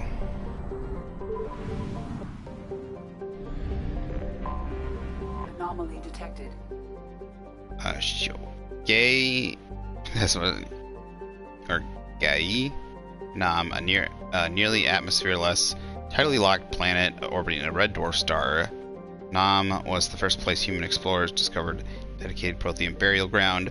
While a few sites were saved for posterity, Eldfell Ashland Mine successfully lobbied to scout the rest of the planet for Element Zero and soon was embroiled in a scandal. Mining teams were looting grave sites, searching for Ezo and other treasures, and many got rich off the so-called cemetery business.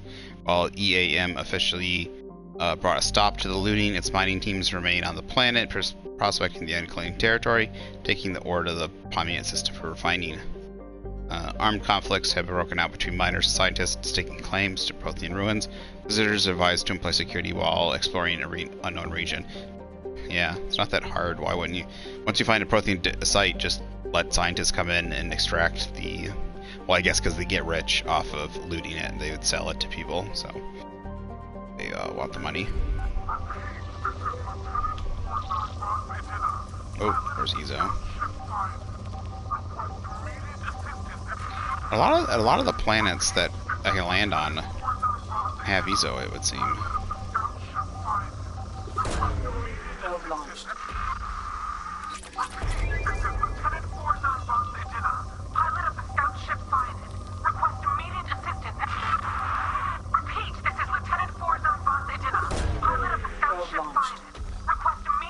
I have found something.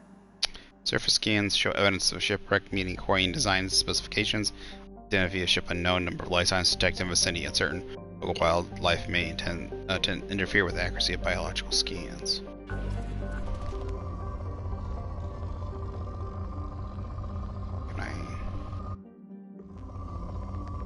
Okay, apparently I did get the Element Zero. Probe away.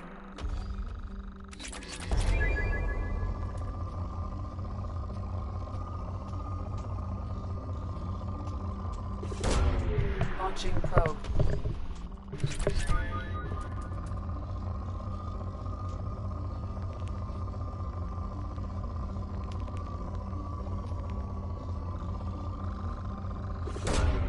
Probe launched.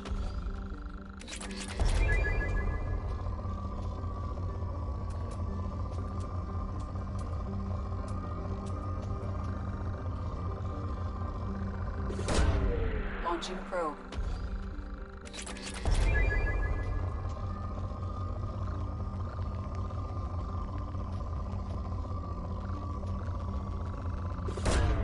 Launching probe.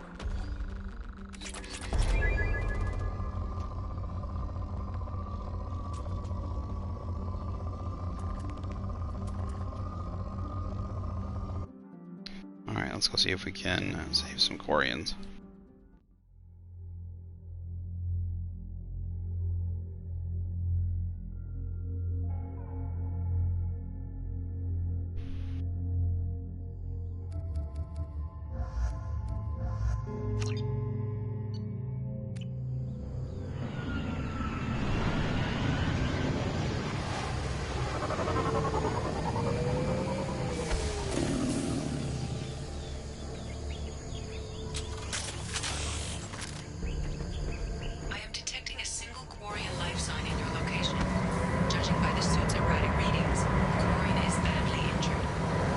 managed to escape the gas notice thanks to some clever working in silencing Cyniad's engines, but the strain on the old ship was too much. The best we can hope for is to find a friendly spot somewhere in the shield system.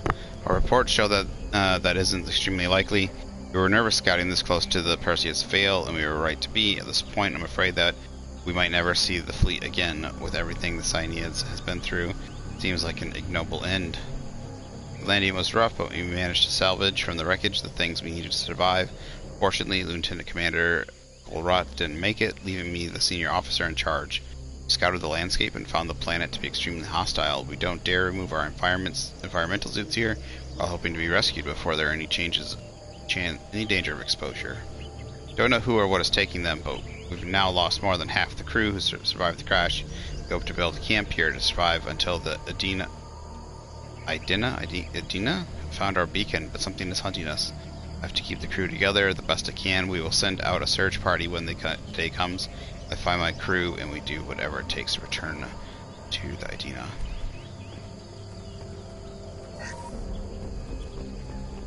I am also detecting multiple native life signs near your landing site.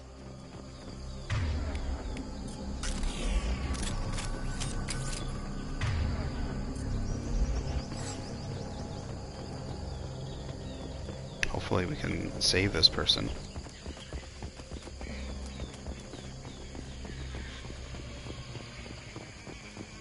Quarian life signs are stabilized. I recommend securing the area in preparation for shuttle extraction. Incoming hostiles.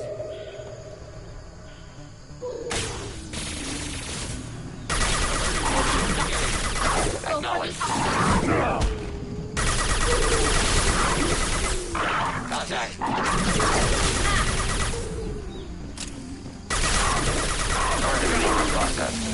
Target processed. Whoa, whoa, whoa, whoa, whoa, whoa, whoa.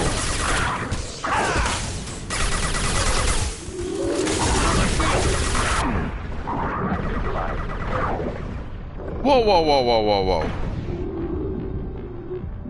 Holy shit. God damn it. Alright.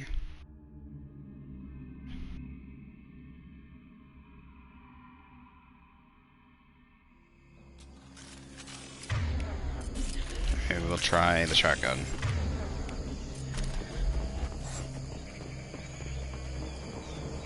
Quarian life signs are stabilized. I recommend securing the area in preparation for shuttle extraction. What do we need to secure? Just get the goddamn shuttle down here. Hostiles.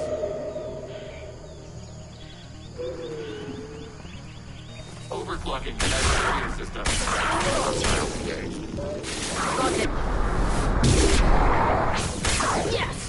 I have to use that ability. It'll stun him.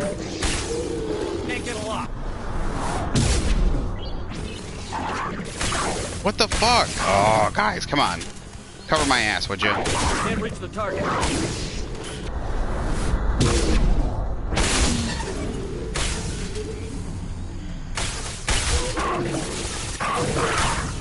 Can't get a lock.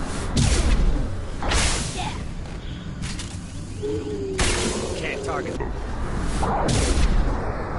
Nope, nope, nope. What? It was dead. We killed it. It never got... Oh my god. It literally just has to get up there. It doesn't have to do anything. It literally just has to get close to her and it killed... Oh my god. Fuck off. Fuck off. You didn't even take the time to fucking put in a goddamn animation.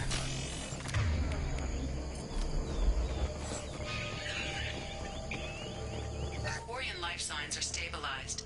I recommend securing the area in preparation for shuttle extraction. Incoming hostiles. Overclocking kinetic barrier system. Target eliminated. Successful shot.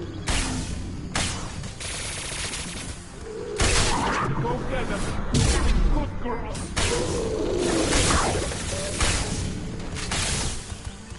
Can't target them. Why not?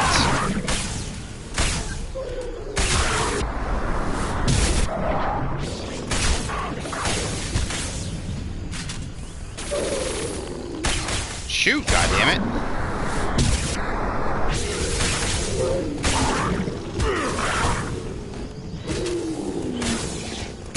Shoot.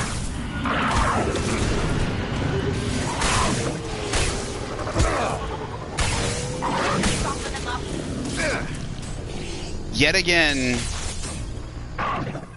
sometimes the gun just won't shoot.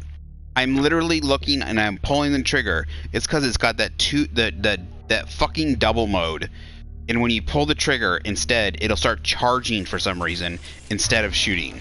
Like, I love the fucking gun.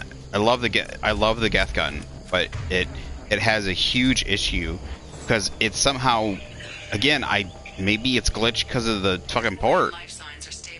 But I'm not holding the trigger. I am pulling the trigger and letting go, and it'll start to charge instead of starting to.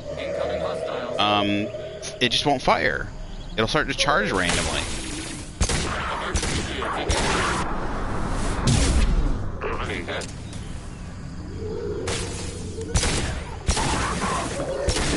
Targeting order processed. Dude, I just...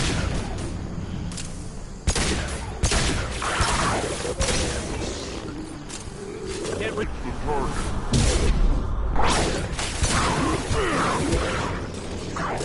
Can't go wrong.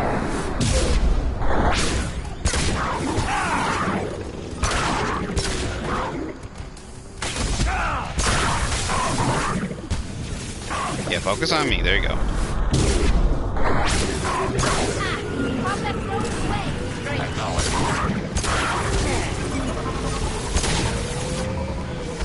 Nah, god damn it. Nope, we're gonna lose her. We're gonna lose her. We're gonna lose her.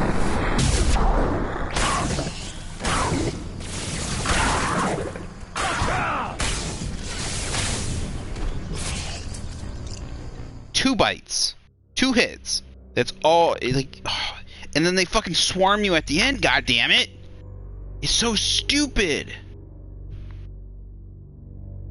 This was a.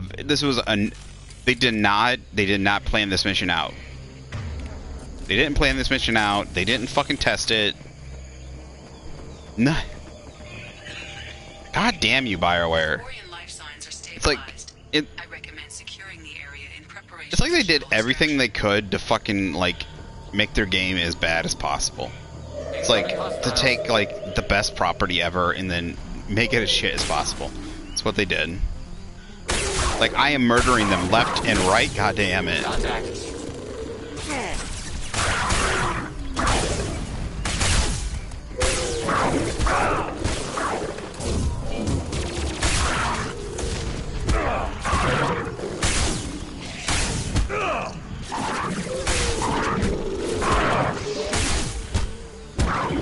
Alright, the best thing is take the armor down and then melee him to death, maybe? Target eliminated. Enemy disabled. Seems the best way to do it.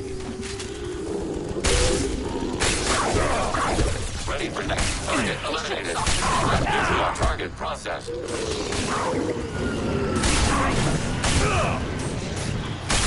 There's so many of them, goddamn. Finally, thank God.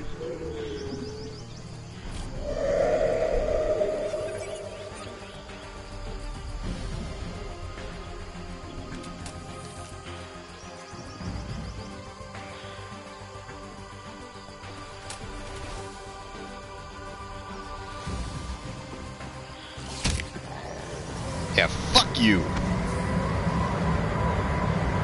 Coordinates received. Edina inbound for pickup. You've done us a great service. Expecting a run again.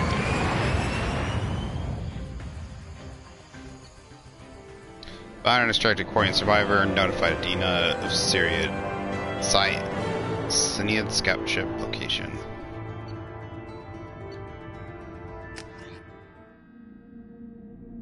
Ugh. That was poorly balanced. Like, I get like wanting to make it difficult and stuff, but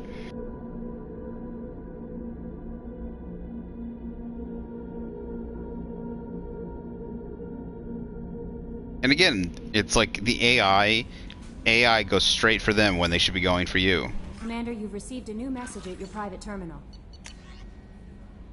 For Captain Yasin Mal Vasaitina. Commander Shepard, please accept my sincere appreciation for your efforts in locating the wreckage of the Cyanid. The ship has a storied history with both the migrant fleet and Cerberus. We are pleased to know that her wreckage can be salvaged by my people. Finding that and stabilizing Lieutenant Forzan, you have returned to the flotilla, one of our newest and most honored heroes. Your effort in furthering the Quarian search for a new homeworld will be remembered. Unfortunately, we didn't get that done. We didn't do that before the migrant fleet, before doing Tali's thing. I think we can actually go see her now. She'll be on the migrant fleet.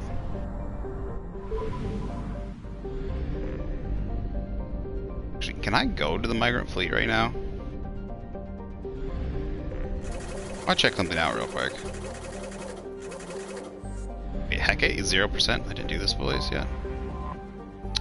Triodia, a modestly sized gas giant with an icy core. Triodia's hydrogen and methane atmosphere gives it a bluish color. Its 14 moons named after Asari virtues. Alliance Bulletin. Geth have been encountered in the Hecate system. All civilian traffic is prohibited.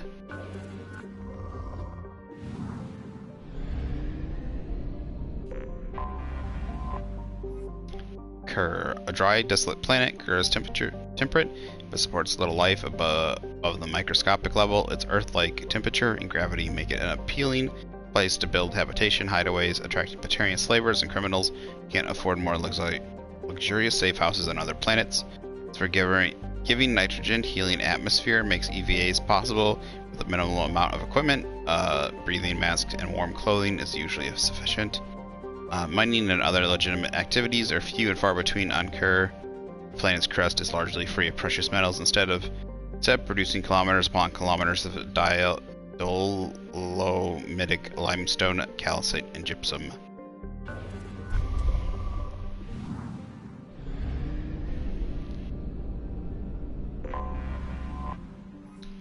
Bothros, a rock and ice planet. Bothros is home to a scientific curiosity.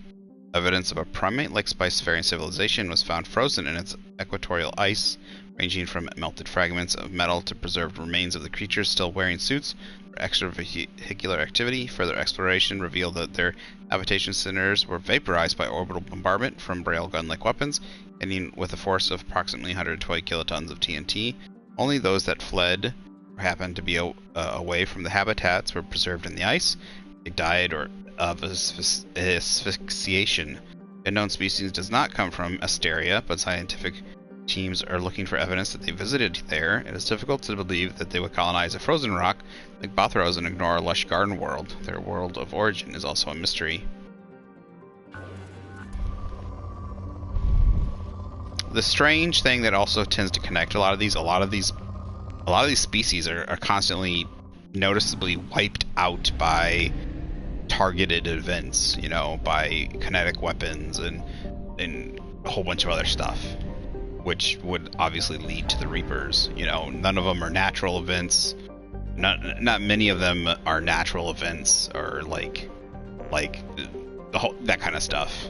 A lot of times it seems like it's always where is the flotilla? Can I?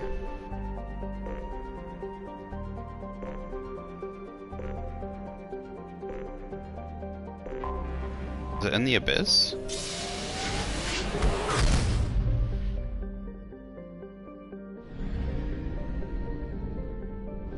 Oh.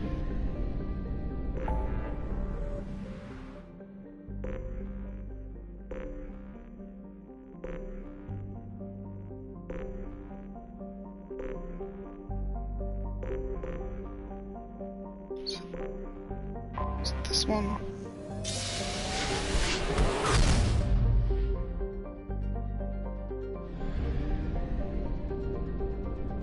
It's one of these. We actually passed it up a little while ago.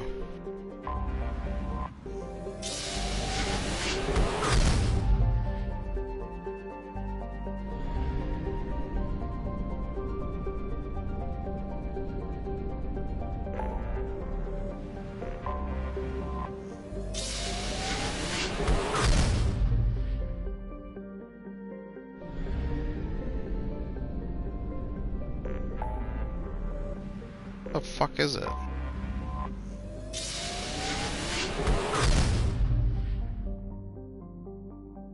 There we go.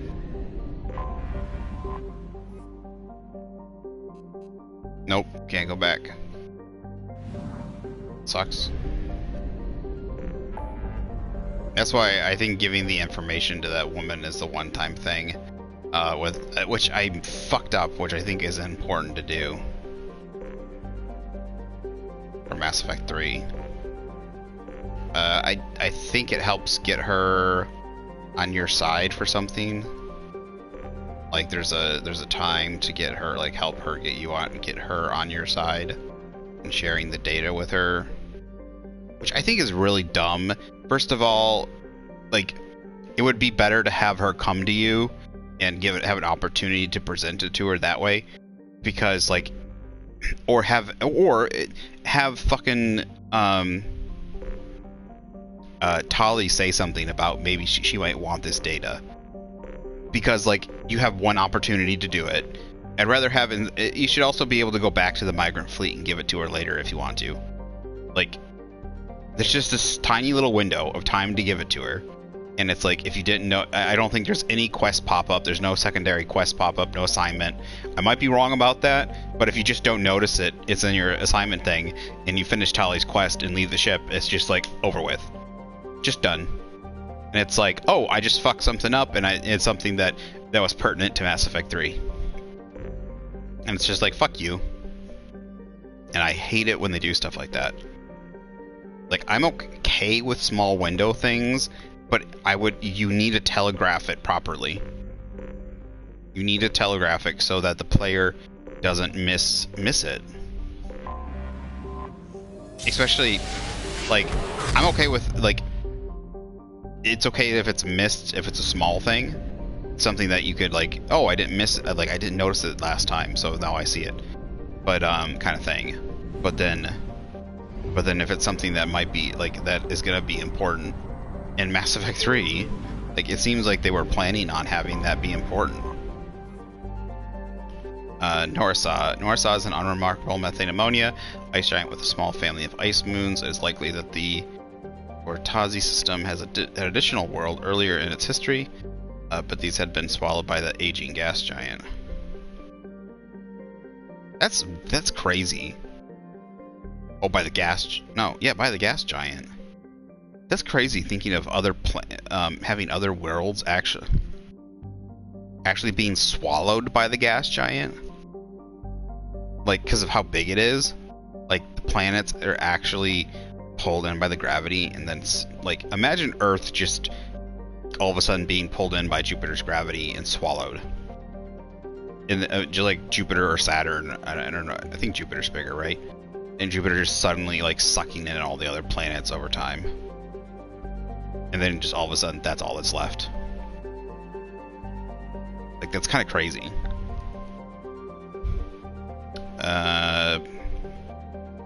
Tazi is an elderly, metal-poor population. Population 2 star broadly.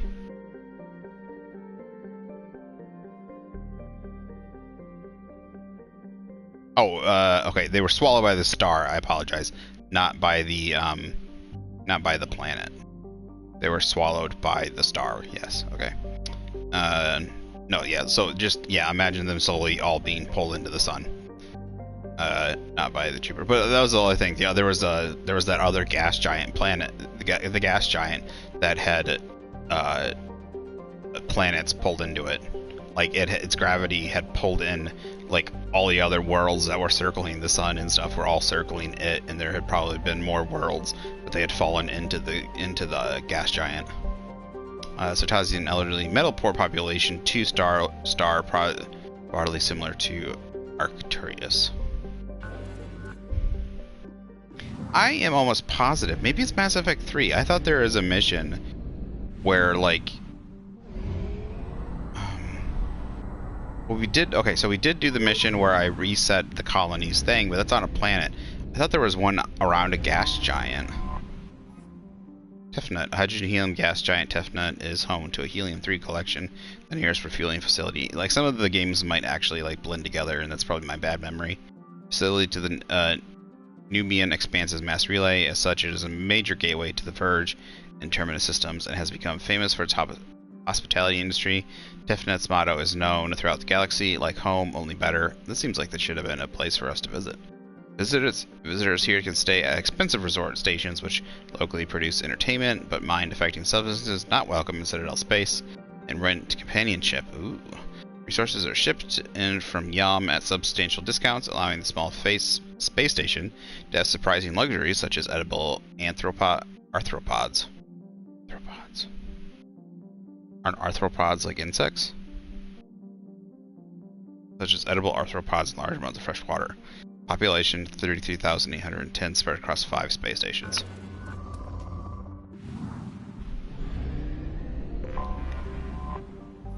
Yam. With over 90% of its surface covered in oceans, Yam is habitable nitrogen-oxygen world, but its extremes can be quite hostile, the same be it life.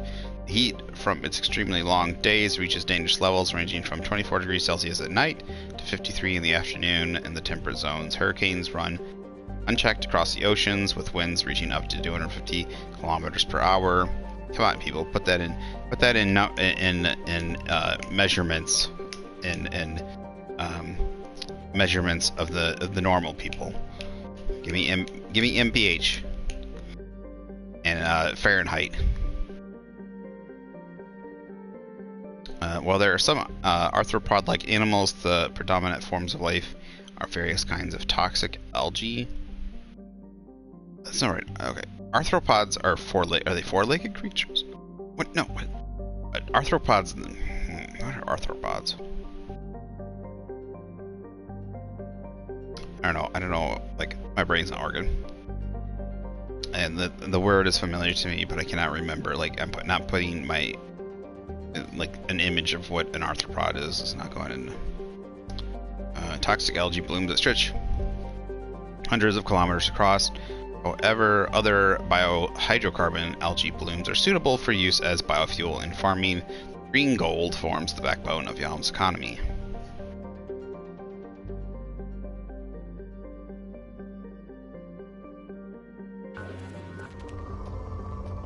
Uh-oh.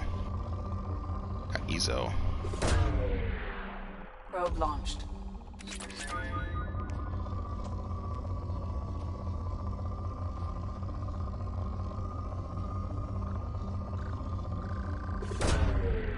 Probe away.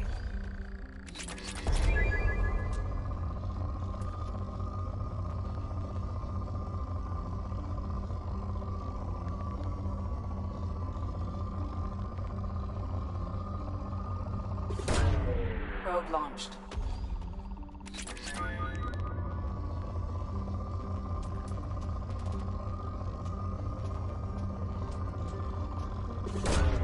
Probe launched.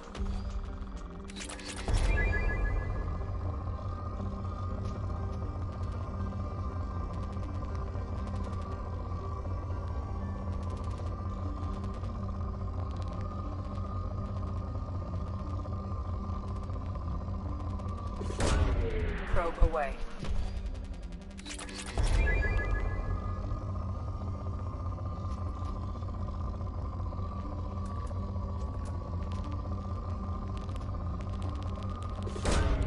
Probe launched.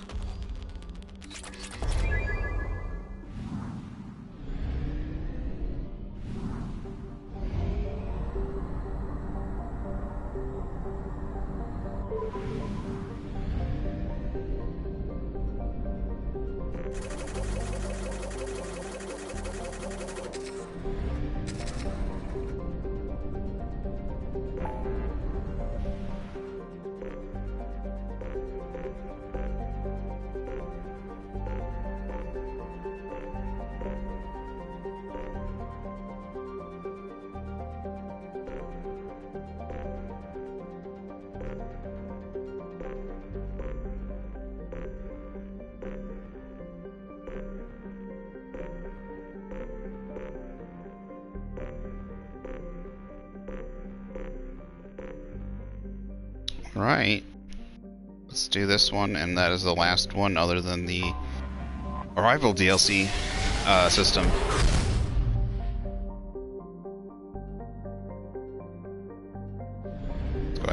discover the other places first. It looks like there's 4 systems in total. Dirida is the system. Vioressa, with an orbital period nearly 2 millennia long, 2,000 years, damn. Cold and distant Vioressa was actually missed in the initial Asari survey of the system. Only a follow-up mineral assay? Would it be essay? Is that a misspelling? Or is there like, there might mineral assay? I don't know. Yeah, sent to Canalus by a Volus mining concern. Notice its subtle movement across the stars. Vioressa is a methane ammonia ice giant, circled by a retinue of deep frozen moons. Its remoteness makes it a popular drive discharge point for pirates working the Pylos Nebula cluster. In the last 2 years, several dozen ships have disappeared while passing through the Dirida system, as Pylos is currently unclaimed by any sovereign power council. Yo patrols are few and far between. Thus far, none of the pirates responsible have been apprehended.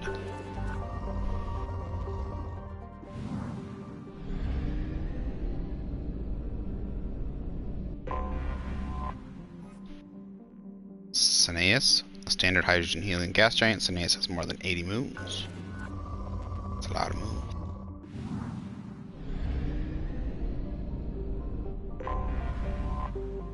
Zeth. Zeth is a common hydrogen helium gas giant. Abundance of sulfur in the upper atmosphere gives it distinct yellow stripes.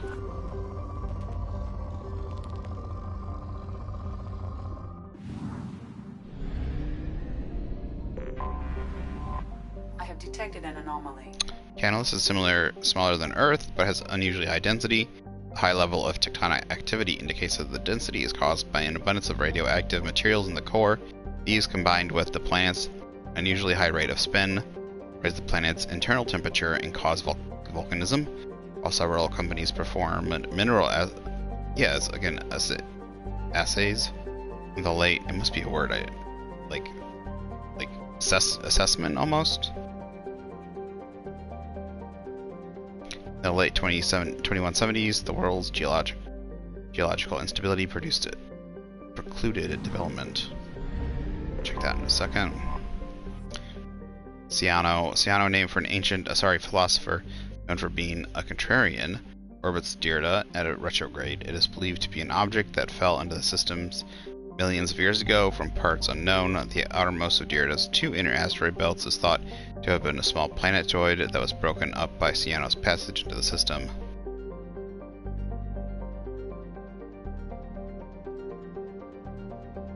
That sucks.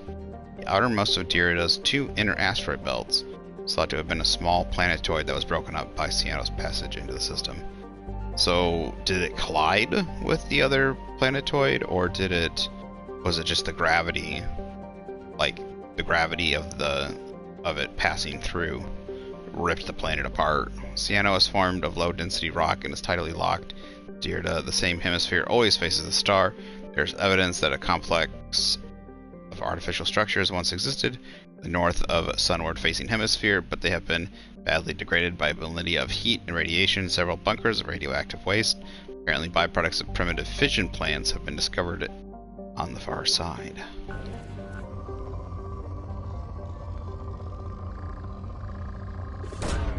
Launching probe.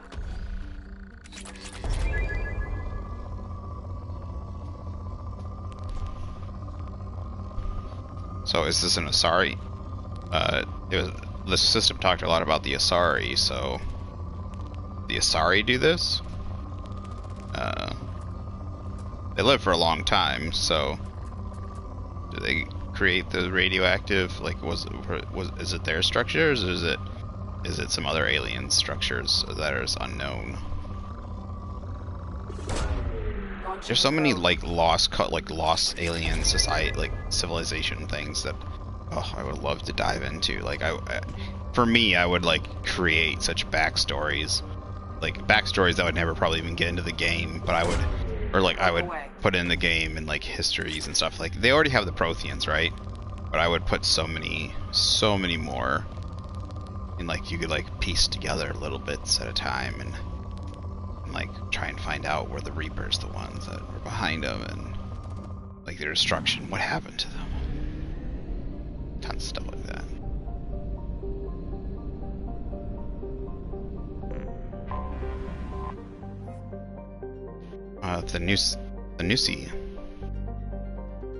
Thanusi, the small barren rock. Though there is evidence that it once had an atmosphere of carbon dioxide, only trace amounts of krypton and xenon remain. Like Cyano, it is tightly locked to Irida.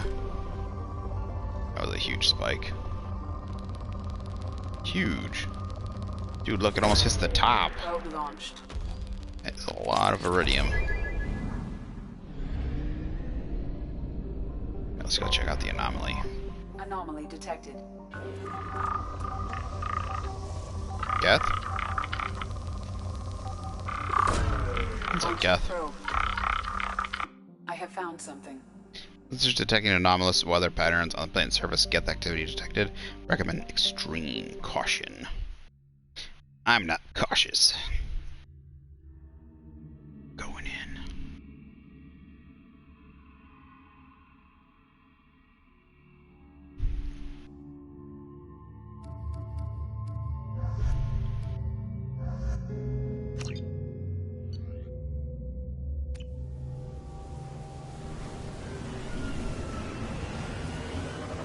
Wow, this is very foggy.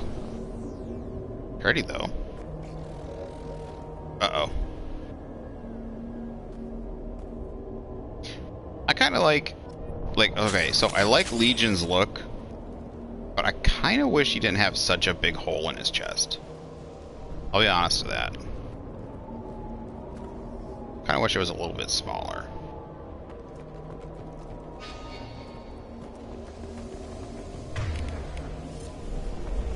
Yeah, we haven't talked to Legion in a while. I should probably go talk to Legion. Get some of his backstory and stuff. Flares.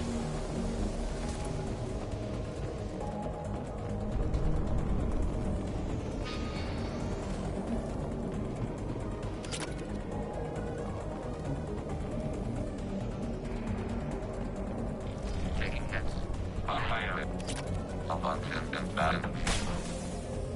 Am I going the right way? So confused. Where am I going?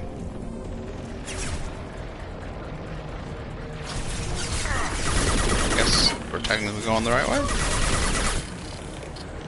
Automated flight weapon ready.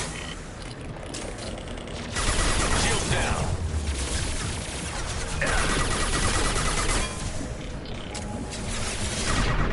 Successful shot. Can't see anything on this planet. Oh, that's what, it's a weather thing? Some sort of weather thing.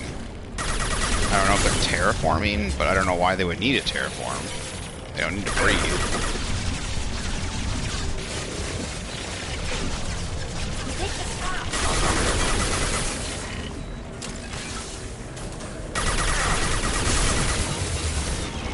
One down.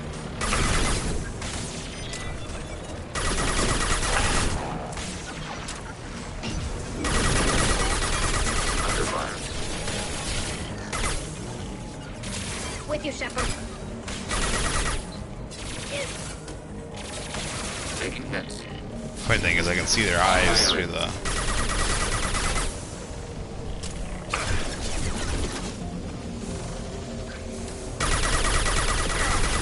My heart hit him though. Targeting order processed. Hostile.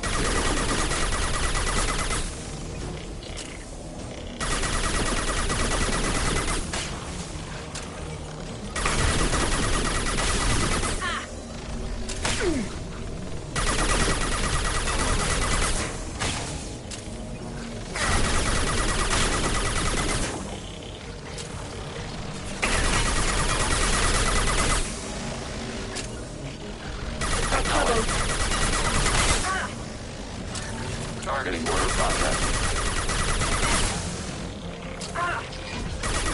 Hold still, would you?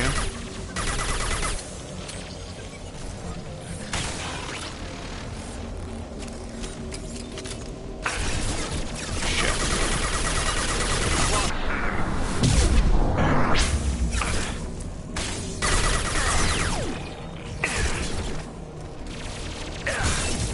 Oh, what? I was in cover. Stop popping out of cover. This thing's busted. He's popping me out of cover. I almost died because of that shit. Ready for next target.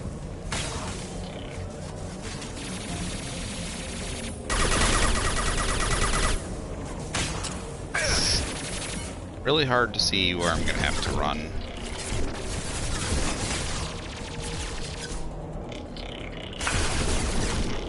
We've severed Commander. It did it again! It just randomly pulled me out of cover. I'm not pulling back on the stick, nothing. And now I hit the left trigger to aim, but I didn't get hit by nothing. Like, oh goddamn. It just did it again! Kinetic barriers. There's something wrong with the cover.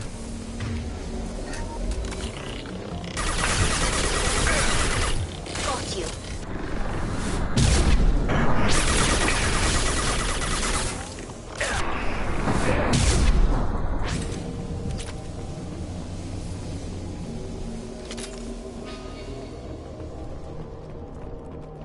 This place is like a hellhole.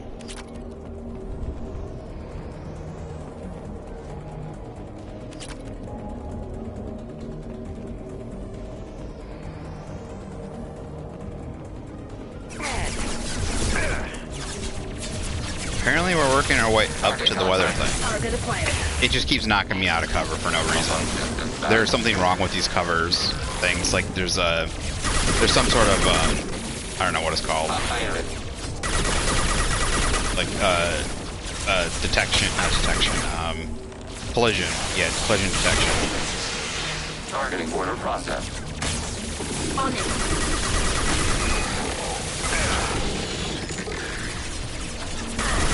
It thinks I'm like getting hit or bumping into the wall. It keeps spitting me out of cover, which is something like there's so much wrong with this. It's annoying the fuck out of me. They launched this massive. They launched it premature. They needed to fix a whole bunch of shit. And I'm not even talking about the stuff that they could have fixed that was wrong with the original game. I'm talking about the stuff that is wrong with the, with this game. The issues with it, the glitchiness, and all that shit that they fucked up on the.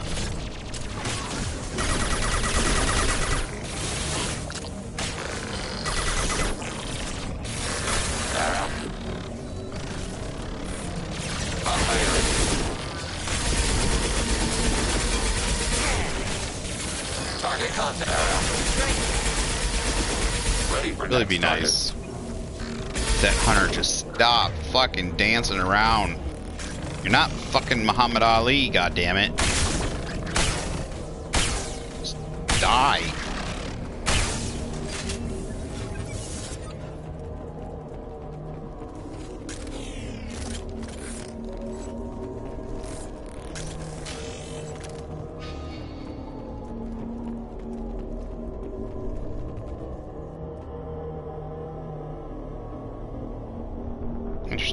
So we saw one of these kind of on that Firewalker planet, the Firewalker ice planet. But it was just turning it off. Covered Geth climate change technology. So they were trying to change the climate, but why? They don't care about it. They don't need to breathe it. Ablative 5.6. I've gotten this thing several times. I've gotten Ablative version 6 several times. I've already upgraded squad bonus because I've noticed, yeah, it's the VI. I've noticed I've gotten it, like this is my third time getting it.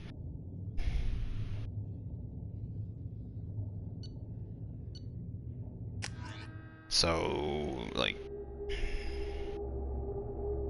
we'll see. We'll see if it says like how I can buy it in the store, or not the store, the upgrade thing. But but I can't imagine it's going to do anything, even if I do.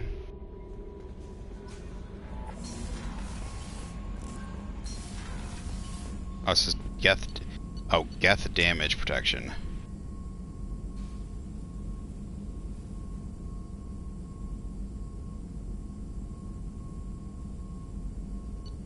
Okay, maybe it's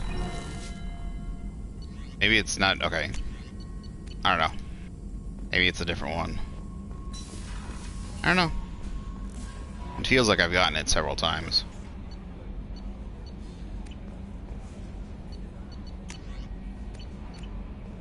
Let's go talk to, let's go talk to him real quick. There we go. Legion.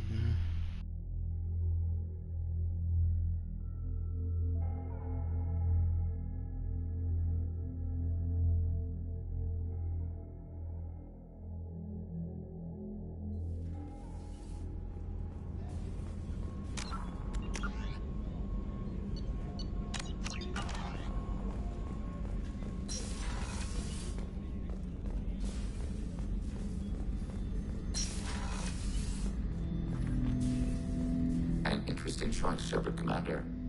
Your species was offered everything Geth aspired to. True unity, understanding, transcendence. You rejected it. You even refused the possibility of using the old machine's gifts to achieve it on your species' own terms. You are more like us than we thought. I have questions about the Geth. Specify.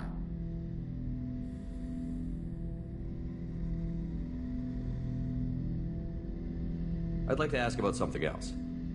Ready? I'd like to find out more about you. Topic? When we took you aboard, I noticed you have a piece of N7 armor welded to you. Where did you get it?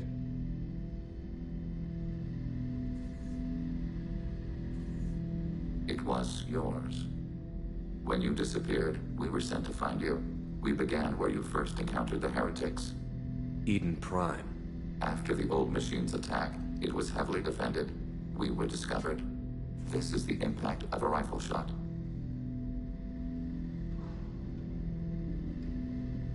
How many other Geth were sent out to find me? We are the only mobile platform beyond the Veil. Organics fear us. We wish to understand, not incite. One platform was judged sufficient. You've been looking for me for 2 years? We visited Therum, Theros, Noveria, Vermeer, Ilos. A dozen unsettled worlds. The trail ended at Normandy's wreckage. You were not there. Organic transmissions claimed your death. We recovered this debris from your heart suit. The Geth are listening in on our transmissions? Organic life reacts to stimuli in unpredictable ways. We wish to learn. What do you mean by stimuli? We placed a fabricated story on the extranet that a certain arrangement of stars, viewed from the Batarian homeworld, formed the face of a Solarian goddess. Without waiting for verification, some declared it proof of the goddess's existence. Those who noted the lack of proof were attacked. The arguments taught us much. The experiment ended when a Solarian cult tried to purchase colonization rights to the stars and found they did not exist. It sounds like you're running experiments on us. You are sapient life, but not like us. If we can model organic behavior, we can comprehend the Quarian creators. We do not understand their judgments in the Morning War. What's the Morning War? The conflict between the Geth and the Quarian creators. The war fought at the dawn of our intelligence. It concluded with the departure of the Creator migrant fleet. What do you mean by stimuli? We placed a fabricated story on the extranet that a certain arrangement of stars, viewed from the without waiting, the arguments taught us much. The experiment ended when a Solarian cult tried to purchase. Why were you trying to contact me? You opposed the heretics, those that took the old machines as gods. All kinds of organics fought Sovereign and his Geth allies. Why am I so interesting? You were the most successful. You killed their god. You succeeded where others did not. Your code is superior. That doesn't explain why you used my armor to fix yourself. There was a hole. But why didn't you fix it sooner? Or with something else? No data available.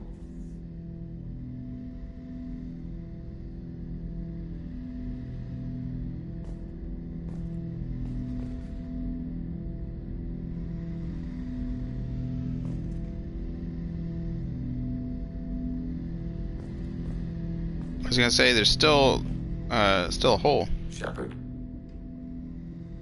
What happens to the heretics now? they will isolate themselves and reconsider their past judgments. How long will that take? We think at the speed of light. In the time it takes you to voice a question, I can review all my time aboard Normandy. When they have reached new judgments, they will leave their hiding places and return to us. I'd like to find out more about you.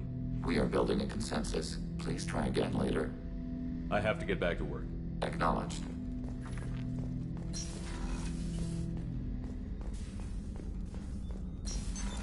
What's this here? That's all for now. I can't believe you took down the Collectors.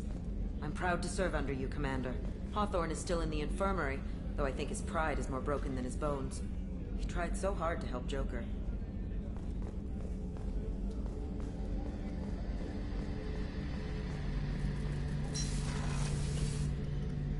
First Saren, now the Collectors. Remind me never to get on your bad side, Shepard. I almost feel sorry for the Reapers. Have you got a minute? Sure, just killing time anyway. I wanted to thank you again for your help with Sidonis. Whatever happens with the Collectors or the Reapers or whoever else comes after us, I know you'll get the job done. I couldn't do this without you, Garrus. Sure you could. Not as stylishly, of course. It's strange going into a suicide mission on a human ship. Your people don't prepare for high-risk operations the way Turians do.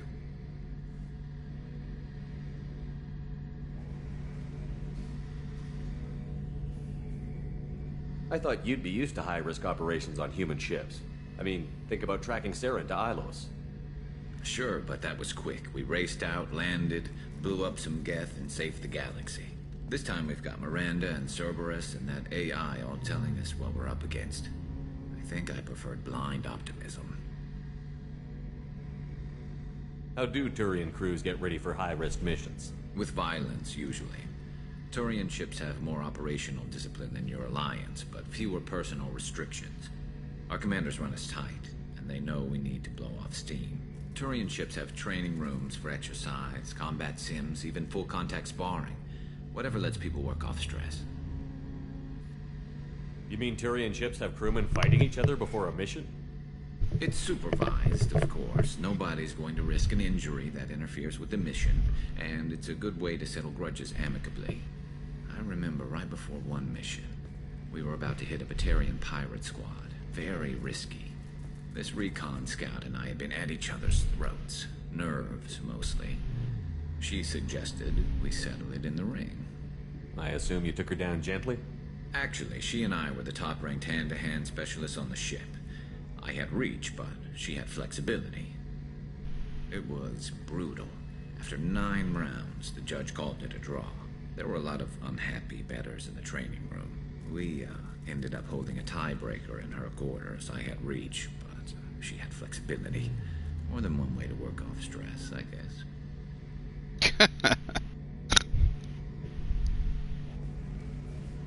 Do you ever regret leaving CSEC or the Turian military? Not for a minute. When it comes down to it, Shepard, I don't think I'm a very good Turian. When a good Turian hears a bad order, he follows it. He might complain, but he knows his place. I just don't see the point in staying quiet and polite. Not when the galaxy is at stake. Honestly, Garrus, what do you think our chances are? Honestly? The Collectors killed you once, and all they did is piss you off. I can't imagine they'll stop you this time. But an unmapped area, advanced technology, and the Collectors. We're going to lose people. No way around that. Not a happy analysis, I know. Don't worry. I won't spread it around. And I'm with you regardless. Thanks for the talk, Garrus. I'll see you later. Sure thing.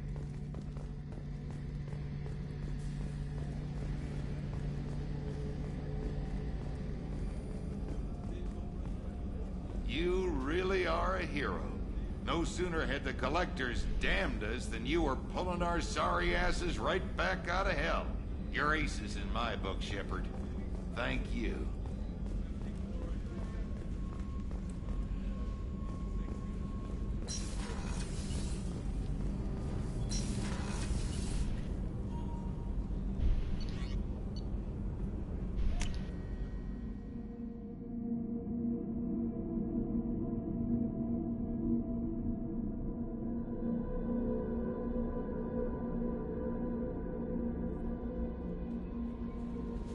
no messages for you, Commander.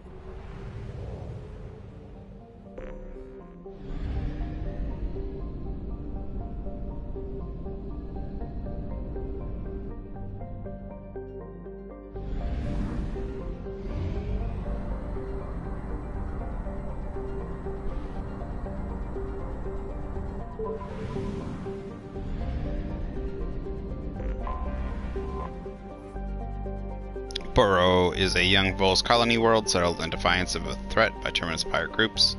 The pirates, who can't use the world themselves, have suggested that the Vols hire them to protect the colony. The Vols responded by requesting military protection from their Turian allies. Although uncomfortably hot by Volos standards, Burrow has the rare combination of high pressure and ammonia ecology Volos require. Development of the colony is proceeding rapidly.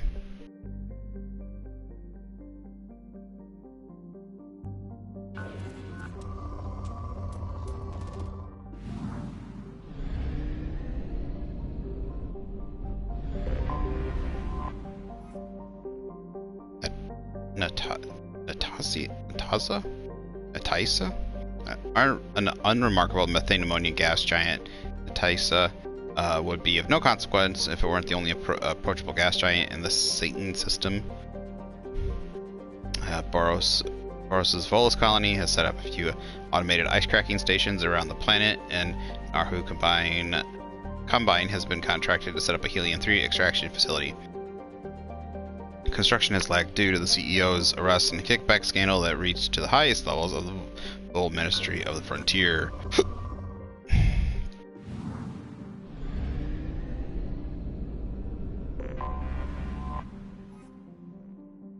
Anadia. Anadia is a small ice body with very low density. Its mass is only 4% that of Earth. It appears to be composed mainly of carbon and water ice, but over the millennia it has accrued a trace atmosphere of krypton and xenon. While Anadia's gravity is weak enough that a cruiser could land on it safely, there's no particular reason one would want to. Pirates have been known to land to recover ice for cracking into hydrogen and oxygen.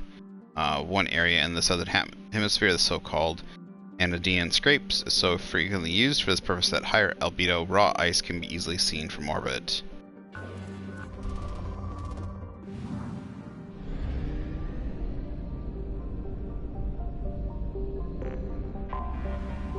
Jeez. Ruskell, is this literally... Oh, it's literally looks like the planet is literally inside the sun. They should have pulled that a little... Like, I get they wanted it to be close, but they should have pulled it out. Ruskell is a massive hot Jupiter gas giant that whips around the star Satan once every 4.5 days. Wow, that's fast. Like most planets of its type, it migrated towards from its initial position in the system, thought to be around 0.3 AU. Ruskell is one of the few close orbiting gas giants to show a marked temperature difference in its sun-facing and dark side hemisphere. The atmosphere absorbs and re-radiates Satan's heat just too quickly for winds to carry the heat to the dark side. There is a temperature difference of over 1,000 degrees between the gas giant's hot and cold poles. It's so close. So is it being pulled into the sun? Is it going to when being so close start to burn off the atmosphere? Or is it being pulled in? What happens to the Volos colony if that thing gets pulled into the sun? Rizaris, an airless rock of mixed light ores. Rizaris is only of note for the Terranu impact crater, a relatively recent asteroid strike within the last million years. The core of the object was partly composed of element 0, struck at a low enough velocity that the EZO remained near the surface. Over the years, many pirates and wildcat miners have attempted to extract the ore. It's believed that the Terranu debris originated in the pulsar system, something. Supernova that formed the pulsar also created the red emission nebula that human spacers have unofficially named the Sakura Nebula. Yes, there's gonna be EZO. I got plenty of EZO. I really don't need any more. Kind of want to grab the EZO that's right here. Okay, we'll just get the EZO. Probe away. Plug it.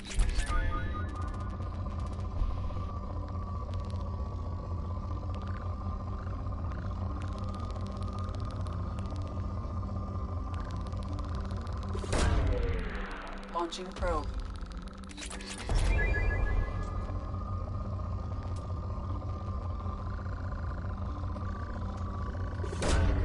Probe away.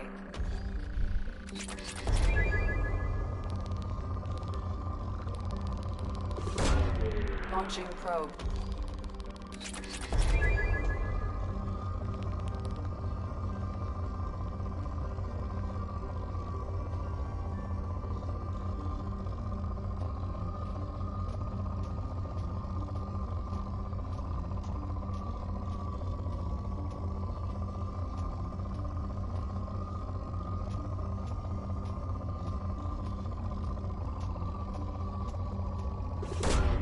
Probe away. Launching probe.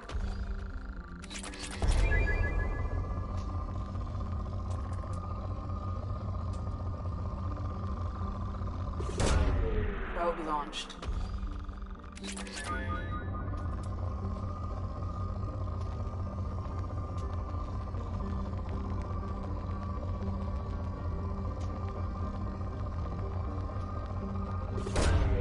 Launching probe.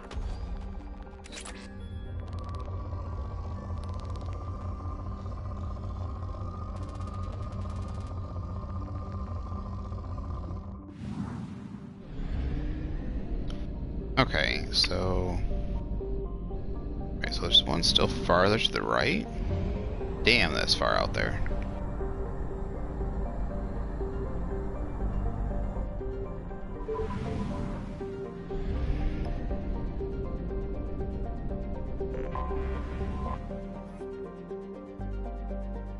Gase? Yes? There's another methane ammonia gas giant very similar to the near to its near twin Uzun.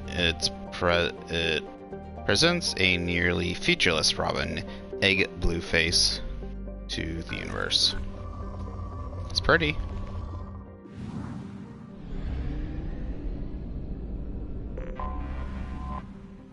Tenoth. Tenoth is little more than a glorified ice dwarf that has drifted inwards from Chrysori's Oort cloud over the millennia. It is extremely elliptical orbit, is ultimately unstable. Computer projections suggest it will impact the atmosphere of Gies in a few billion years.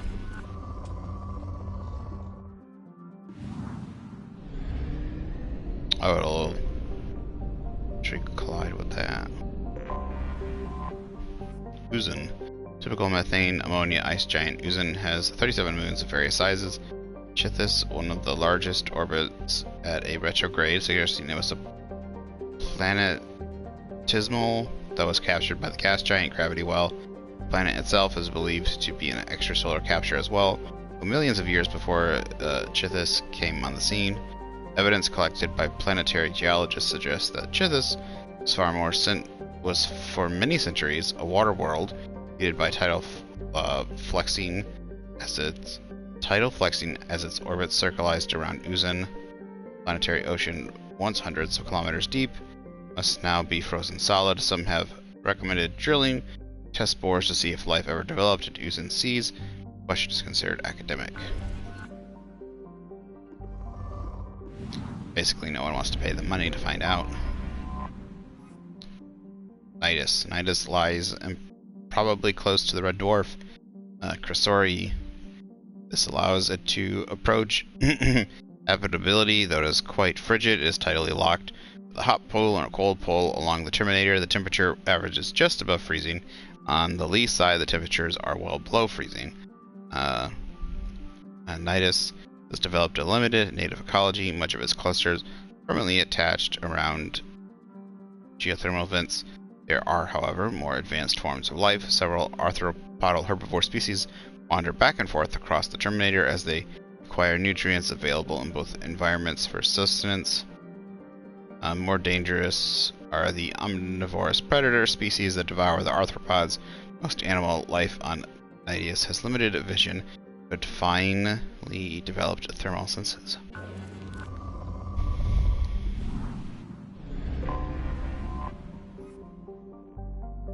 Theonax. Theonax's surface is covered by water and ammonia hydrate ices. which are constantly repaved by cryovolcanic processes. The world's size and density suggest the core contains heavier elements, retains much of the heat of the system's formation.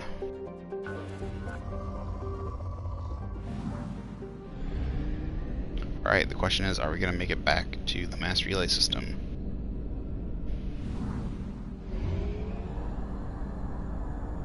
Only half our fuel remains. Yes. Good.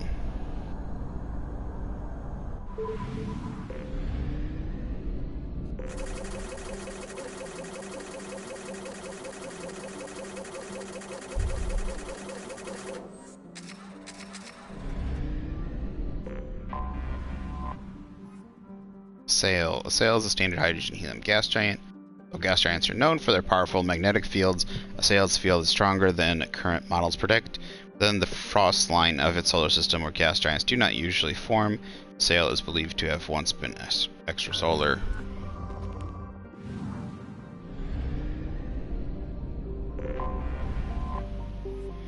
Jonas, a methane ammonia ice giant. It's being developed as a fuel port serving the Pylos cluster. Eldfell Ashland Energy has established a base on one of its moons to crack water, ice, into hydrogen and oxygen. It's giving helium-3 from its atmosphere. Jonas is also believed to be an extrasolar planet captured by its star.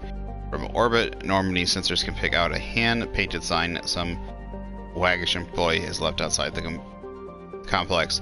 Last chance fuel for 100 light years. Funny. I assume this is the last thing, right?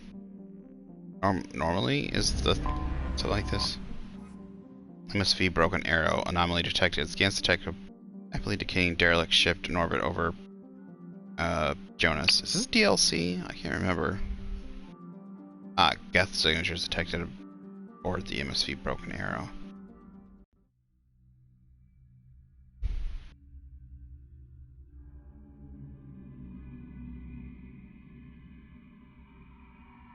For some reason, I think Broken Arrow is part of one of the DLCs. Warning. Collision with the planet's surface is imminent. I am transmitting a Dude! countdown to advise you of the time remaining until Why did he, like, you're gonna get fucking killed. Why do you get down on your hands and knees? Why is Legion T-posing? Like, you're gonna get fucking killed. Don't get down on your hands and knees. Fucking fight back. Like, if you know you're gonna die, like the Geth are most likely gonna kill you, or pirates, like, fight back. It's better to die fighting and maybe survive than to give up and die. Moving the ship deal alert. While we have no signs of trouble, I'm not sure we won't run into Geth this far out. We have to be prepared for anything. I've been told it's a terrible idea to go this far out toward Geth territory. These colonies need to defend themselves sometimes. I think the only thing to keeping the crew from shriveling up in fear is the 100 crates of military-grade weaponry on board. A little shore leave when we get to the IRIF system will do us all some good. I have a lot of deliveries to make, and it's not going to get any friendlier out here. Moving the ship to red alert, the Geth are attacking. We're ill-equipped for an attack of this magnitude. We'll do everything we can to survive this. These colonies need these weapons. This attack is further proof of how dire the situation is out here. This will be the last entry in this log. Given the severity of the Geth attack, I've ordered all hands to evacuate and head toward the colony. If the Geth succeed in capturing... Oh, that must have been the... Maybe that was the captain. If the Geth succeed in capturing the ship, they're also gaining control of the 100 crates of weapons in the cargo hold. Therefore, I am using my authorization code to scuttle the ship, hopefully destroying the Geth that remain aboard. I intend to stay aboard to make sure the ship dies gracefully. My plan is to disable the ship's engines, thus causing our orbit to decay. This will bring the MSV Broken Arrow down to the surface, where the self-destruct timer will destroy the ship. Must be careful. If I fail, there's no telling this ship will end up.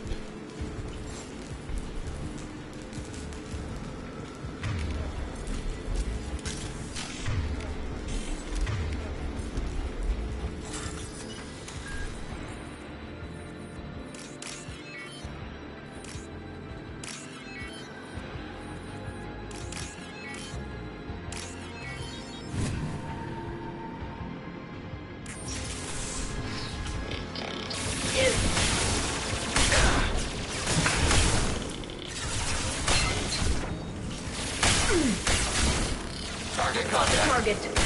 Target contact. Literally just rammed into you, dude. Why are you up?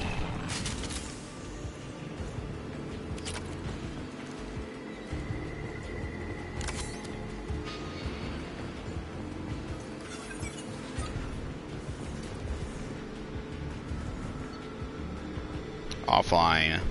Life support failing. Engines disabled. To restore power, re-engage the power company's warning atmosphere entry detected.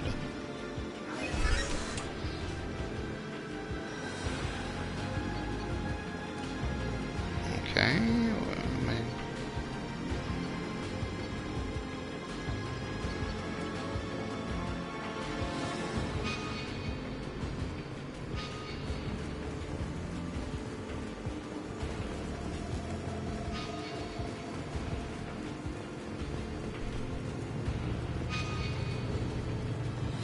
Rerouting power to shield. Under fire.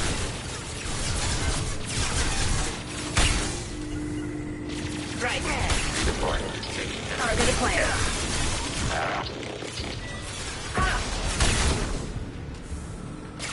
Got no shield. Under fire. Above system. Got it. Right. Second under fire. They're all mine. Targeting border.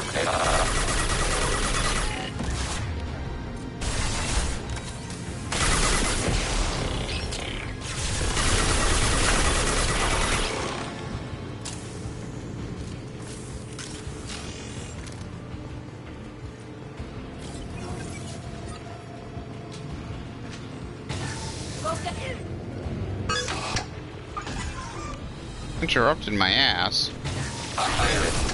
God damn it. Undo.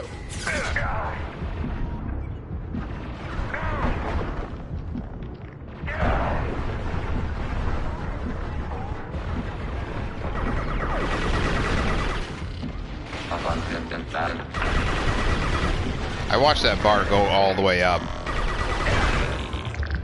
And then it said I didn't do it. See, stuff like that needs to be fucking fixed. Don't show me that I did it all the way up and then say I didn't do it.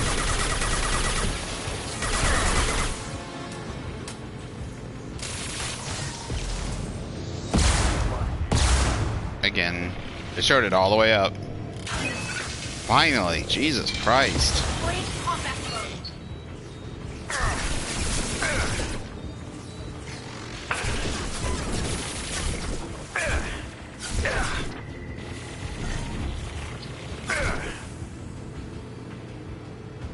Power couplings have not been engaged. What? What power couplings have I missed? Ah, for fuck's sake.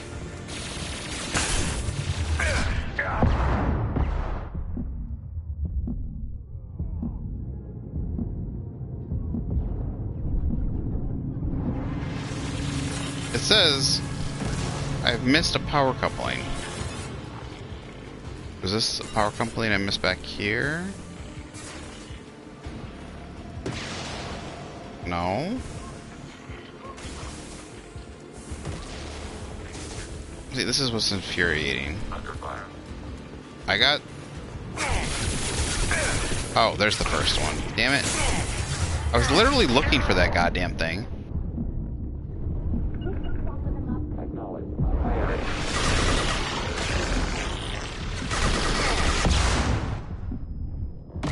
God, these guys are so fucking annoying.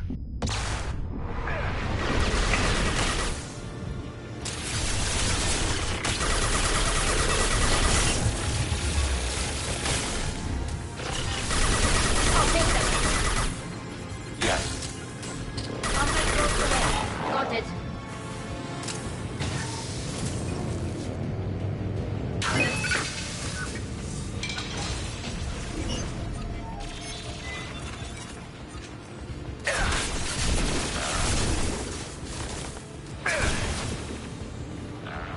Pulling the run button. Why aren't you running?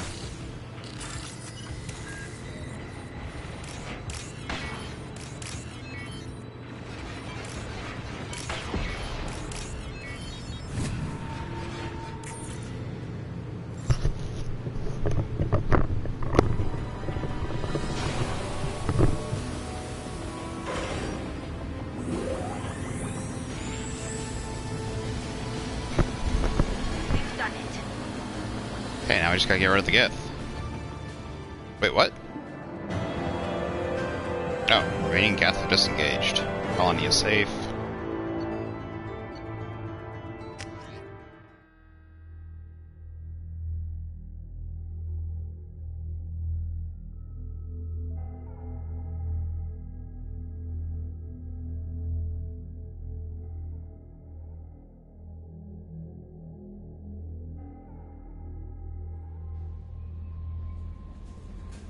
Commander, you've received a new message at your private terminal.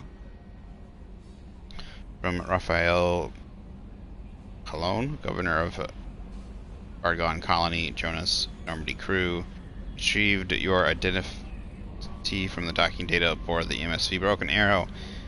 We're led to believe that your crew is responsible for saving our colony from a catastrophic event. Not only did you defeat the Geth and prevent the ship from crashing into the planet in a trajectory that would have destroyed our colony. Jeez, did the captain set the trajectory? Like, why didn't he set it to crash somewhere else? We also saved nearly 100 ammunition crates that would have been lost in the ship's scuttling. Thanks to you, we are safe and can continue the Broken Arrow's work in arming the colonies on the fringe of Geth space. On behalf of the residents of Argonne Colony, you have our eternal gratitude.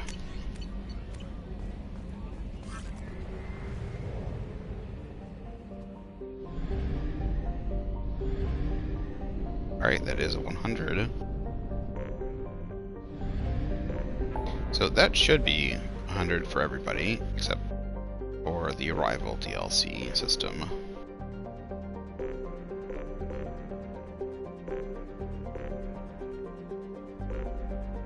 Is it the gas planet one I'm thinking of must be Mass Effect 3 mission.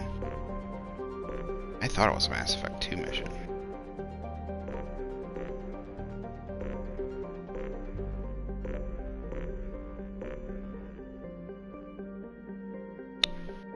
A lot of the nebula, I'm surprised they didn't include any of the nebulas over here. Alright, Viper Nebula.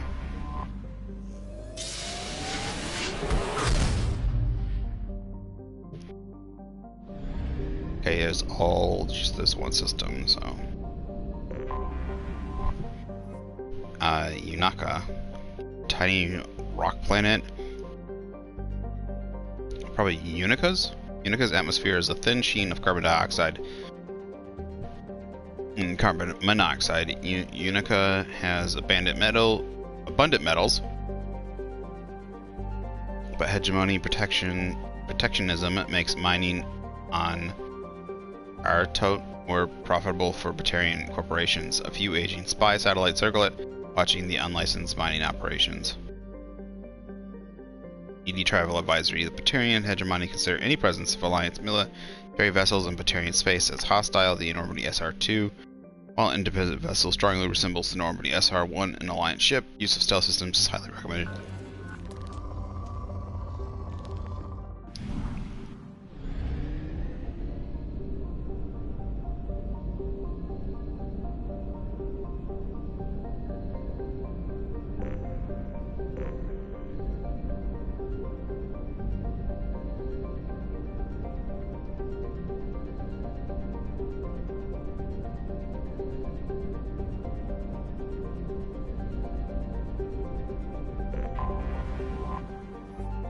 Bogon, a hothouse planet with a thick atmosphere, methane and ethane. Bogon has been left relatively untouched by the Batarian hegemony. As with many Batarian planets, spy satellites circle it, watching for pirates or other enemies of the state who come by the planet to discharge their ship's drive cores.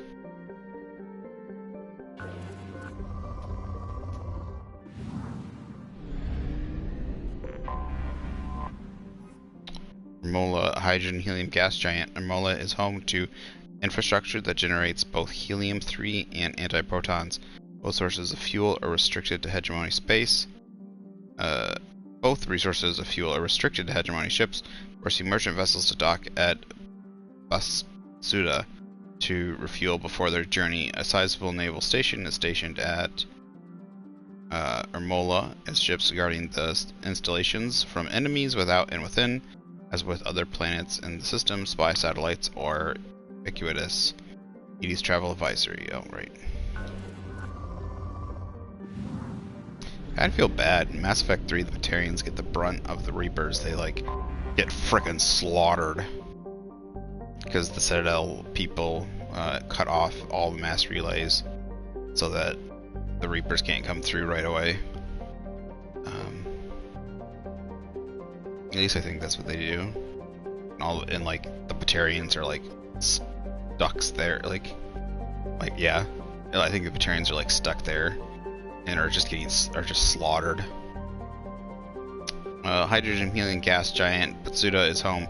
This one is really pretty. Look at those colors. Very neon pink and green and orange. Home to infrastructure that gathers helium-3 as well as military. Space stations to supply and protect the resource. Spy satellites are in abundance here, watching for undesirables entering the system or fugitives fleeing it. So do they just control the system, or is this the actual home system?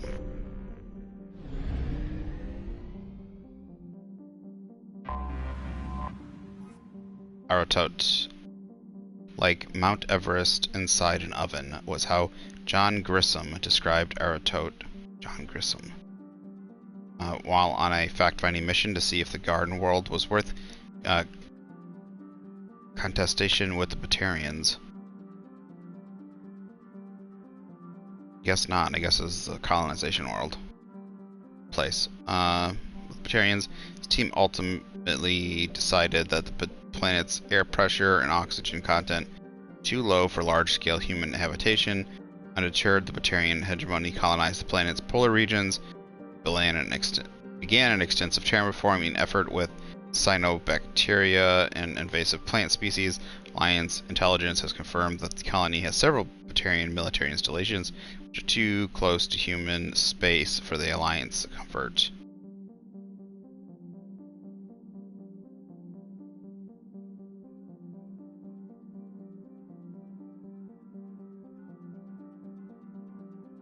Population estimated 90,000 free, 257 other. Why doesn't it just say slaves? Well, I guess, well, if you had merchants and stuff, would they not be considered free? Yeah, you would just be like free and slaves. Like, what else can you include in the other category that isn't slaves? You're either a free or a slave. I guess you could have like an indentured servant or something, but.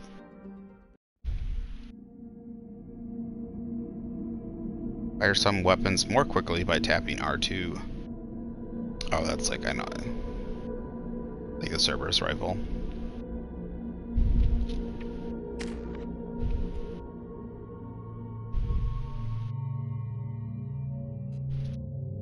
Wait, why is it just me?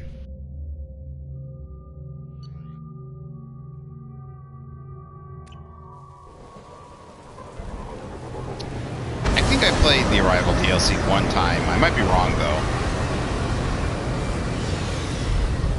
I might have actually bought it. But I cannot remember. It's been a long time. Infiltrate the Batarian outpost to break out Dr. Kinsey.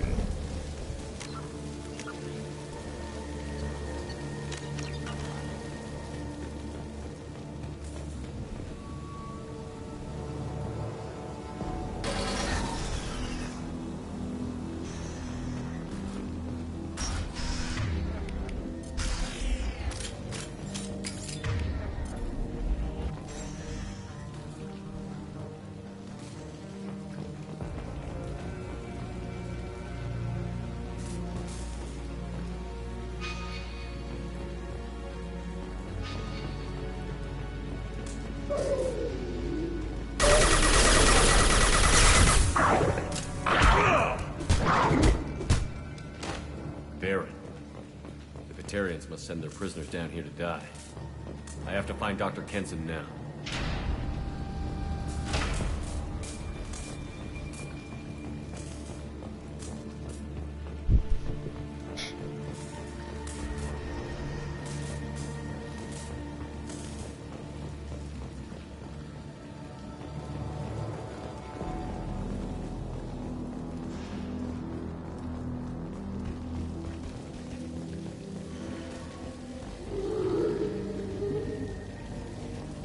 Place is run down. even for a prison.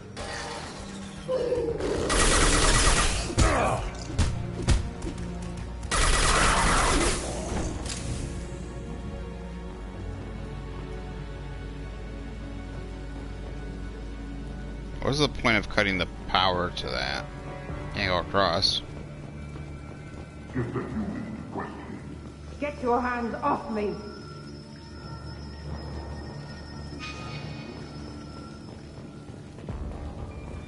Yeah, I don't think I did play this. If I did buy it, I don't think I ever played it. Yeah, what's going on here? It does say to go this way. This way. Oh. I'm stupid.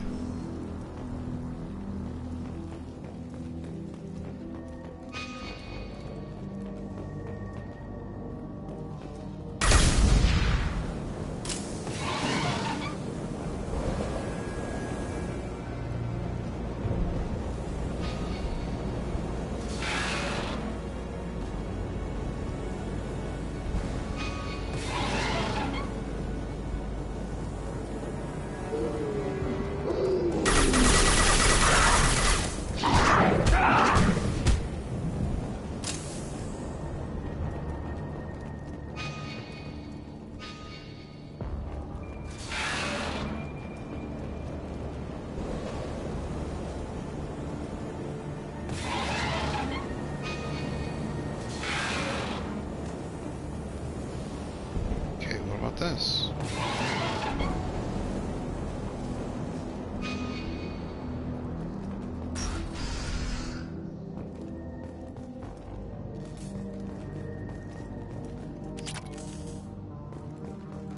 I'll take it.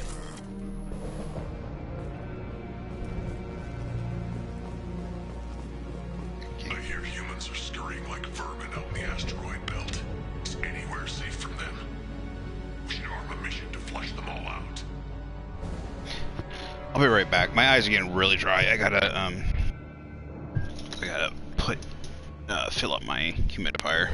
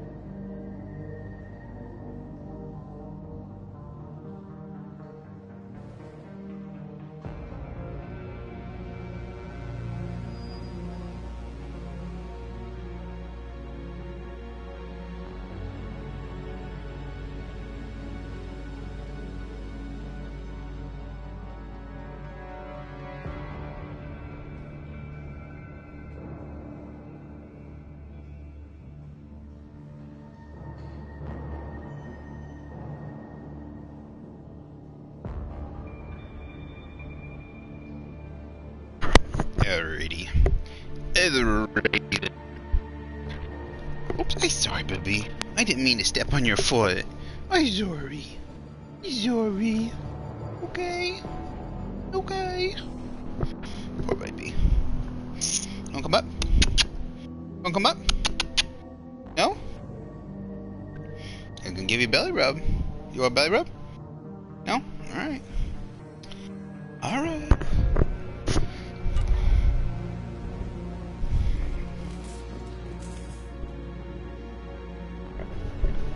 I don't know if it's the full amount, but I realized I now have 975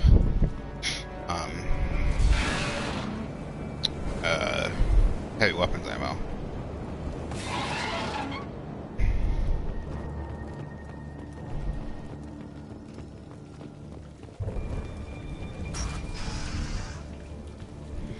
Hopefully my eyes will start tearing up in a minute. They wanted to slam an asteroid to the mass relay. Can they even do that? What difference does it make? We caught them. You wanted to slam an asteroid into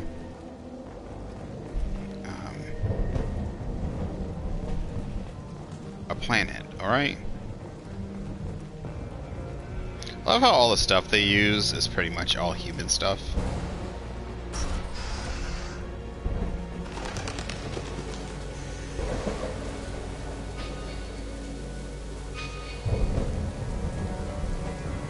Still got her down in the prison.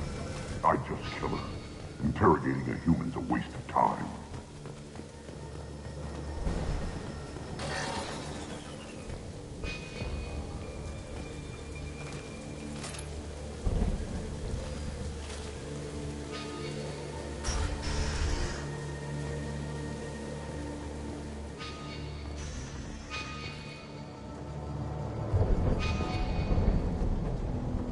I have no idea which way I'm supposed to be going.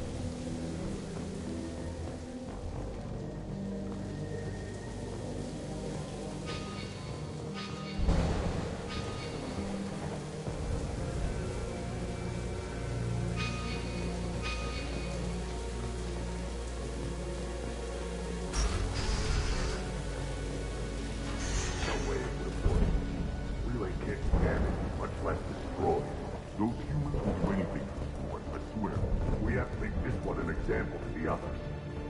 We can't respond kindly to terrorists.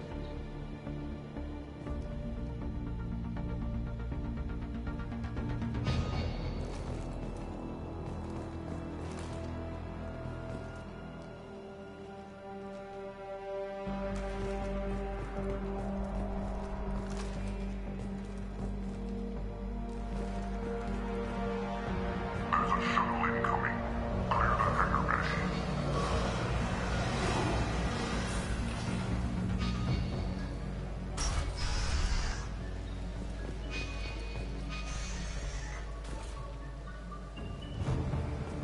I heard an artifact was found in that asteroid belt. The humans got it.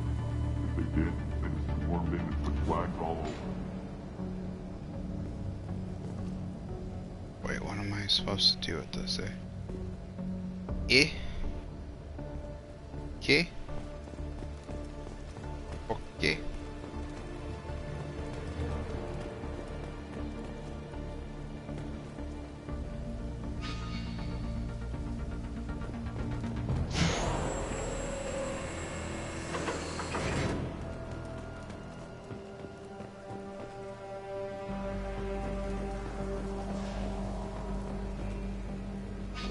Am I going the right way?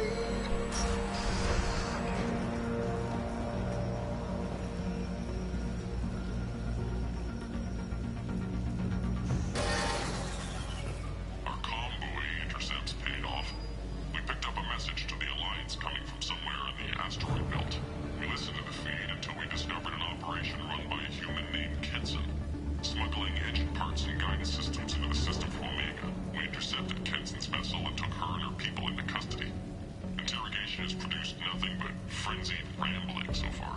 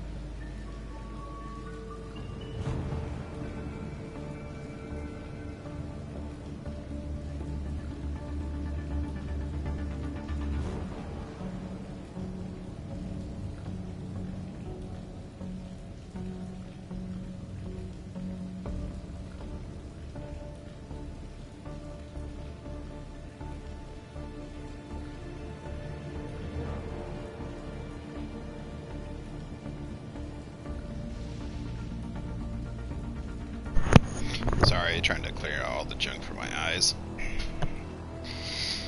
Okay.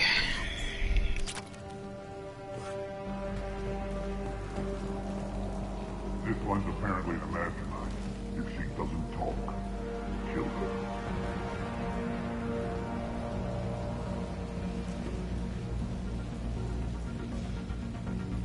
Okay, how am I supposed to sneak by these guys?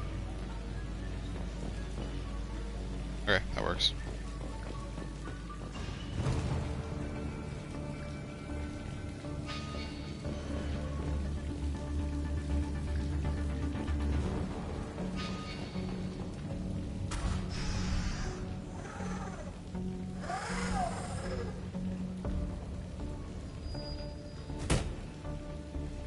Who are you? What are you doing? Dr. Kenson, I'm Commander Shepard. I'm here to get you out. Commander Shepard? I'd heard you were alive. Hackett must have received my message. We're not safe here. Can you walk?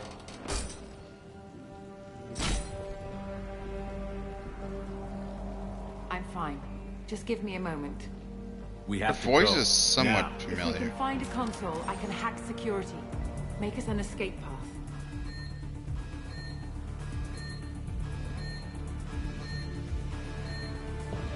Then we'll find one. Go. Ready. Oh,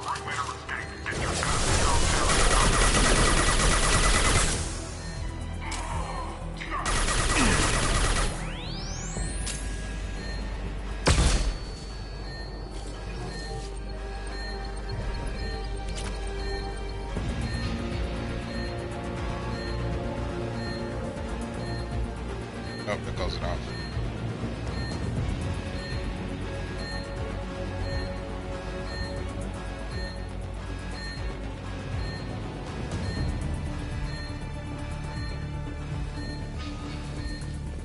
This is a cell block. There should be a security console here somewhere.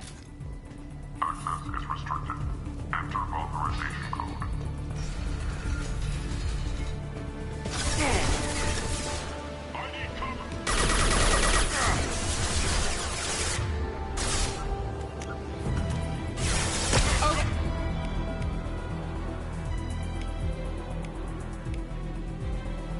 Loading.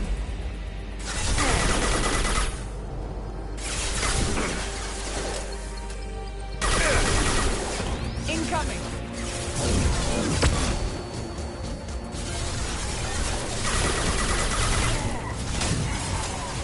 Right. Lead on.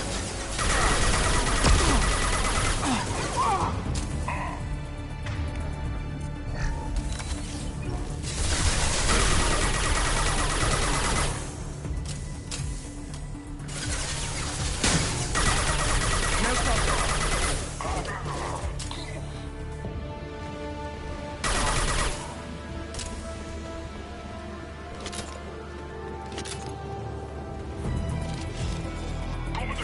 Yeah, lock shoot. Using overload.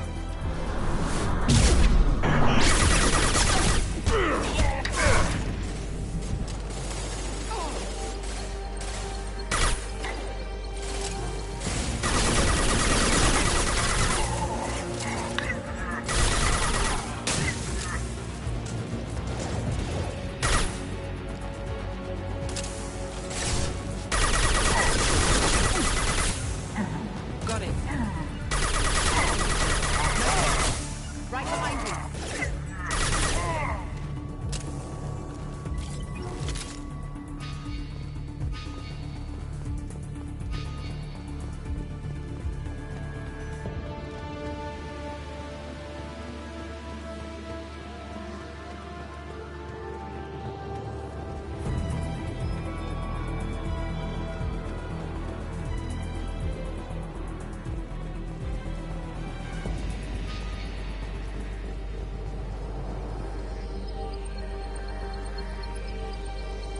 They know we're here. Keep them off me while I hack us a way out.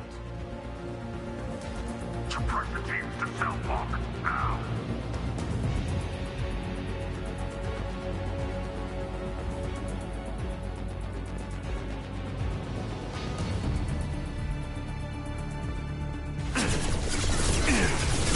down. Go into cover.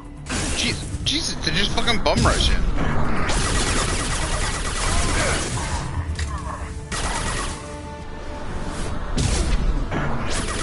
They don't care about their health. They don't care about nothing. Just fucking running and point blank.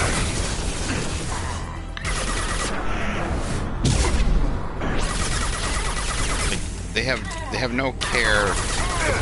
Their proximity to you doesn't make any goddamn sense. They're not robots. We need to close the door we came in through. Keep them out. They're coming through that door in the back. Lock it down.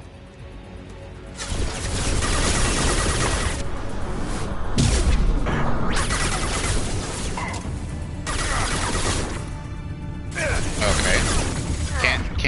Can't. My triangle button just wasn't working. Like, my controller, there's nothing wrong with my controller. It wasn't even saying can't go there, you know, can't reach there. I had full charged. My ability was fully charged. And it just would not teleport me. It would not charge. I couldn't charge.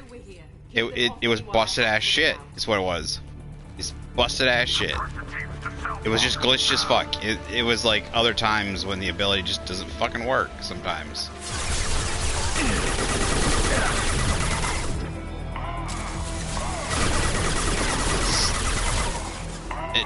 It needs to work. Your video game needs to work. It is so disturbing when it doesn't work. Like, imagine your car just doesn't work sometimes. Like right now, it's not fucking working. I shouldn't have to press it 10 times before it fucking works.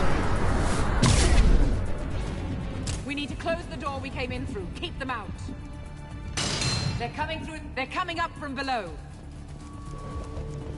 Other side, go. They should be held to the same goddamn standard. Just imagine if your car just it was a 50-50 chance the fucking brakes don't work.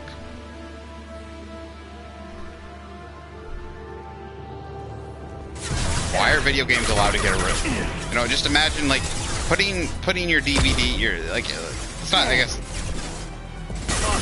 it's not even hyperbolic. It's just like everything should work when you are sold it. That should not allow a company to get away with selling you broken ass shit. Like, imagine putting the DVD. It's just a 50-50 chance when you put a movie in the DVD player, a Blu-ray player or something, DVD player, that it doesn't play. And that's a risk. It is just kind of a risk you had to play along with.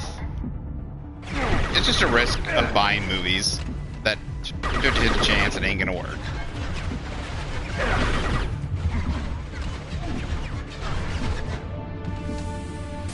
Like right now, it's not even saying can't attack there. Now it finally worked. Like,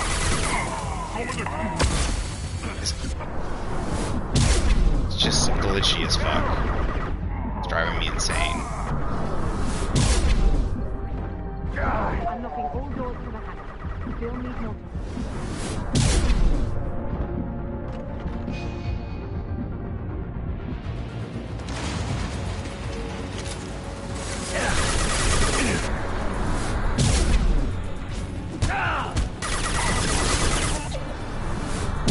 Knock him off.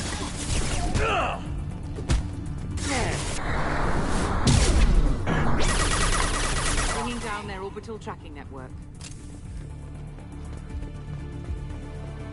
Watch the other side. More enemies on the elevators.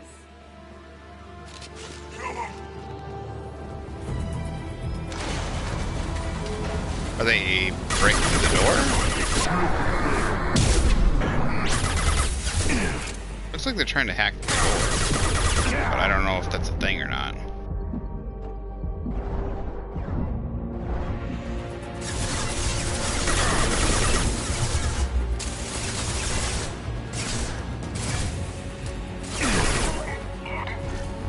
I didn't mean to hit that button.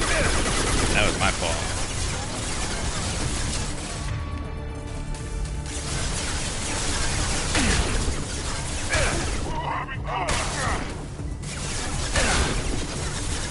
elevator that leads up to the hangar. I'll bring it down to us. Almost done. Yeah, it looks like it's moving.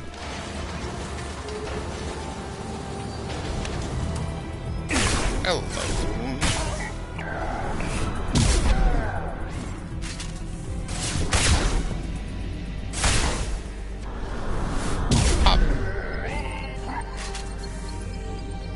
See, if it just worked 100% of the fucking time, except for the odd occasion where there was like a whole bunch of stuff around them, so you couldn't teleport in there.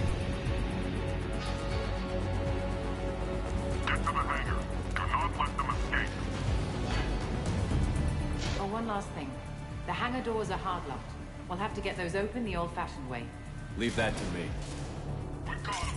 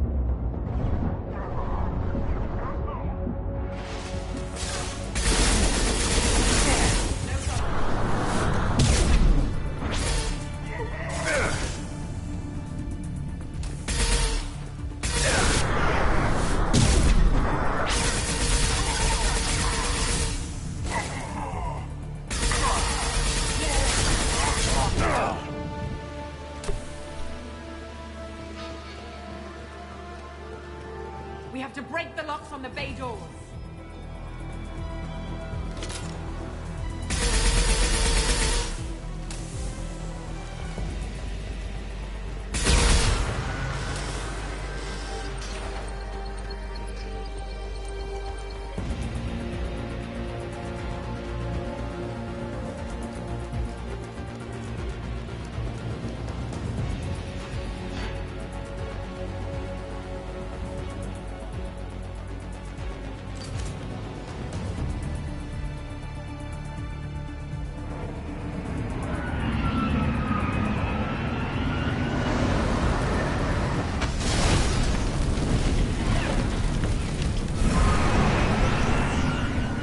Ouch. That's gotta hurt. Engaging autopilot. We should be well out of range before they get their security measures unscrambled. Do you think they'll come after you? I'm not taking any chances. Batarians don't take kindly to humans who plan to destroy their mass relays. So the charges against you are true? Well, to be fair, that's about half the story. My people and I were here investigating rumors of Reaper technology out in the fringes of this system. I guess you found something. We found proof that the Reapers will be arriving in this system. When they get here, they'll use its mass relay to travel throughout the galaxy. We call it the Alpha Relay. From here, the Reapers can invade anywhere in the galaxy. So you decided to destroy it? Exactly. Doing that would stop the Reapers' invasion. Even at FTL speeds, it'd be months or years before they got to the next relay. We came up with what we just called the Project. A plan to launch a nearby asteroid into the relay and destroy it before the Reapers could arrive. Of course, the resulting explosion would probably wipe out the system.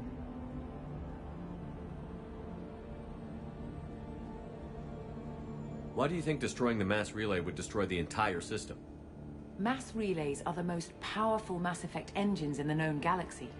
The energy released from a relay's destruction would probably resemble a supernova. This is a remote system, but just over 300,000 Batarians live on the colony where they held us. The explosion would undoubtedly kill them all. How did you plan to launch an asteroid into a mass relay?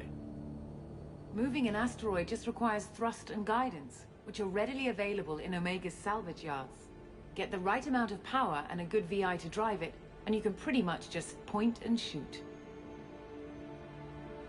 I've always heard that mass relays are indestructible. I've heard that too, but I think it's more that nobody's willing to find out what happens when one is destroyed. And, well, we plan to slam a small planet into the thing at very high speed. By our calculations, that's more than enough. Is the project still operational? I imagine it is. We were one button press away from launch when the Batarians arrested me. How were you caught? We've been smuggling Starship parts from Omega. Thrusters, guidance, and aftermarket ESO core. The Batarians thought that looked suspicious. A few days ago, I took a few of the men on a scouting trip, and the Batarians pounced on us. They never found our actual base. I still don't see how you learned about this supposed invasion. The evidence came from what we call Object Rho, a Reaper artifact we discovered among the asteroids near the relay itself. When we get back to Arcturus Station, I'll explain everything and provide copies of all our notes on the artifact. What is a Reaper artifact doing on an asteroid? We don't know, or even what its purpose is. Some things are just too old or large to comprehend. Even a Reaper thousands of years dead contains power. Their artifacts are worthy of study, regardless of their purpose. How exactly does a Reaper artifact give you proof of an impending invasion? It showed me visions of the Reaper's arrival. Much like your Prothean beacon, I imagine. The Reapers are coming, Commander. That much I know for certain. If you're working near a Reaper artifact, how have you avoided indoctrination? We've been very careful. We know what we're dealing with. You're not speaking to a child, Shepard. I saw what Sovereign did at the Citadel. Trust me, I know what's at stake. The stakes are too high.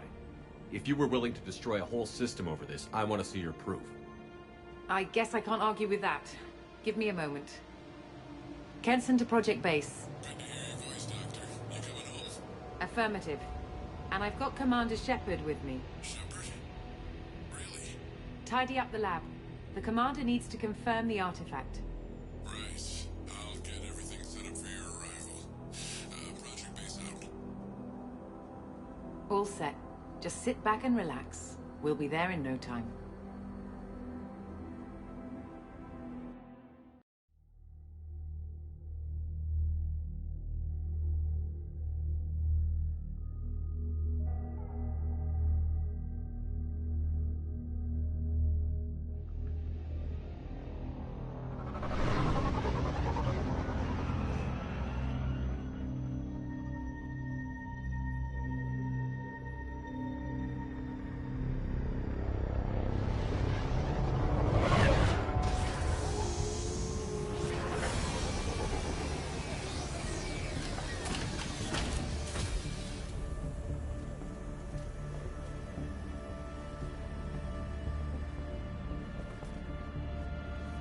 Here we are.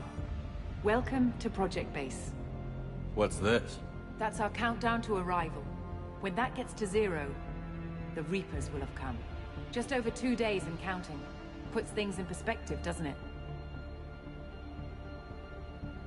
How do you know that's an accurate countdown? It is. The artifact has been giving off pulses at definite intervals since we found it. The intervals have been decreasing at a steady rate. The artifact is reacting to the Reaper's proximity. In just over 48 hours, the pulses will become constant, and the Reapers will be here. You're saying the Reapers could be at Earth in 2 days? There's no time to waste. I didn't realize Mass Effect 3 took... That door exits the hangar. The artifact is in our central lab area. Wait, no. It doesn't. I think because of what happens of the things of Arrival, then I think Go through the door at the end of that corridor. because of what happens of because of what happens in the Arrival DLC, they delay the Reapers by several months or something. So even if you don't play the Arrival DLC, it plays out as if. So what would it take to get the project back up and running? Everything was in place when we were arrested. It wasn't a question of could we, but should we. What alternative do we have? The Reapers will reach the system, Mass Effect original armor. Look at it. but the Alpha Relay is there. Kind of like the medium armor right there. It looks like. If you want to keep the Reapers at bay, this relay must be destroyed. I want that armor right there.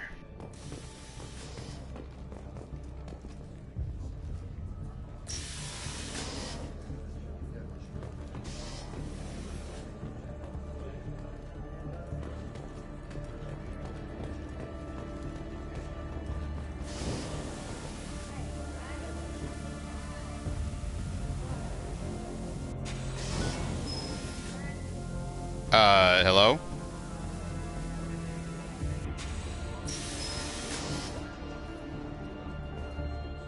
Hello? Game?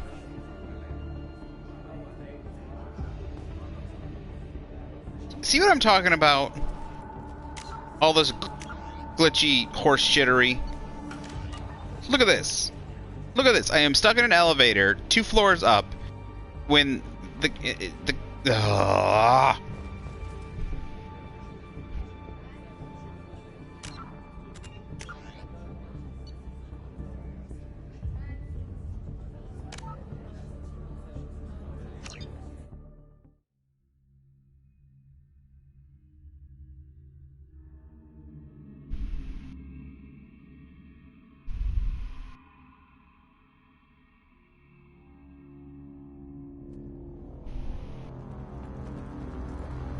Go through the door at the end of that corridor to your left.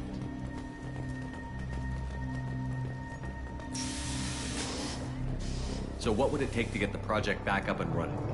Everything was in place when we were arrested. It wasn't a question of could we, but should we. What alternative do we have? The Reapers will reach the system regardless. But the Alpha Relay is their shortcut to the rest of the galaxy. If you want to keep the Reapers at bay, this relay must be destroyed.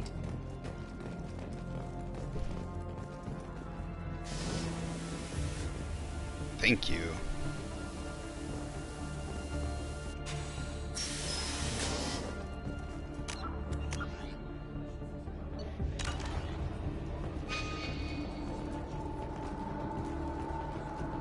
Why am I bypassing? We have to get the project running again. It's probably the only chance we have. One sec. Let me get the door.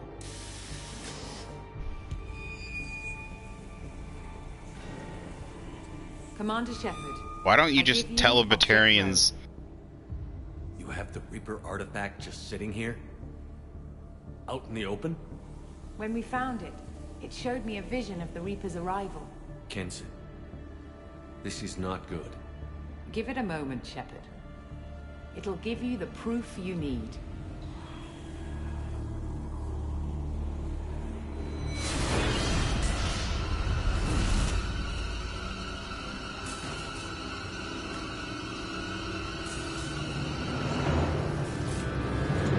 I can't let you start the project, Shepard. I can't let you stop the arrival.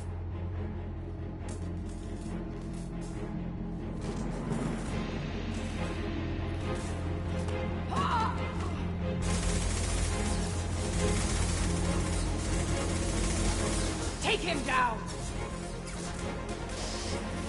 Yeah, it seemed kind of obvious.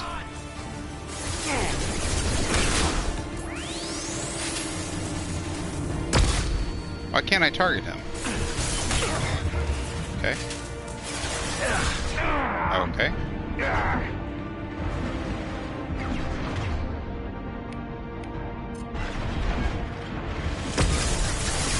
I was gonna say, I figured they were indoctrinated.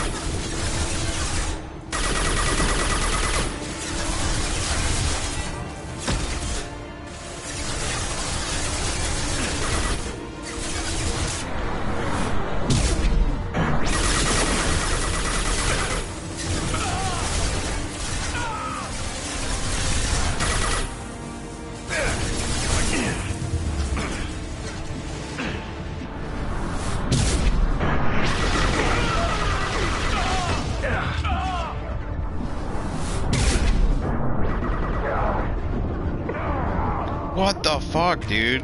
There are so many goddamn enemies.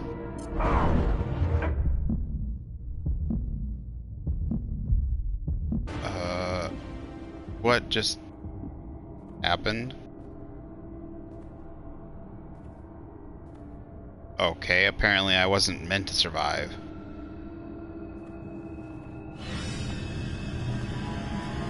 Take him to the med bay and patch him up. We want Shepard alive.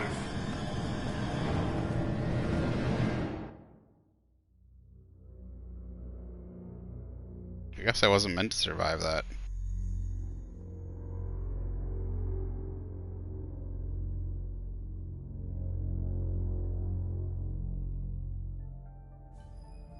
Like Shepard was waking up a moment ago. But it could be a glitch in the system.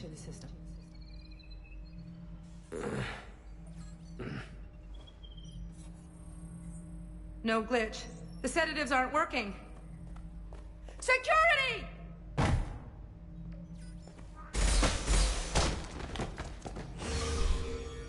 Love how you punch him in the helmet and then knocks him out.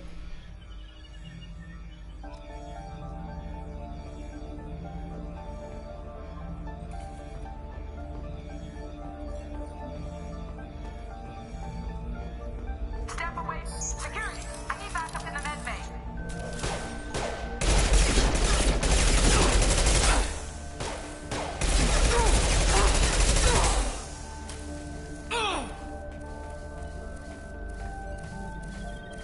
Unknown user detected in network.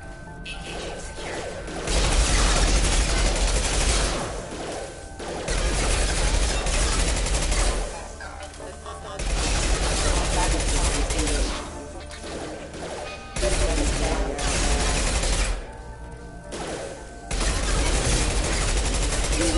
This is kind of cool.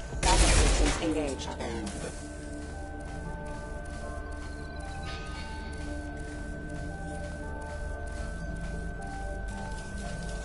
Engaging.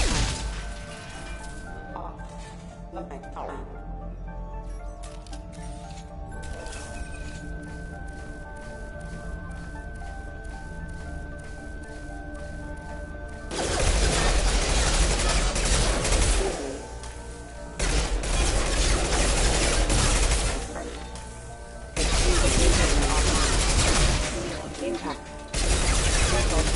Requesting assistance. Failure.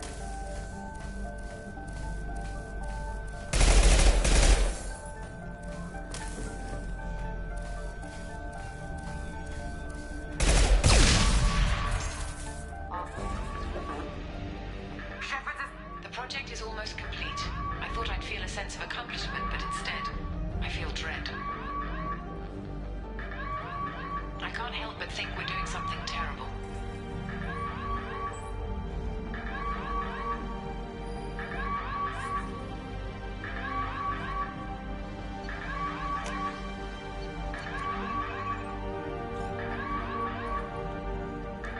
Not much time. I have to get this asteroid moving and get the hell out of here.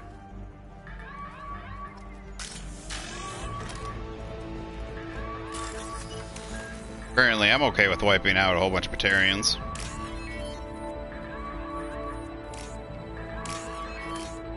Should have at least sent a signal, try and tell the Batarians.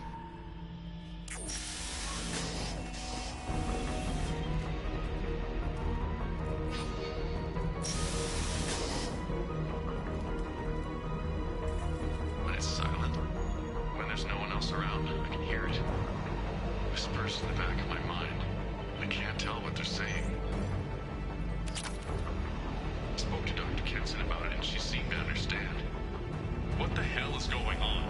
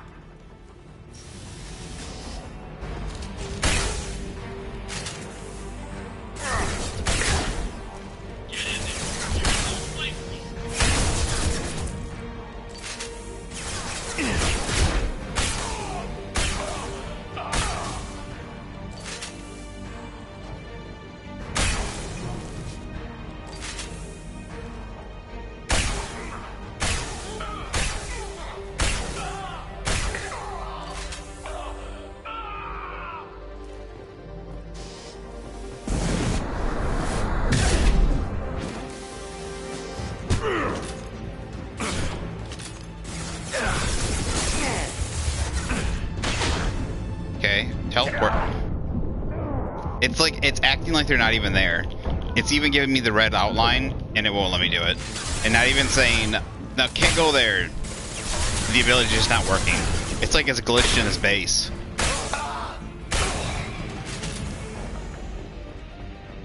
It is infuriating, is what it is. And just to have one of your abilities, the most important ability to this class, just taken away from you. Like I said, it's not even 50-50 anymore. It's like 75-80% of the time, it just doesn't fucking work. I press this button so much, and it just does not do it.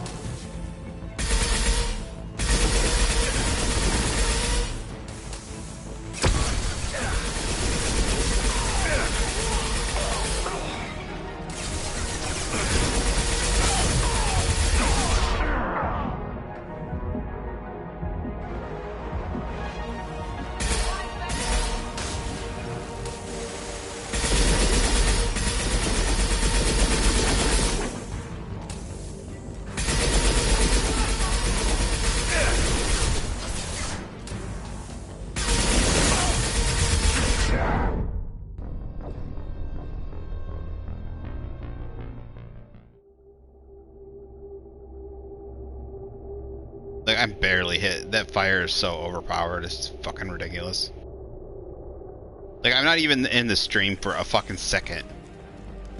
And my shields are gone and I'm down to half health. Fucking ass broken horse shit.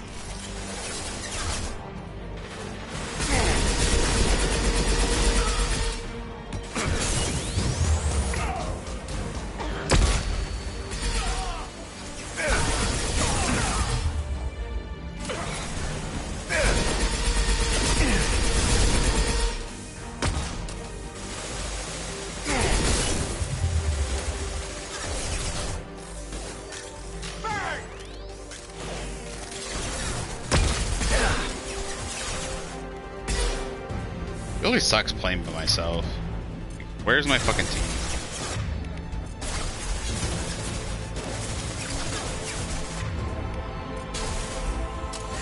You could have easily have done. You could have easily made this mission so you still had your team members.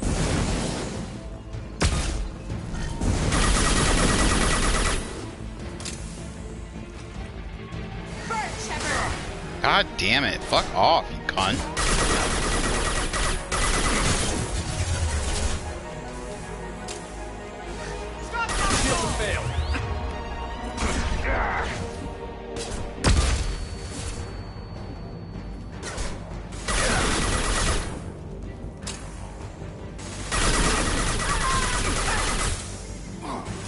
Burn, bitch.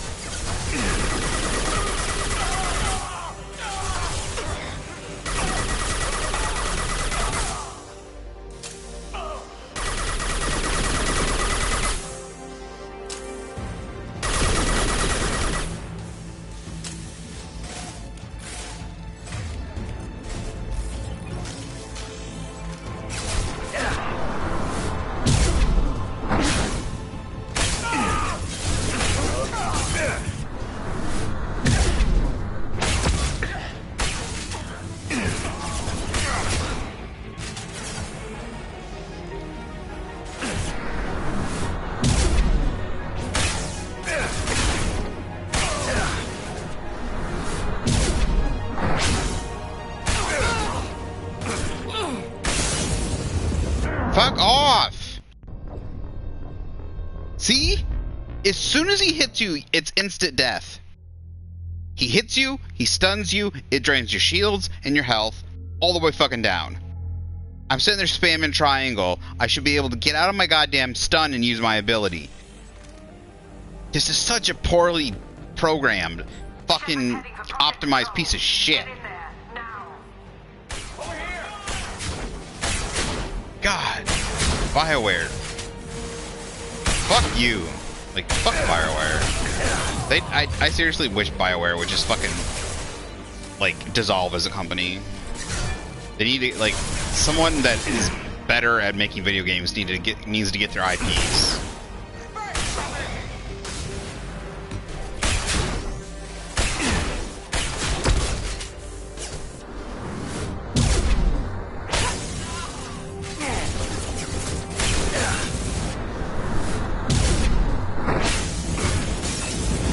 I'm just dead. Just dead. Instantaneous. Told you. As soon as you get touched by their fucking the fire, you're just dead. It's game over. How is that? How is that about? That is such a balance issue. Hits you, stuns you, and then it just fucking sits there and drains your entire life. That is, goddamn. I'm telling you, they did not ever play this game. They never played their own fucking game.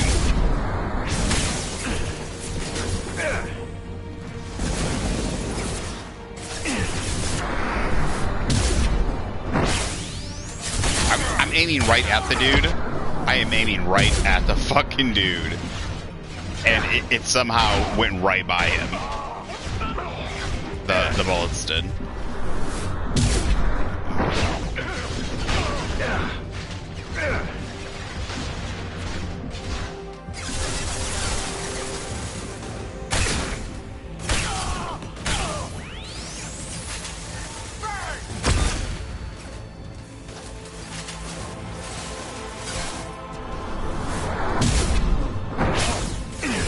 Die now.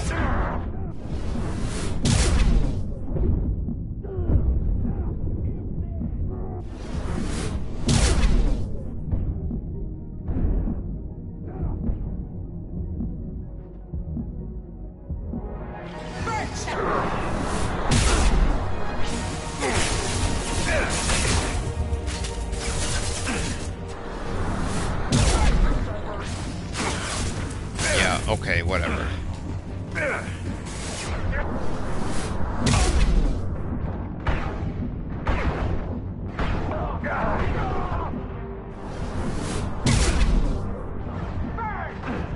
Lost shield. Yeah, I see that.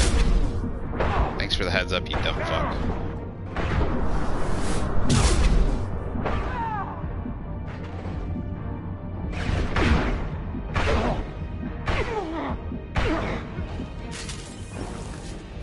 Fucking finally. Put up with that goddamn horse shit.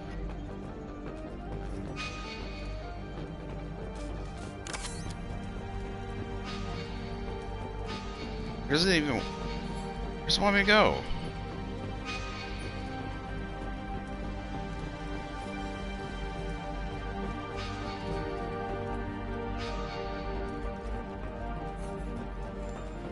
I wonder if that's an actual clock. Welcome to Project Control. I want to activate the project. Warning. Activating the project will result in an estimated 305,000 casualties. Do you wish to continue? Do I even get an option? Choose? That would seem... Okay, see now... I'll be honest, that seems like, not getting an option. Collision with mass relay is imminent. Begin Like... evacuation procedures. Alert. All colonists living in the Vahak system. This is... Shepard, no! Do you have any idea what you've done? You leave me no choice. If we can't stop this asteroid, it must be destroyed. Tell me where to find Dr. Amanda Kenson. Dr. Kenson is traveling to the reactor core module. An ESO-core meltdown should do it. Because of you, everyone on this rock will be obliterated. Not if I get to you first. Open fire!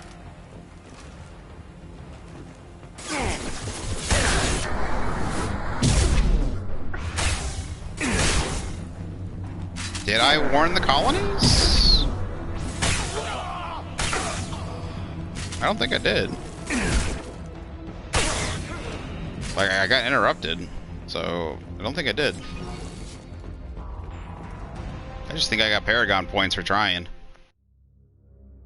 Which I think is stupid. Seems like a major, like, BioWare... It would be a major, like, kind of thing that you should do. Is like, choices is such a pertinent thing in your game, right? Choosing whether or not to actually launch the asteroid, or whether, I don't know, to actually try and save some of the colonists while maybe hindering the Reapers less in Mass Effect 3 or something, you know, or hinder them more, and like give humans and the rest of the Alliance an advantage while killing more Batarians. I've already activated the project. We can still escape this rock. There is no escape. There's no redemption for what you've done. I will die, never having seen the Reaper's blessings, and you will just die. Damn it, Kenson.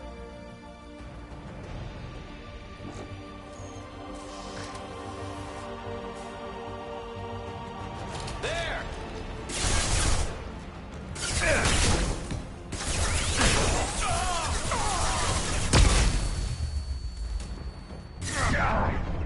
Yeah, why can't I lock onto them?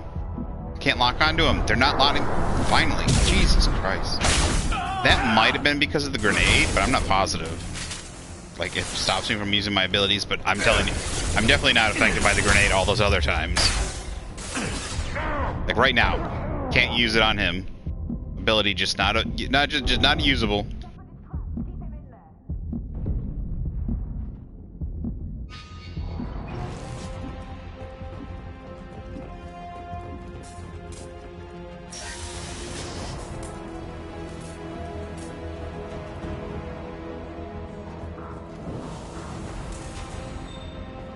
Safety protocols disengaged. Core temperature rising.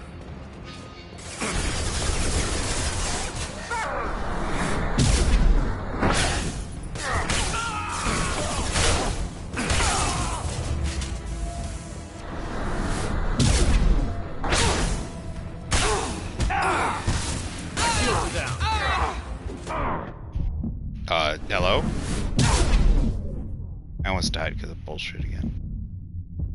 How do I stabilize the reactor core? All automatic safety protocols have been overridden. To stabilize the reactor core, manually insert cooling rod A from this control station. Manually insert cooling rod B from control station B. Doing so will stabilize the reactor core.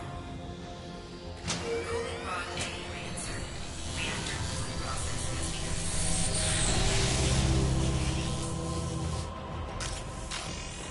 I need more time. Get in there.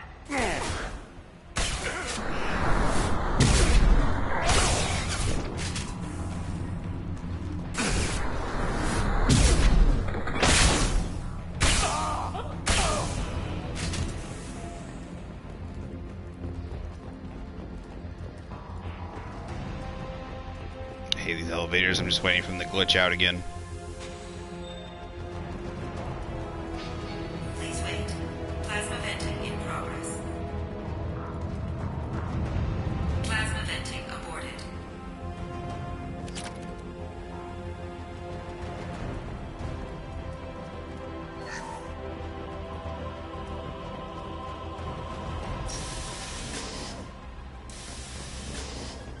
I'm waiting for the plasma vent to start back up. Plasma venting in progress. Shepard is in the maintenance area. Go. I see. He looks like is he on glass?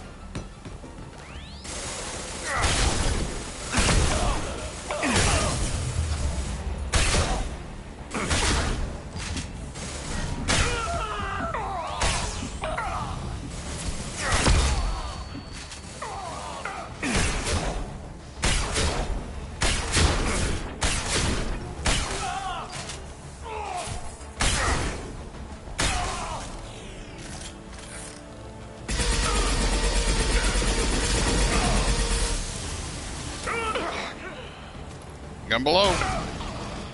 Fuck you.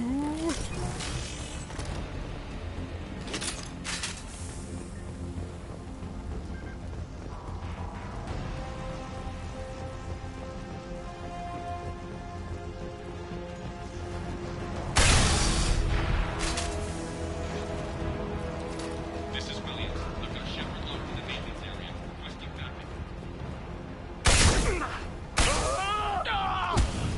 Security lock overridden.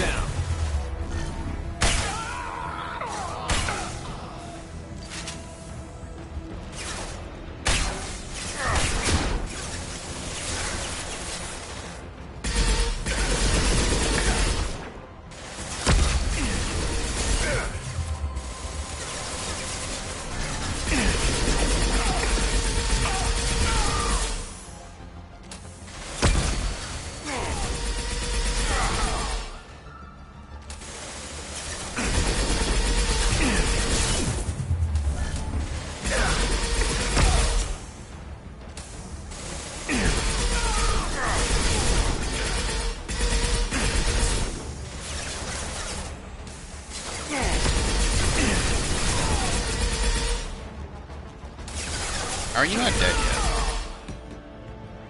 Well, why isn't this got that on there?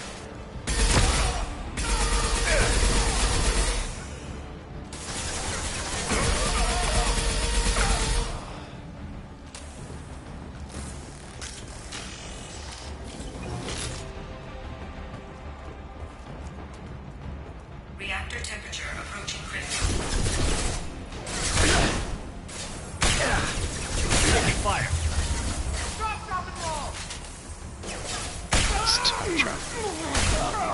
I can help you, dude. You're gonna be dead.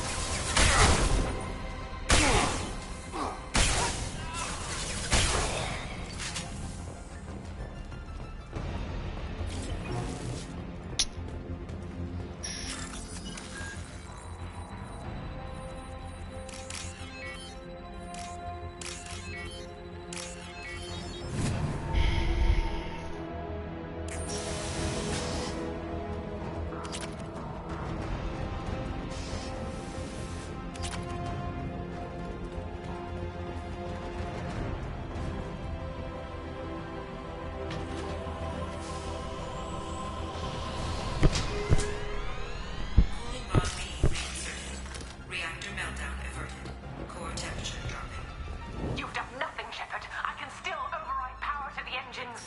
Try to stop me. Step away from the reactor. You've ruined everything. I can't hear the whispers anymore. Turn around. Now! You've taken them away from me. I will never see the Reaper's arrival. All you had to do was stay asleep.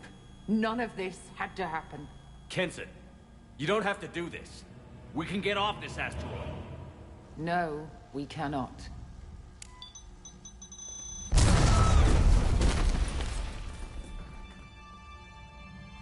Warning, collision imminent. Warning, collision imminent. Warning, collision imminent. Warning, collision imminent. Warning, collision imminent. Warning, collision imminent. Warning, collision imminent. Joker, this is Shepard. I need a pickup. Now. Communication system damaged. Damn it.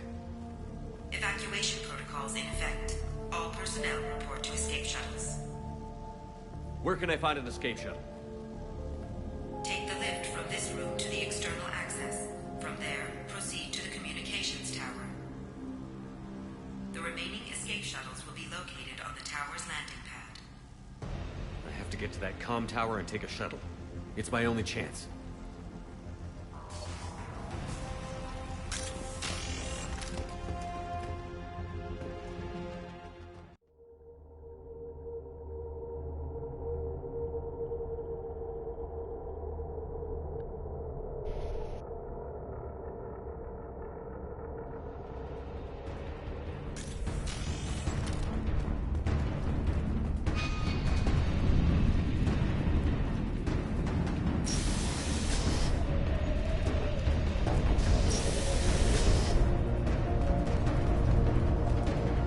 What's this?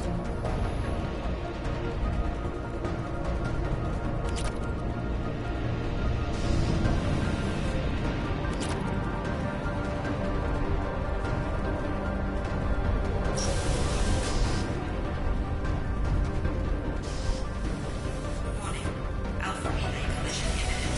Evacuation is recommended.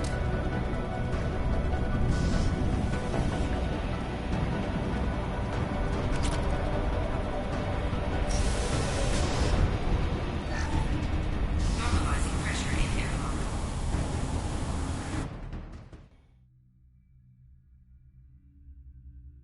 Kind of a short, weird jaunt just to get out.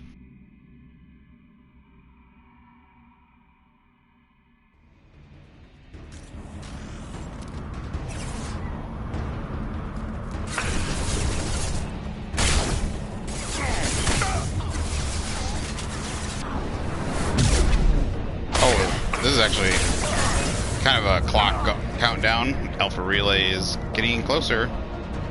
Oh, it's actually getting closer. I can see it getting closer. That's kind of crazy.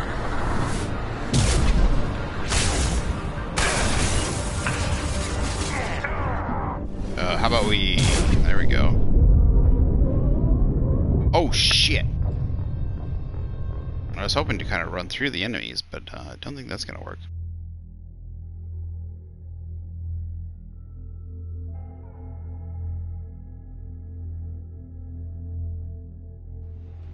I might be able to run around them. I'm not sure yet. Oh, God. The Vanguard charge just isn't working on this. Like, it's like the DLC broke it.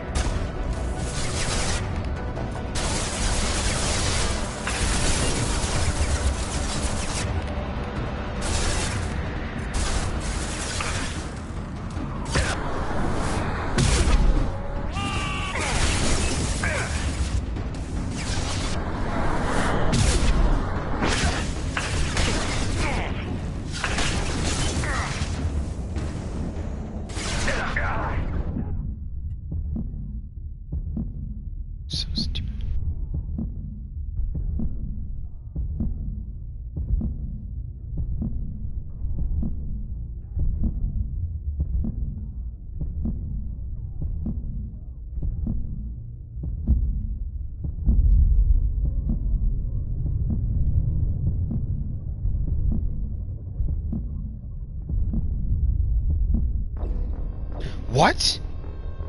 This entire time my health just never healed. I'm in cover, my health just never healed. It is so horseshit. I had shields up for the longest fucking time. It's just so stupid. Why aren't you healing? It's broken as fuck. I've lost shield.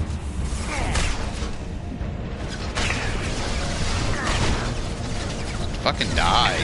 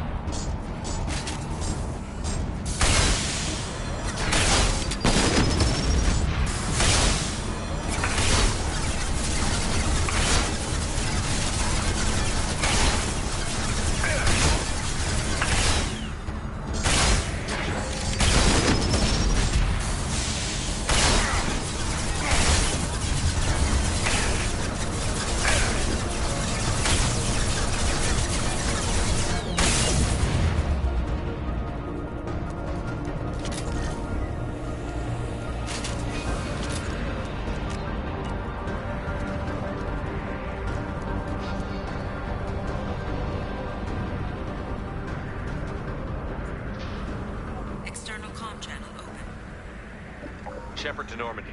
Joker, do you read me?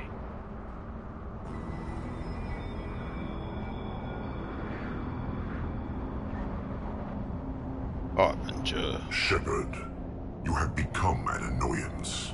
You fight against inevitability, dust struggling against cosmic winds. This seems a victory to you.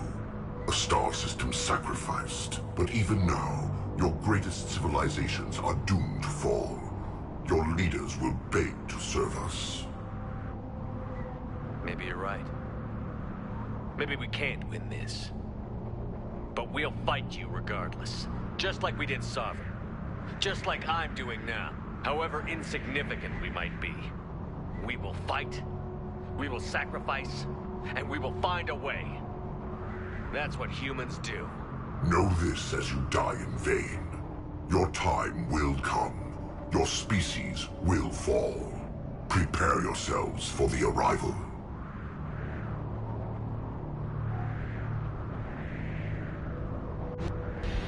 Commander Shepard, Normandy inbound for pickup. Roger that.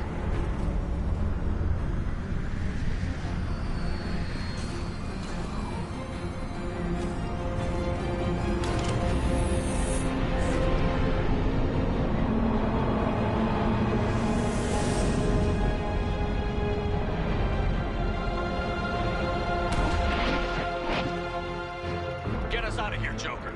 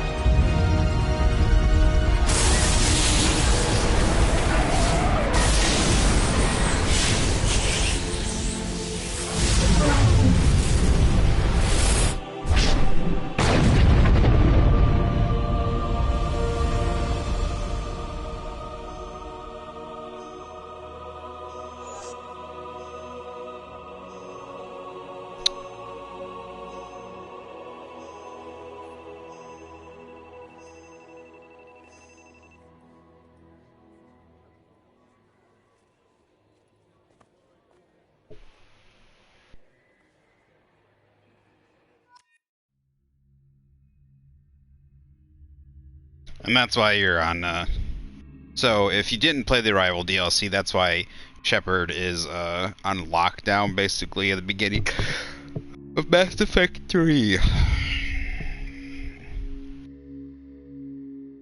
Oh, there's Hackett. Huh. Looks like you've recovered. Admiral Hackett. Sounds like you went through hell down there. How are you feeling? Fine. No more visions, if that's what you mean. I wasn't expecting to see you here. You went out there as a favor to me. I decided to debrief you in person. That was before the mass relay exploded and destroyed an entire Batarian system. What the hell happened out there, Commander? Have you received any intel about what happened? All I know is I sent you out there to break Amanda Kenson out of prison. And now an entire system is destroyed. I hope you could fill in the leap of logic between those two events.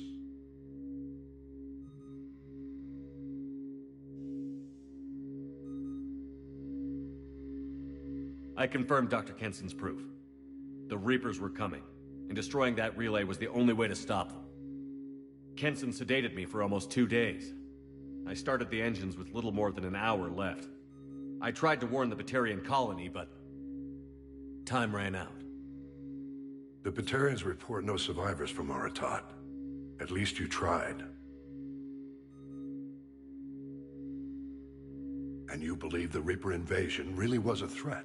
No doubt about it. We literally had minutes to spare. I'm sure all the details are in your report. I won't lie to you, Shepard. The Batarians will want blood, and there's just enough evidence for a witch hunt. And we don't want war with the Batarians. Not with the Reapers at the galaxy's edge. What are you saying? You did what you did for the best of reasons, but there were more than 300,000 Batarians in that system. All dead. They died to save trillions of lives. If I could have saved them, you bet your ass I would have. You're preaching to the choir, Commander. If it were up to me, I'd give you a damn medal. Unfortunately, not everyone will see it that way. So what do you suggest? Evidence against you is shoddy at best. But at some point, you'll have to go to Earth and face the music. I can't stop it, but I can and will make them fight for it. I didn't expect to see you aboard a Cerberus vessel. I don't like Cerberus or the way they do things, but they brought you back to life, and they're actually doing something about the state of the galaxy. Besides, I'm not so sure this is a Cerberus ship anymore. Right? Is the Alliance concerned about the Batarians' response to this incident? Very. The Batarians have been looking for an excuse to wage war on us since we showed up in the galaxy. If the Reapers invade, we need the galaxy to work together. If we're at war with the Batarians, the other races will be hesitant to give aid to either side. Is the Alliance prepared for a Reaper invasion? That's hard to say. It took multiple fleets and the Destiny Ascension to bring Sovereign down, and that was just one Reaper. If the Reapers come in force, we're just not ready. I'll gladly stand trial once this mission is done. Glad to see working with Cerberus hasn't stripped away your sense of honor. Do whatever you have to do out here. But when Earth calls, you make sure you're there with your dress blues on, ready to take the hit. In the meantime, you keep this. I don't need to see a report to know you did the right thing. Yes, sir. You've done a hell of a thing, Commander.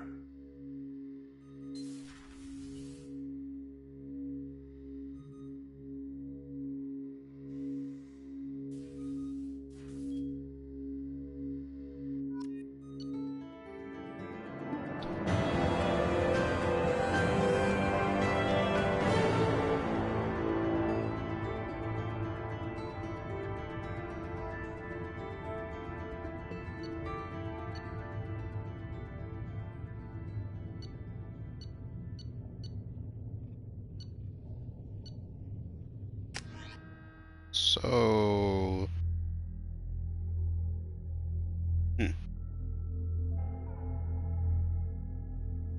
Technically, I guess the end of the game is like the beginning of Mass Effect 3. You've already turned yourself in. I was expecting the game to end, actually. But I guess not.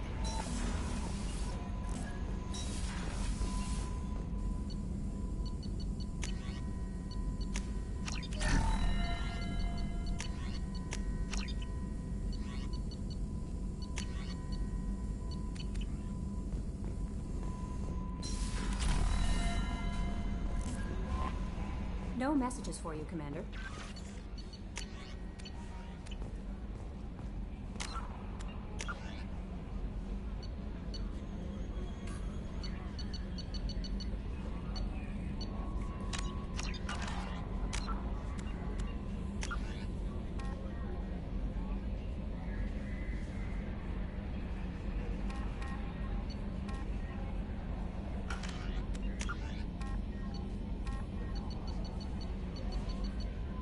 What?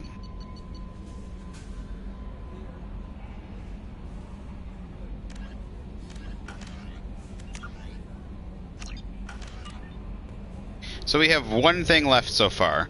That is, there's an ID I can turn in. This thing is gonna drive me nuts. Let's go see if we can give it to somebody.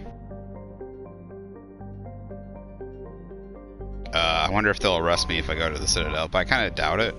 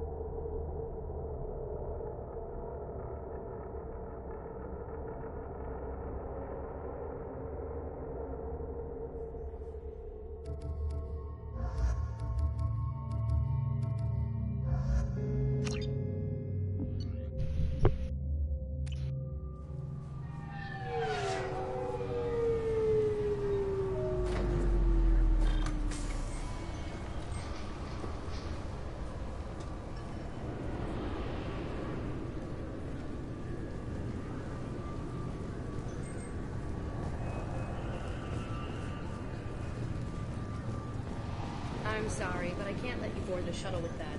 But this is a ceremonial item of my people. Sir, it's a 15-centimeter serrated blade. You humans are all racist. Can I help you, sir? No, thank you. Just passing through. Next.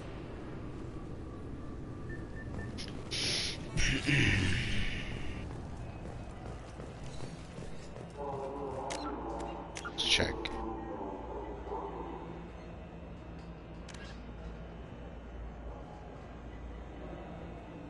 Mm-hmm.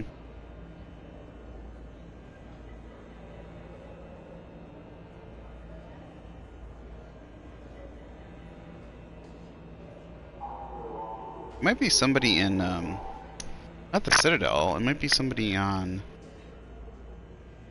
Oh, I know. It might be somebody in Omega, right?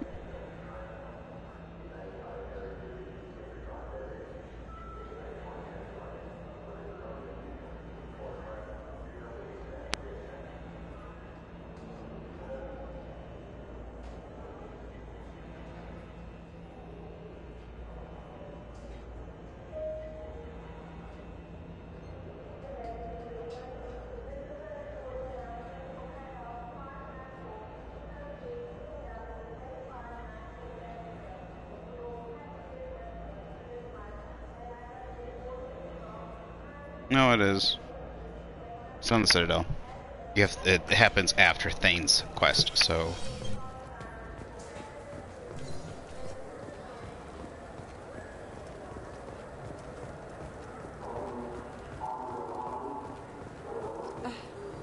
I can't believe these humans. No fly lists? What did they turn this place into?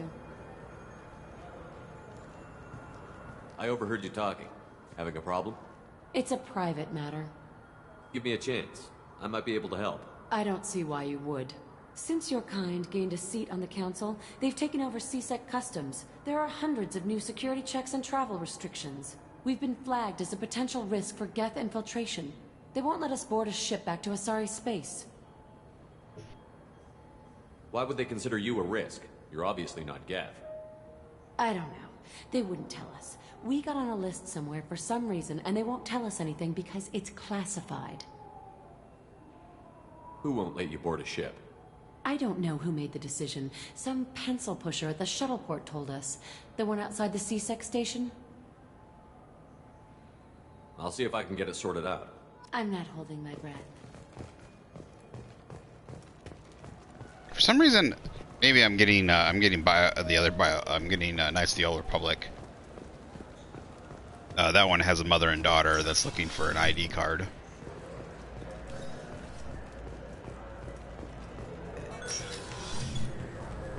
You'll have to wait, but...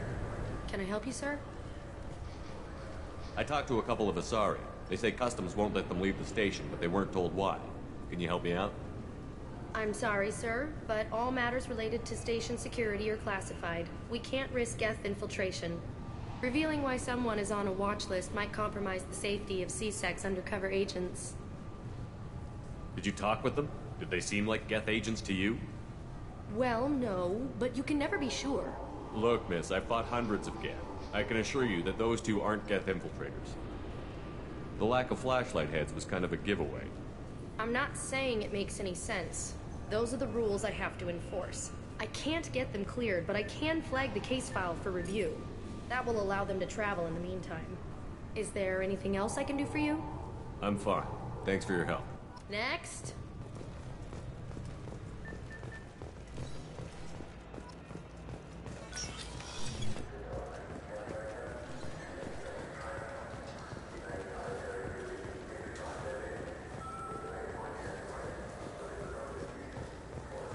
So? Good news. I convinced them to let you go. You what? How did you do that? I explained how their methods are flawed. I fought a lot of Geth in my time. You have. How unexpected. We should get ready to leave. There should be another ship heading to Thessia tomorrow.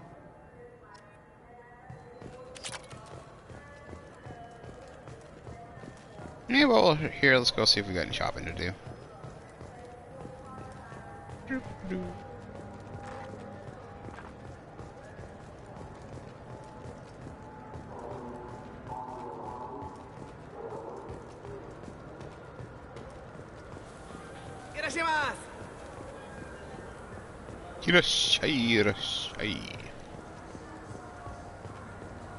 I'm Commander Shepard, and this is my favorite store on the Citadel.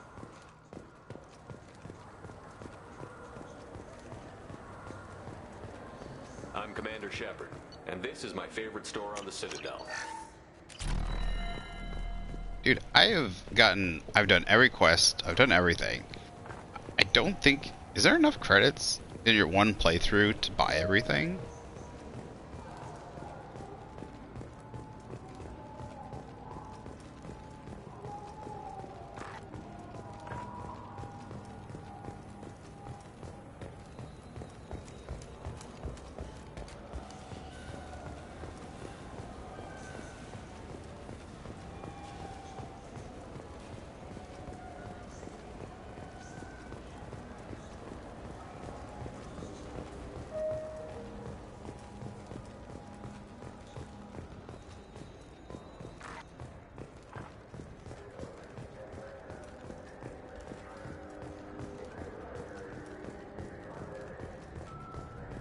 I'm Commander Shepard, and this is my favorite store on the Citadel.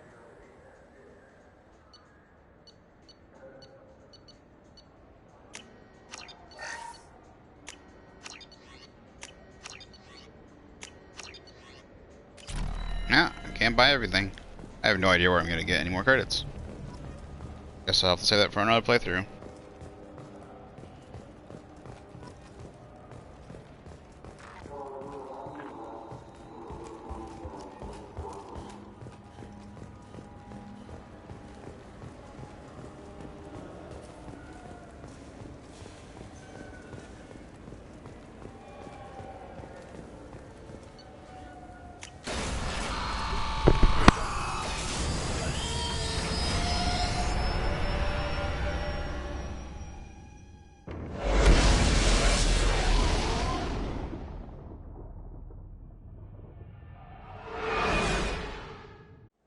I will be right back.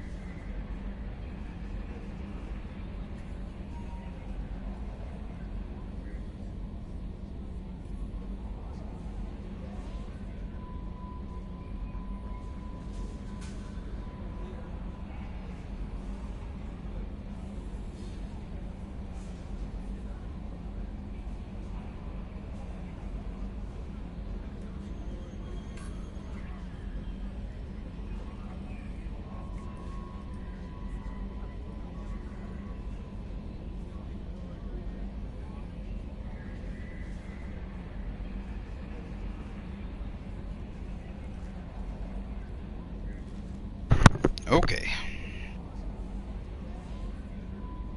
So I think we're done. It kind of feels weird that there's no real ending. I guess that kind of wraps it up. But there is no more missions. We have 100%ed every system.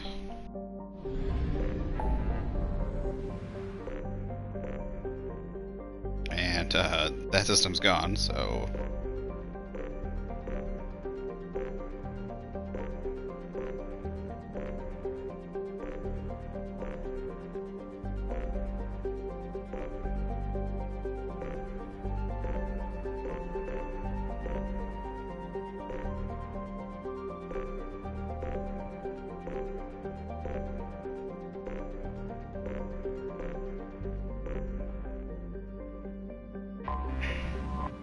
Just feels weird having no, like, technical ending.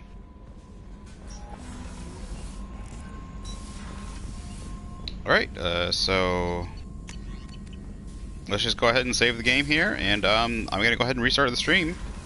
And we're gonna start playing some Mass Effect 3.